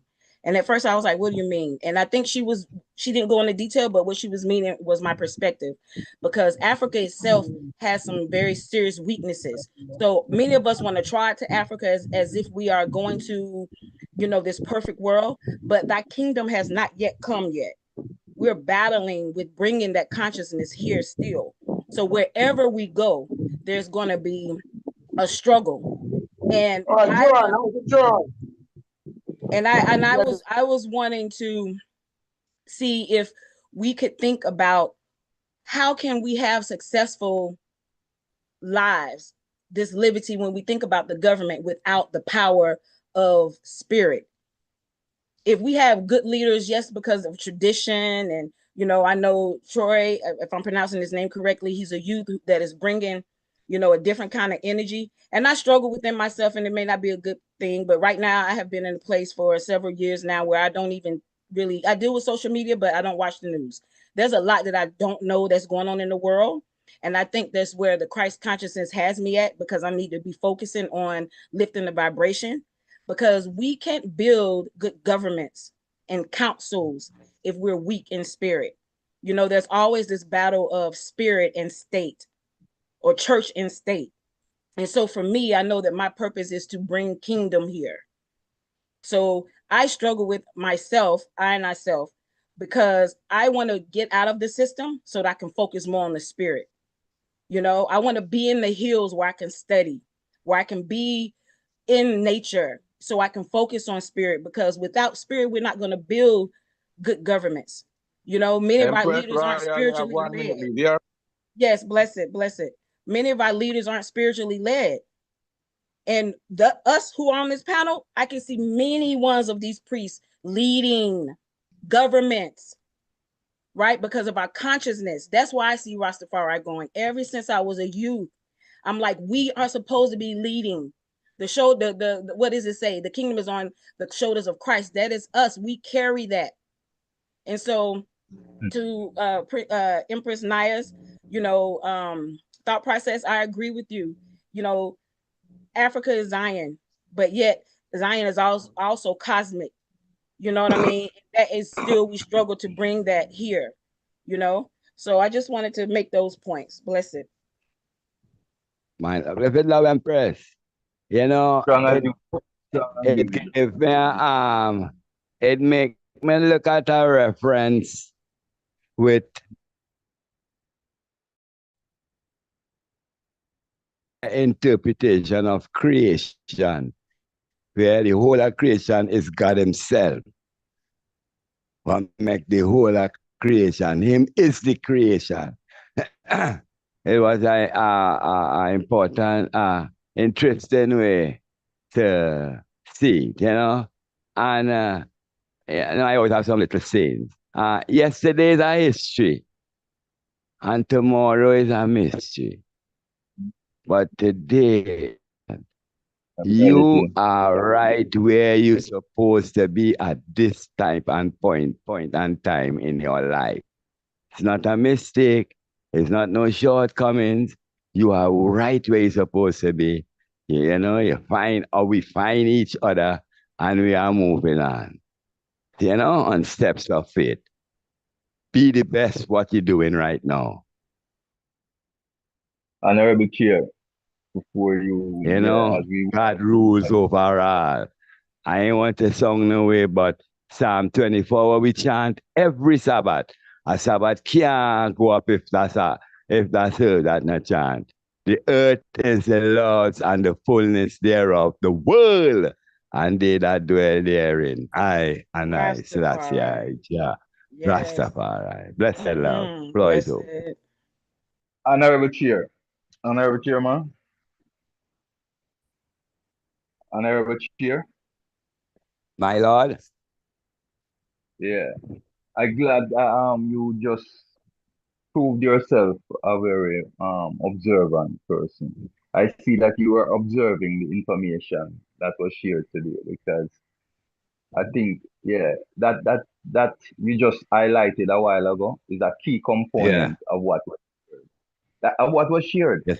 It answers everything so simple. Instead of looking at just man and woman have a right as God, and you hear what I say, I hear what was taught. Everything within, from the black hole, come right through to this modern time and thing, encompasses the Almighty. It is the Almighty. Everything it's the Almighty. If we say He's omnipresent, if He's omnipotent and omnipresent, He's omnipresent mean all places at all times, Natural.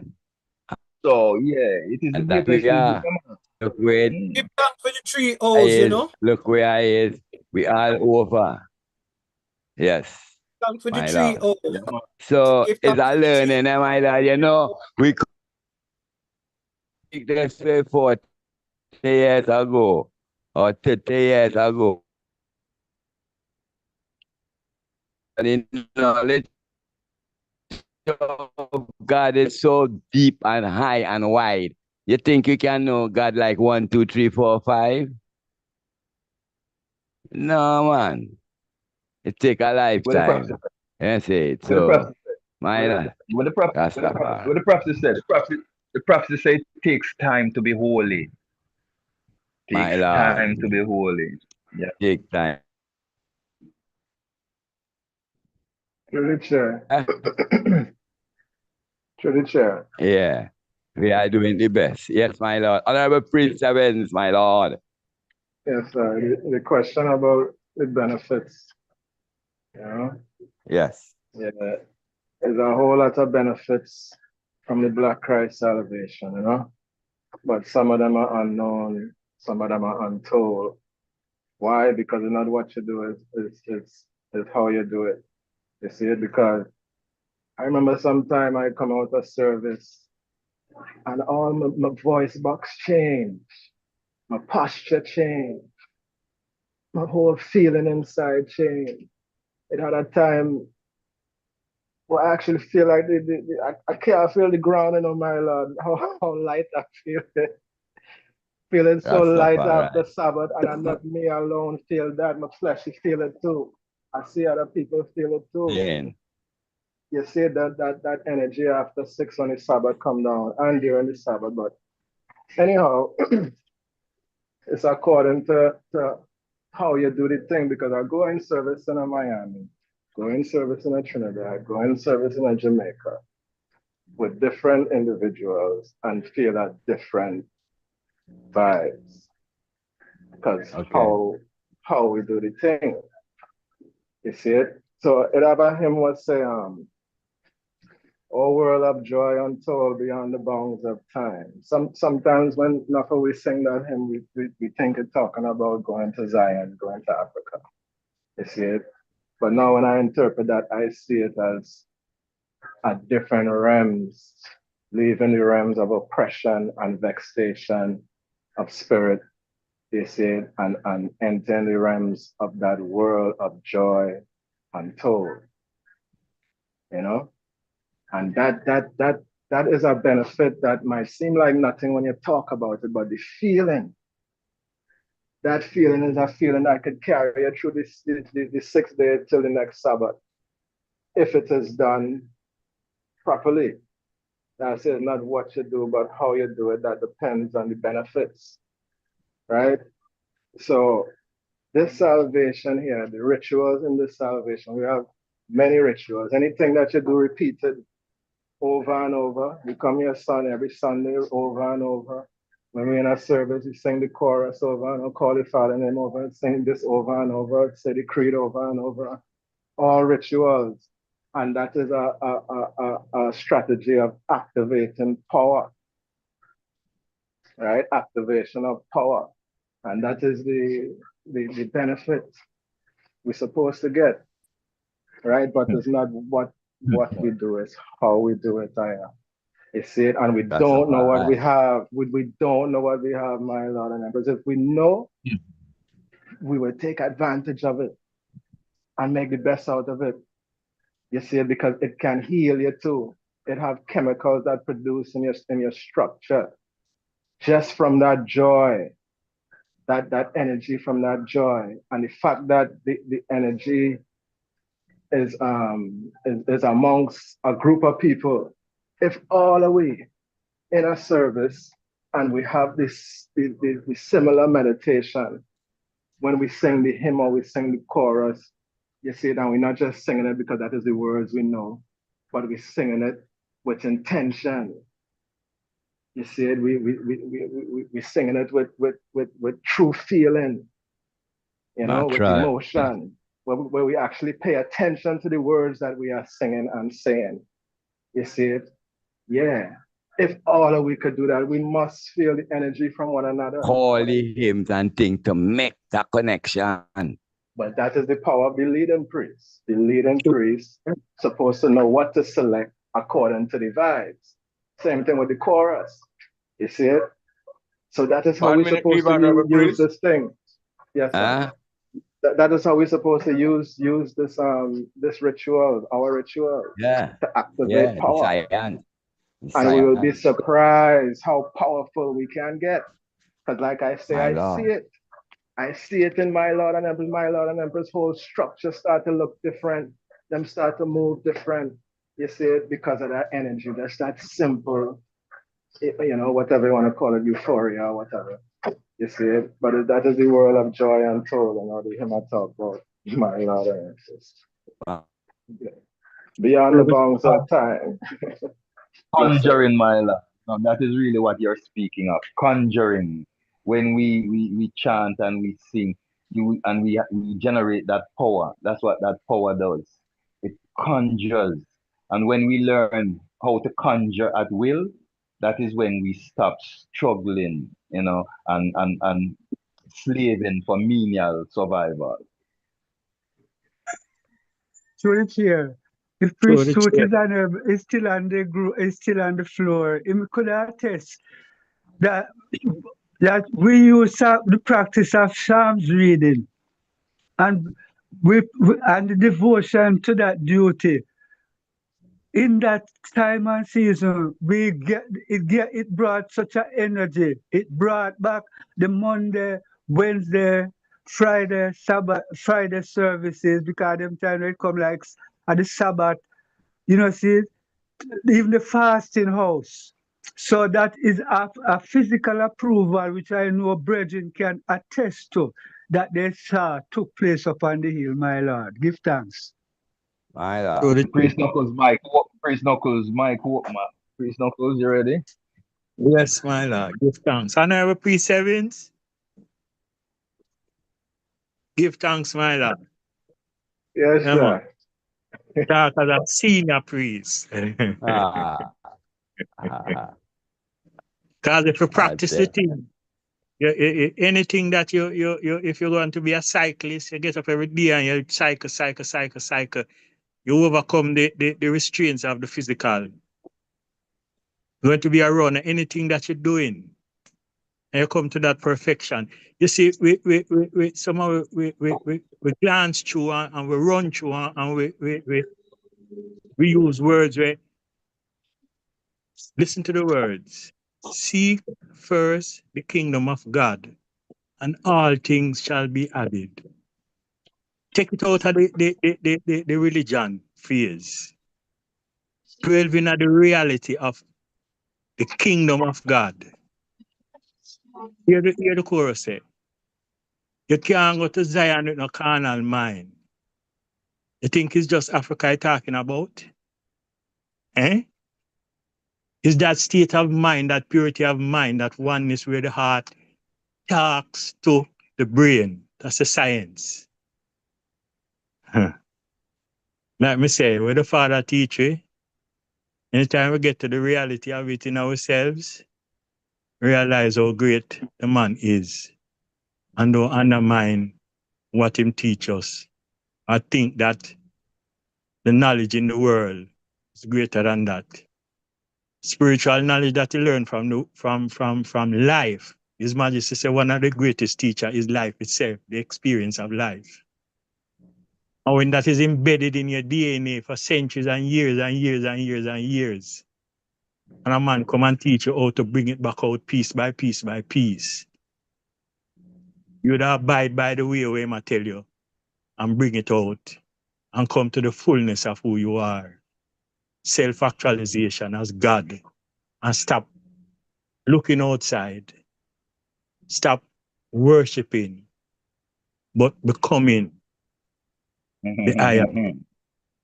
My Lord. Classic statement. Stop worshiping and start becoming. Love that statement.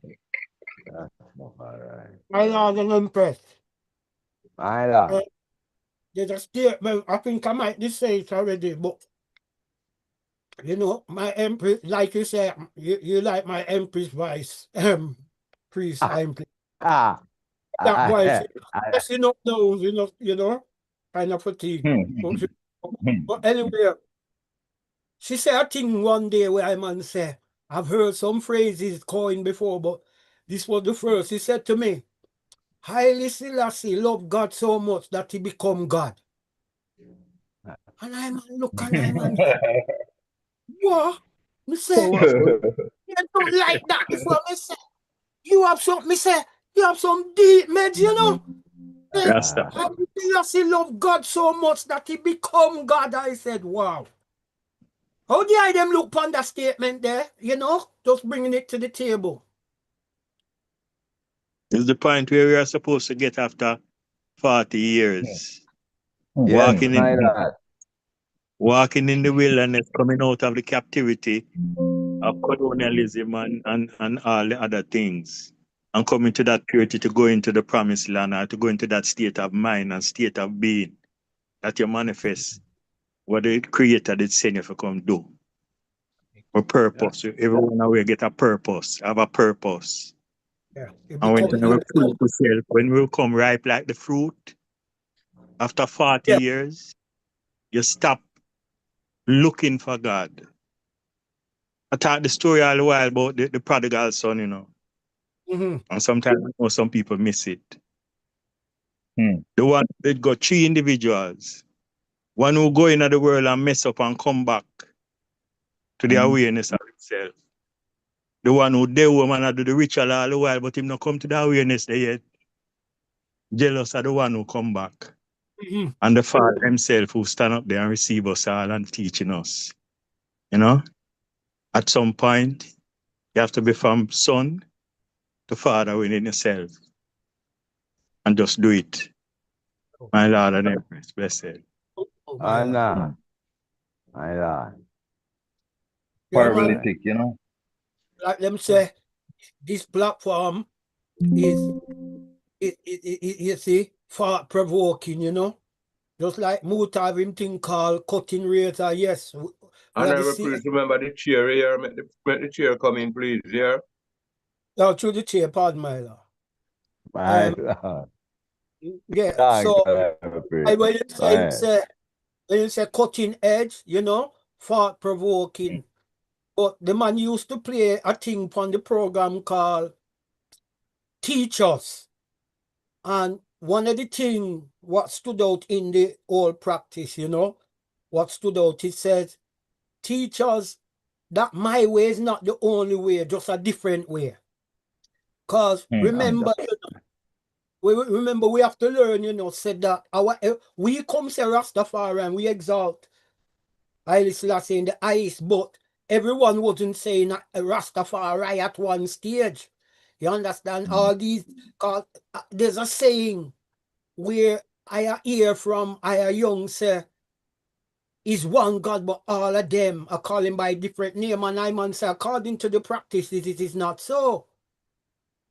Because the Hindu know them read the Bhagavad Gita or the Guru Granth Sahib, or some you see them, and then you have the Vedic scripture, then you have the Aquarian Gospel of Jesus the Christ, which are come from the Sanskrit. So Hare Krishna is considered a Christ figure in the Hindu faith. You understand? And you have demigods and all right. Example, Hare Krishna approached me one day, and the amount of free book I get from the Hare Krishna people them. And one of them looked for me one time and him say, I fully understand you saying Haile Selassie is God.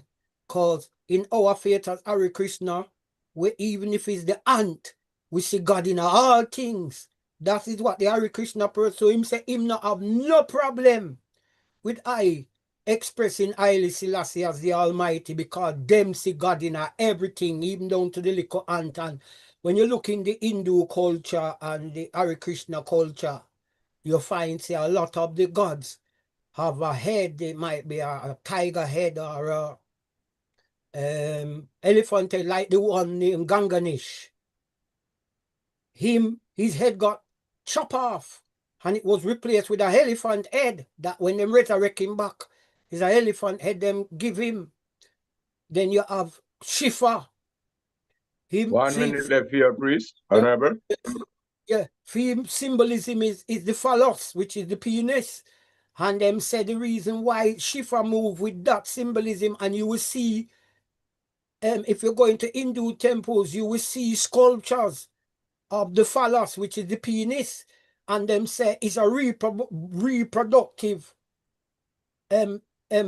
organ. So that's why them have it as a symbolism in their churches. We wouldn't have that as a symbolism in our churches, but they do.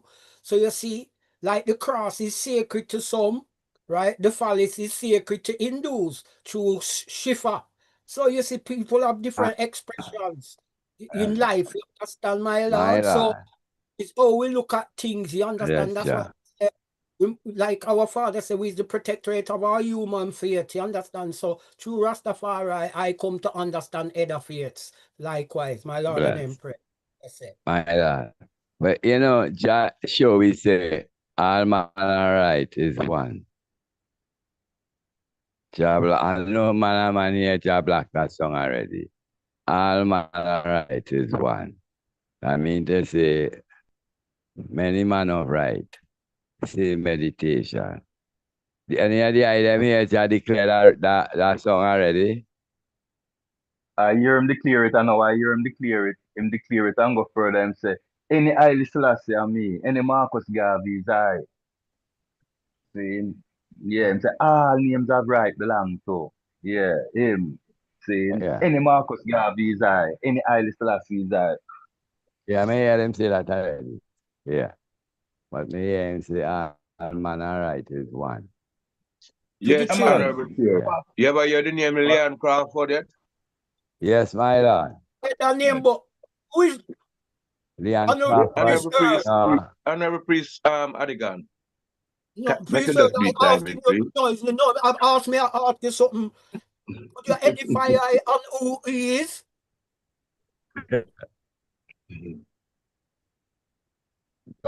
No, why I say that, you know, is because what the brethren said, a while, you know what I mean? So I say, Julian Crawford was a rich man, but he have leprosy as a black man at that time.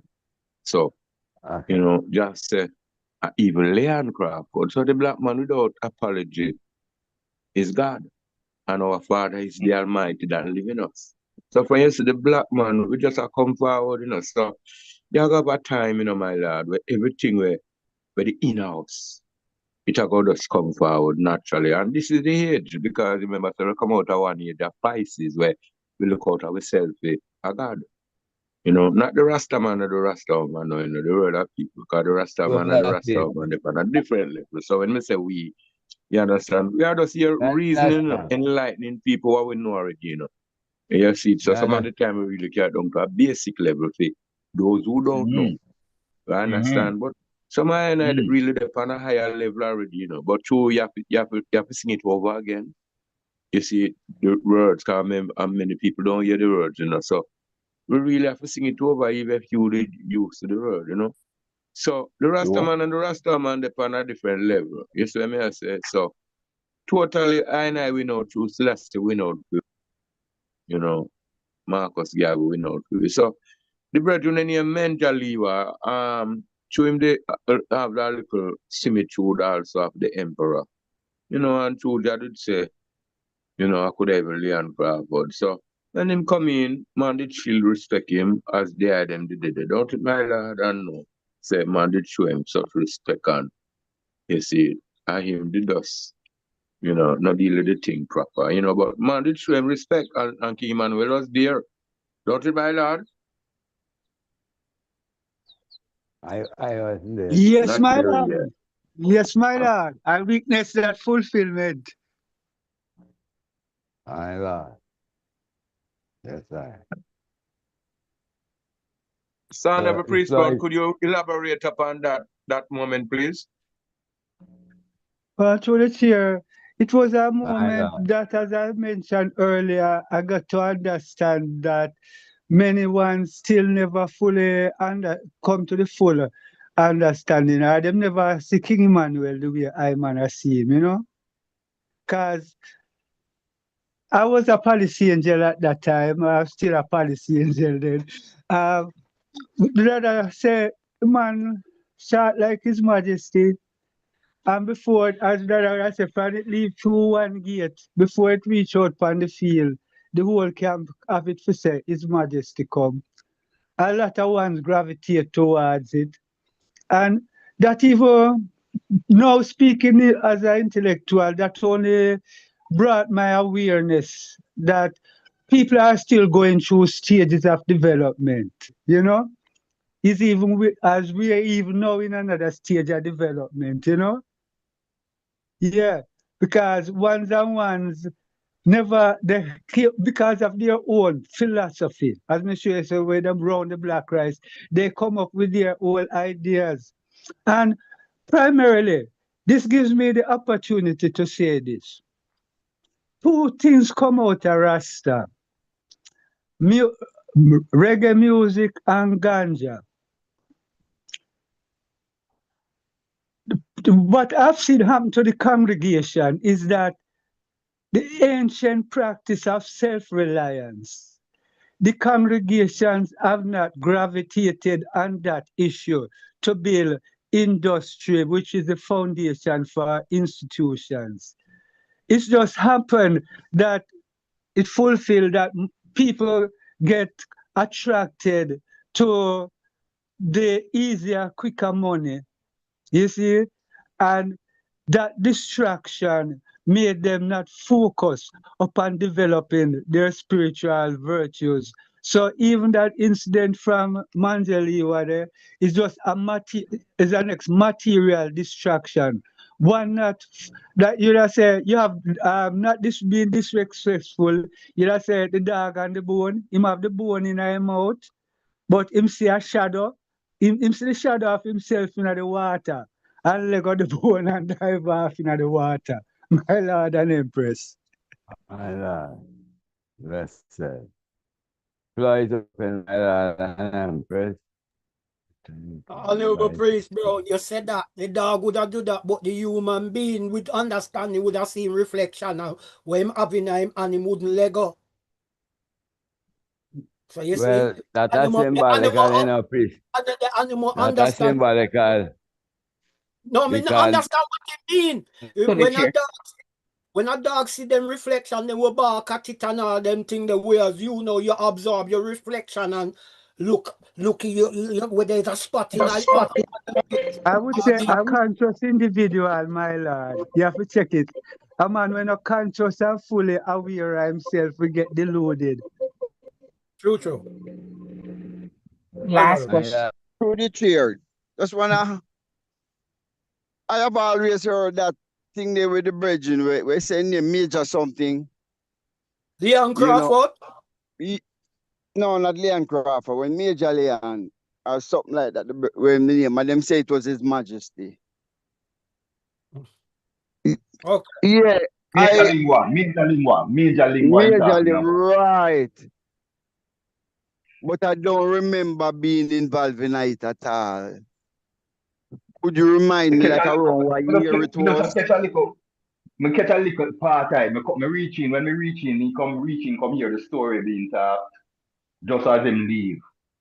Seeing him the shadow out and the man him saggle him up with a whole heap of things and he made all kind of promises and that was the end of it. But the man him treat him even better than that because I never seen nobody carry out that shit, you know. Pardon me. I never said that no one carrying out that. Yeah. So But the we man never treat did him all get to way, the see man. that.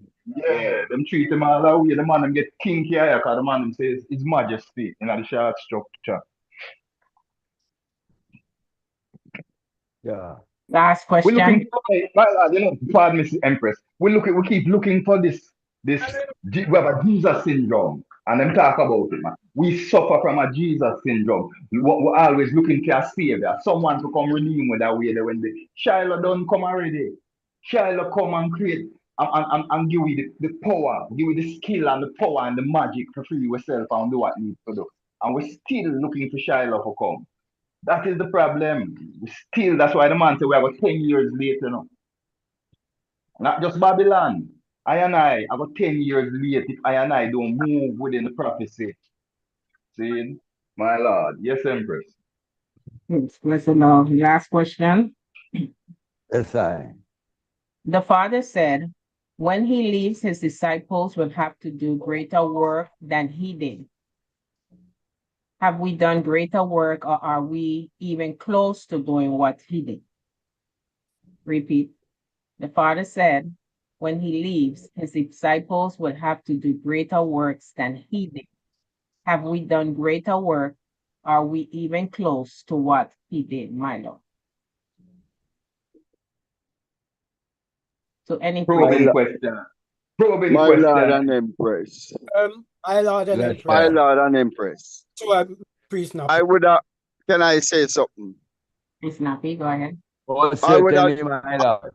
I would undoubtedly say, yes, we have done works. I mean, when I look on the span of history, when I look on when the time them word is spoken, you know, during the Yeshua time.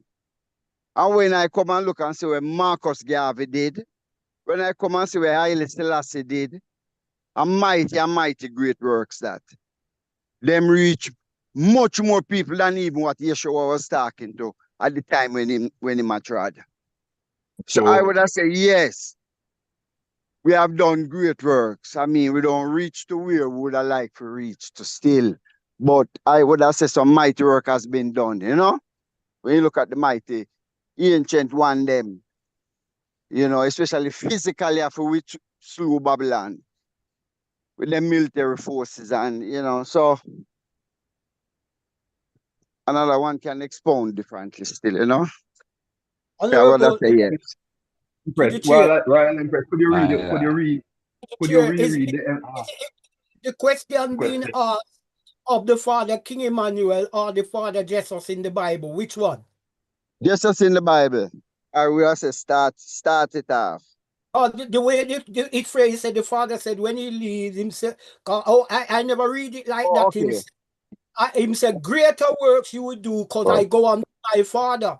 So I am saying, was this said in this format, how this question has been phrased? This is not how I read it in the Bible. Say, greater works you will do because I go on to my Father. I have always says, yeah, some of I and I have done a greater volume of works, but is it better? So the Father will, I think where the question coming, you know. Probably a lot of I and I have done a greater volume of works than even King Emmanuel, but is it better in terms of essence? I say 3 minute break here, my Lord. We don't have 5 minutes anymore. Please, 3 minutes. All right. So is it a greater volume of work or a greater essence of work? I can look at that question two ways. That when I was going to say greater works, because I see one come to a greater volume of works than even certain man, but not better. I see enough black leaders come and do more works than even the emperor did do, but not better. You understand? Because the level of his majesty when it comes to African unity and where him did bring it to, right? Me not see no modern day one bring it to that. So they might do a greater volume of work, but is it better? Through the chair, I just wanted to clearly state when the statement said that the Father said when he leaves his disciple will, I was taking it from them time, then not just the Father King Emmanuel. See, no, and that is why. That's where you are coming from. Yes, you're right. I was coming from. And from the time when Yeshua the trod, me know mighty man has done work. Marcus Garvey and King Emmanuel. But if we're talking the Father now with King Emmanuel, that we're doing now. Yes, I understand. I don't think none of we has done the greater works with him though. I guess we not have to do the same thing with him though. We know say him set the foundation as the man say and open wide the door, you know. And I know say the numbers of one that hear that and understand the tradition is vast in numbers than when him was around. The numbers are increasing. That me can tell you. True. That's why That's I right. said, Yeah. that's why I Could did I put the speak? greater Yes, my value. lord. All right, priest. Madigan. You Chair. get there. Yeah, my lord. Go ahead, No, me priest. just Yes, all right, honorable. go through, priest. When it come on to work, I look upon it now as Baba Shanti culture. You know, it's me upon the altar now. I mean, I talk to the congregation, which I did a lot. Right? The work, it is one workman, not two. So, even if you say you manifest a greater work, or as how the man that say, and I still recognize it's not anything for us to boast of our workmanship, but realize that it's one workman, just like it's one life we all share, which is that life giver that is internal. So, as the Honorable Priest Nappy did rightly say, if it's the past you're talking about or the present, because some of the time we didn't see what we are battling, but yet we are still here working. Because it's not the spiritual, it's not the temporal iniquity, right? We are battling. You see it? So before I did say I glorify the elder, the council elder, 'cause I learn each and every day and I see where the council elder there, even if just a little move where I make even steady. And as I said, enough man talking, but if you give him a trick to carry on, him that mash it down. You understand? Yes. So we clap ourselves for the greater work and know say one workman, which is I and I. Father, Holy Emmanuel, I. Selassie. Rastia, Jah, Rastafari. All right. Yes, my lord. And Well, Chris Brown here with us addressing say that something on the work question. thing. My lord. Family, go to the chair. Go to the chair, family. Through the chair, through the chair, through the chair. Acknowledged. Doing our best to do better. We are doing our best to do better. My lord. That is how we are going to grade our work. Yeah? Yeah. We are doing our best to do better. Floor is open, my lord. I'm looking to come down just now. Priest Brown, go ahead. I give thanks. I would say it as priest, I said, man say of works, no man should boast because he's the work one within us. Knowing and living with King Emmanuel, I know the diplomatic side of King Emmanuel. And then words, everybody hear the word, but it's how you interpret the word. You see, because a one who is egotistic, then for me, would think he's gonna do something outside of what the Black Christ or what King Emmanuel or what Christ has already done, which is healing the sick, and doing all of these things.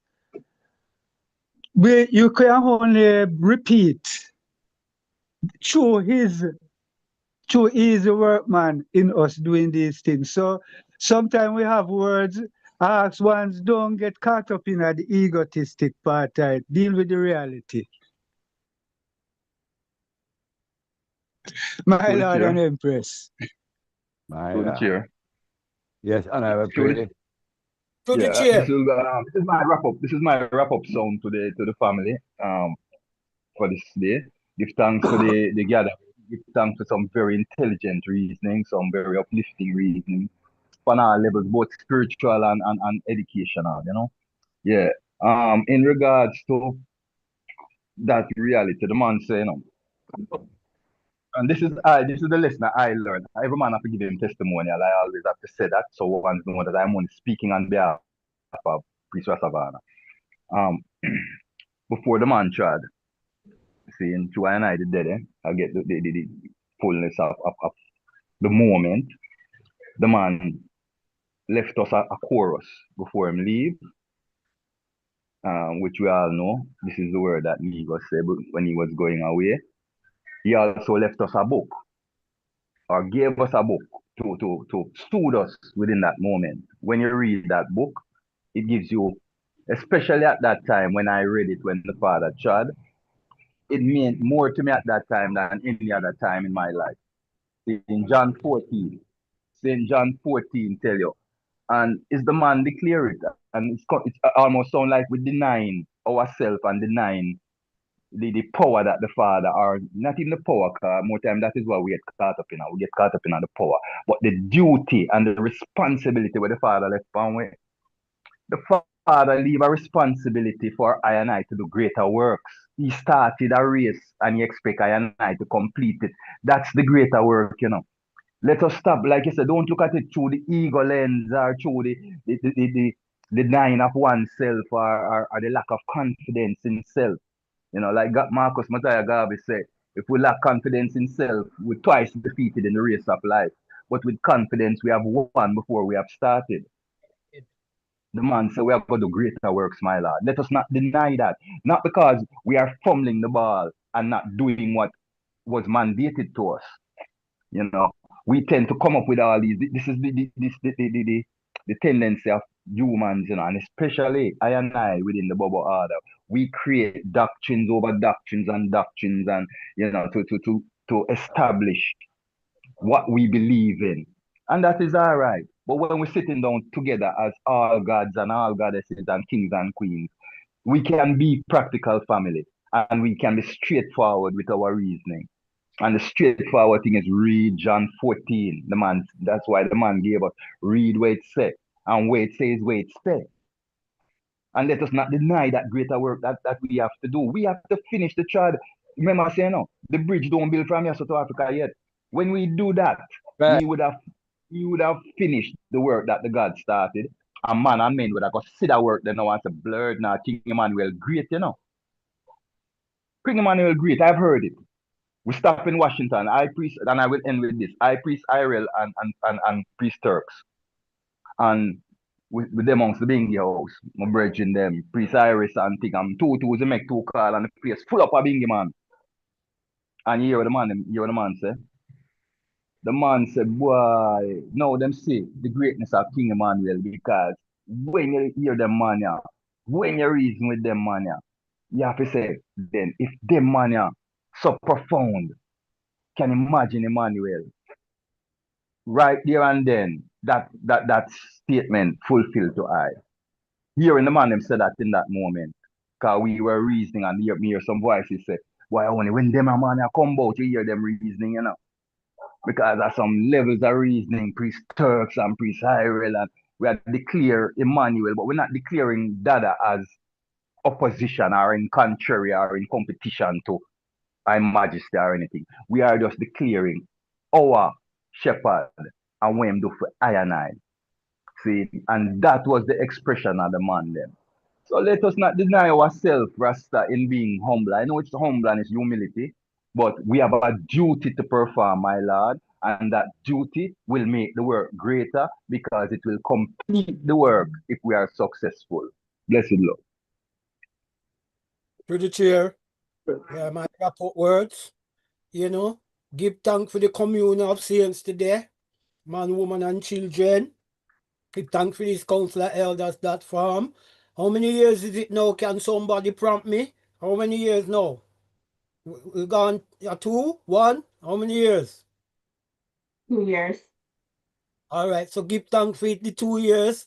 This council convene, and give thanks for all platforms for the council of elders and disseminating the righteousness and knowing say we all start at different points of the ladder as we climb, and like Honorable Priest Impley always declare, the Father might tell you something where you don't know, where you never hear. The Father could have tell him something, but we could each tell one another what the Father teach I and I.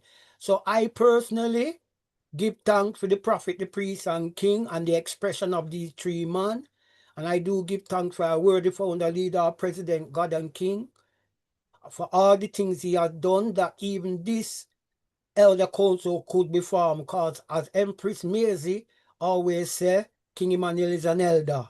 So give thanks for the elder of elders, Melchizedek, or Melchizedek, who come amongst I and I in the 20th to 21st century, and whose work is Continuing, the Jesse Black Jehovah living at the heart, most high. Haile Selassie, I, Jah, Rastafari. Cut and clear each and every one have a blessed day as everyone trod to them humble abode at this time. It is now nearly 25 to 11 in England, so some people is still there for them. Is the end of a day for I really, so when I'm on company, the Council of Elders reasoning is about 5, nearly 6 p.m. in English, so my time is late. Because I hear Rasabana say from the morning, but with me is evening, is afternoon and evening, but still me catch up from the morning. So give thanks, for this moment. Give thanks for the edification of I and I, near and far. Great God Jehovah, Jah, Rastafari. Sanctify and bless one. But Sanctify great and bless one. historian, why you don't remind us today's Hitler birthday? What you have against Hitler? My Lord, your teacher is something true. Probably I not study him like that. I wouldn't even realize, but give thanks for that still. To the chair. To the chair. Listen, to the chair. Go ahead, priest. Yeah. Within the question about greater works and the closing words, and I just want to say that literally time and space makes works greater, because who come in a later time usually have more resources to work with, yeah, so I must try and make the best out of I resources, which is also ourselves. We have the internet here, what we're using right now. And whatever else we could get we hands on to, we try to make the best out of our resources. And in that way, we must do something greater. That way, we will do something that hasn't been done before. Because I see a list of the things that Marcus Garvey done, and wow, what a list. And he never had the resources that we have in this time.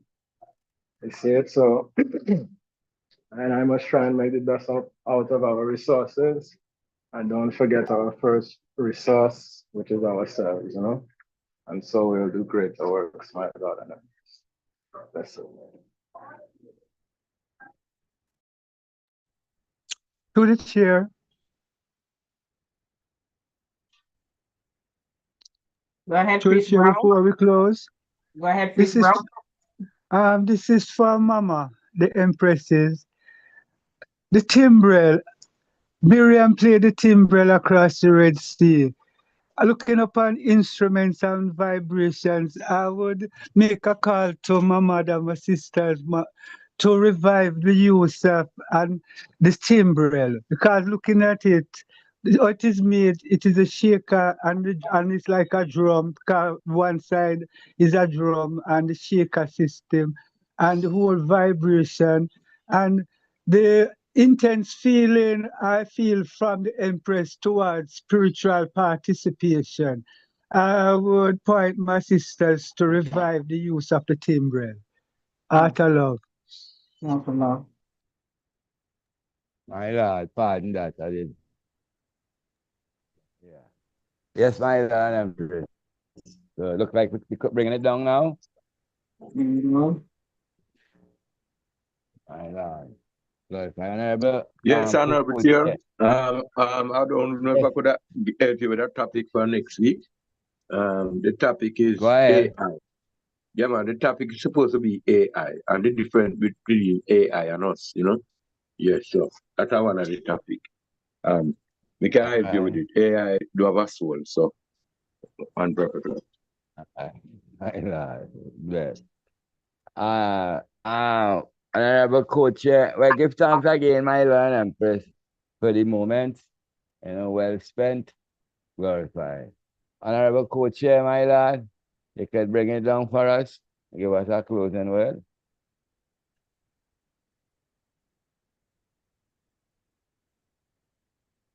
Priest Lamont, instead about.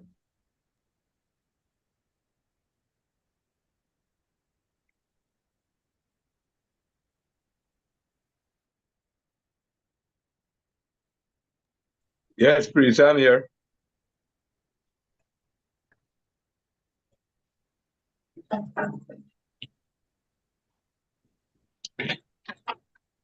Priest Earl? Come like him, all right? Yes, Royal Empress. I have a priest there. Yeah. Let's see. I could seal. One perfect love. Yes. And as I ask our reverence, heartically, spiritually, and also temporally, universally. Behold, how good and how pleasant it is for us, brethren and sisters, to dwell together in unity and love. It is like the precious ointment that is upon the head, that run down upon the beard, even here and beard that went down to the skirt of his garment, as the dew of Hermon, and as the dew that ascended upon the mountain of Zion. For here Rastafari command the blessing, even life and love forevermore. To aid our God, Selassie, Jehovah God, Rastafari.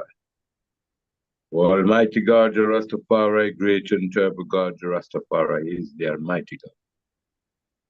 Jah who seated in Zion and reign the hearts of all flesh. Our thou most high eternal Father, Jehovah God, Rastafari. Hear us and bless us, O Lord, keep and sanctify us all. Cause thy holy face to shine upon us that we might be saved and redeemed. How thou most high God, Jah Rastafari. Rasta. Truly thy soul waited upon Rastafari, from Rastafari cometh thy salvation. Rastafari only is thy rock and thy salvation, Rastafari thy defense, I shall not be greatly removed. How long shall the wicked imagine mischief against Rastafari? Rastafari shall slay all of you. As a bowing wall shall the wicked be, and as a tottering fence. The wicked only consent to cast Rastafari down from his excellency. The wicked delight in lie, the wicked bless with their mouth, but cursing water say the Holy One of creation. Emmanuel the seven, not down, yeah, God. Yeah. Rastafari, one Rasta. perfect love, royal family. Blessed love. Blessed love. One perfect Blessed love. love. Oh, give thanks, my Lord and Empress and Majesty. My Lord and Majesty.